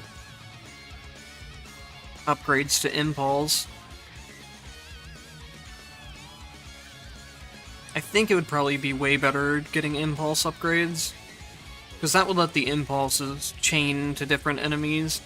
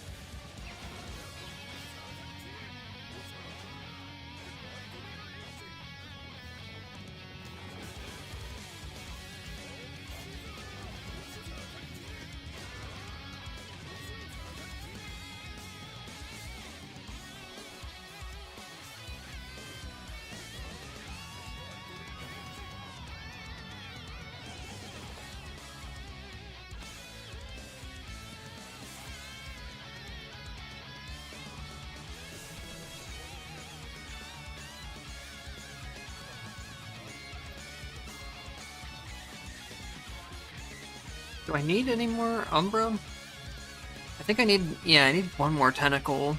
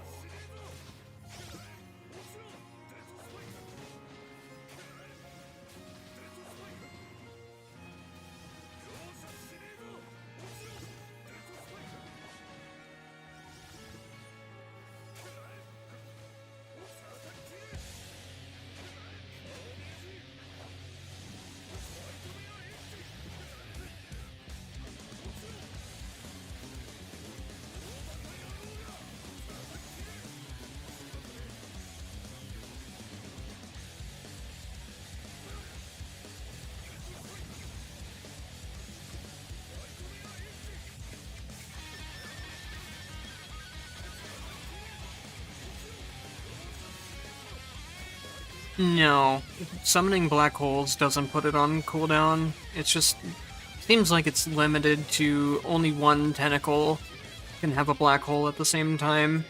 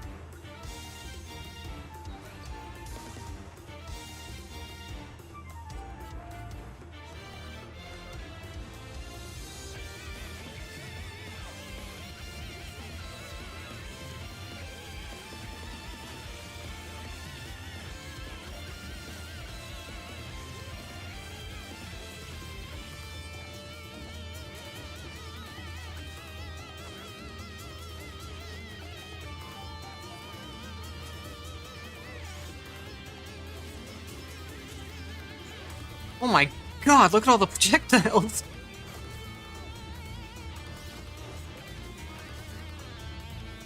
They'll stack up for way too long.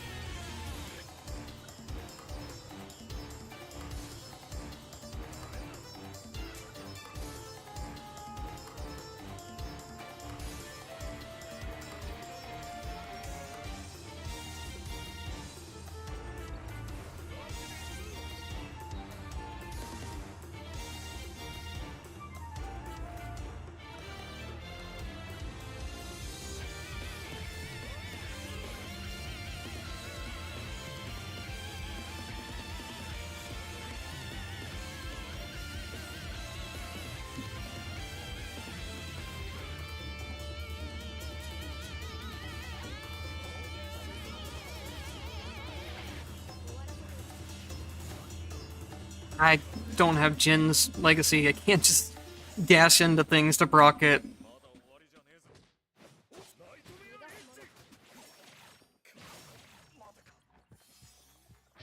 That was really stupid on my part. I thought I was out of range of her hit there too, but I guess I was just inside of it.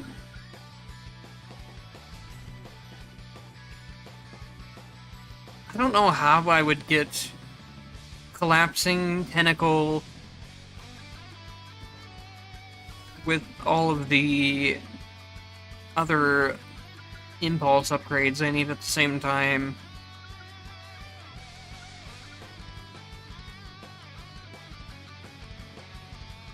Because you also need to... I'm pretty sure you need to unlock Black Hole before collapsing tentacle will work. At least I have this character now, though, with tentacle and collapsing.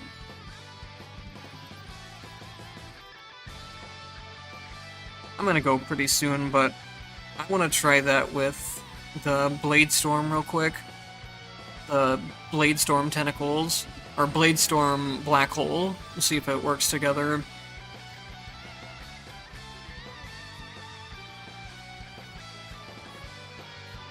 Yeah, this is definitely something I would have to really think of an optimal Evo type route for. Man, I'm out of space on my board again.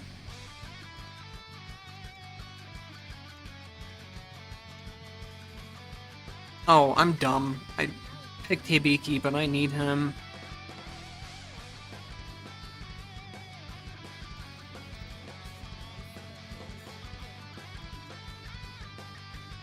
Oh, it doesn't say that they're incompatible. Who can I delete?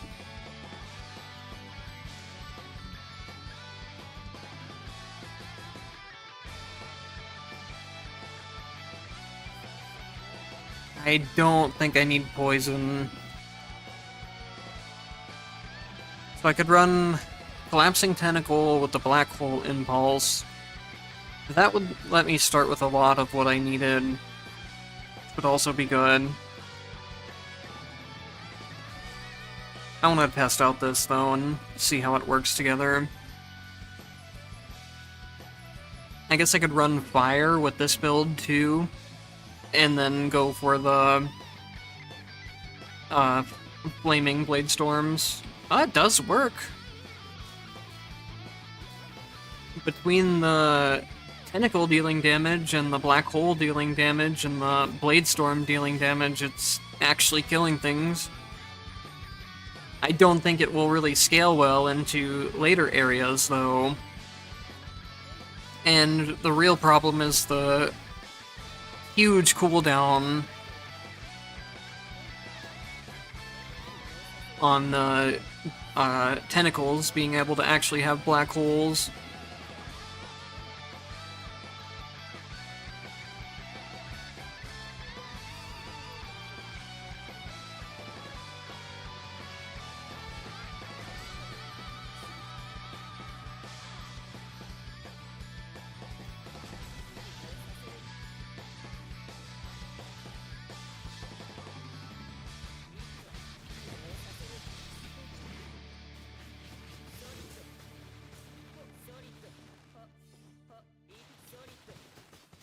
I can technically stack 3 Bladestorms on top of each other, but I don't think it'll do enough damage to actually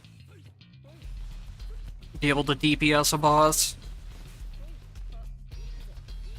I'll get to the boss fight and try that out, and then after the boss fight, I really need to go get some food.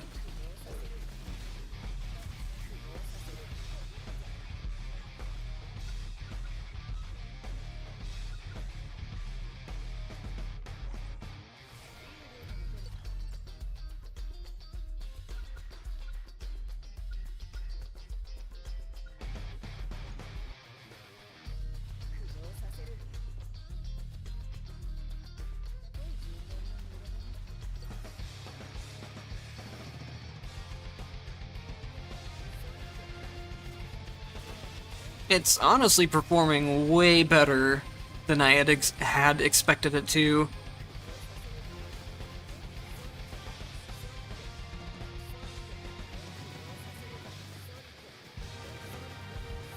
The extra DPS from the tentacles hitting things while the Blade Storm is going, I think it's making a lot of difference.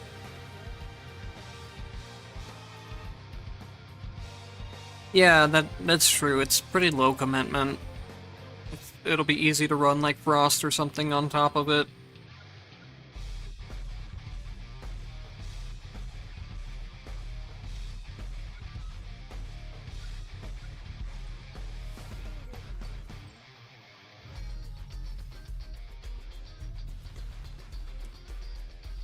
It'll be nice as an alternative to just throwing summon ice spikes onto characters when I don't really want a specific legacy slot.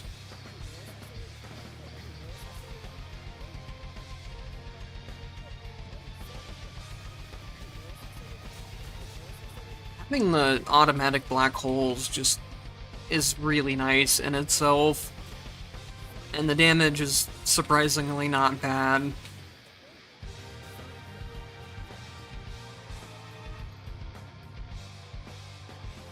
Yeah, that's a good point. It builds a lot of combo meter.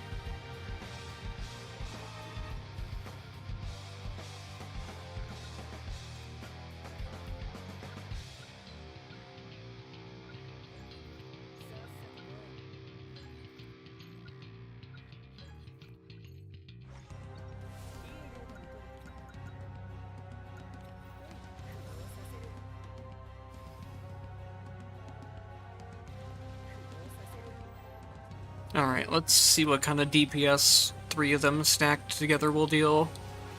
Of course the boss dashes immediately.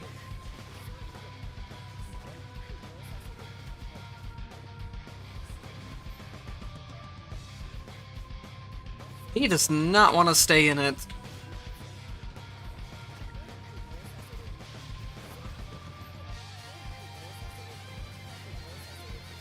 There we go.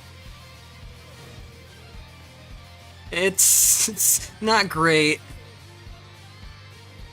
Not terrible, but not great.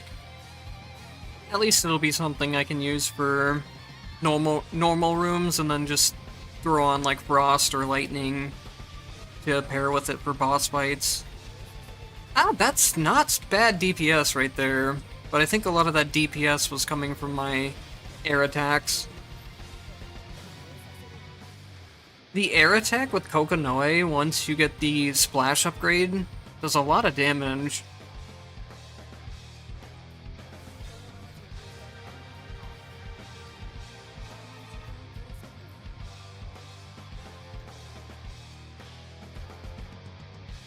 Alright, anyways, that's gonna need to be it for this stream, since I need to go and get some food. But thank you to anyone that showed up and watched or chatted. I appreciate either one. Thank you guys for watching, and I'll see you next time.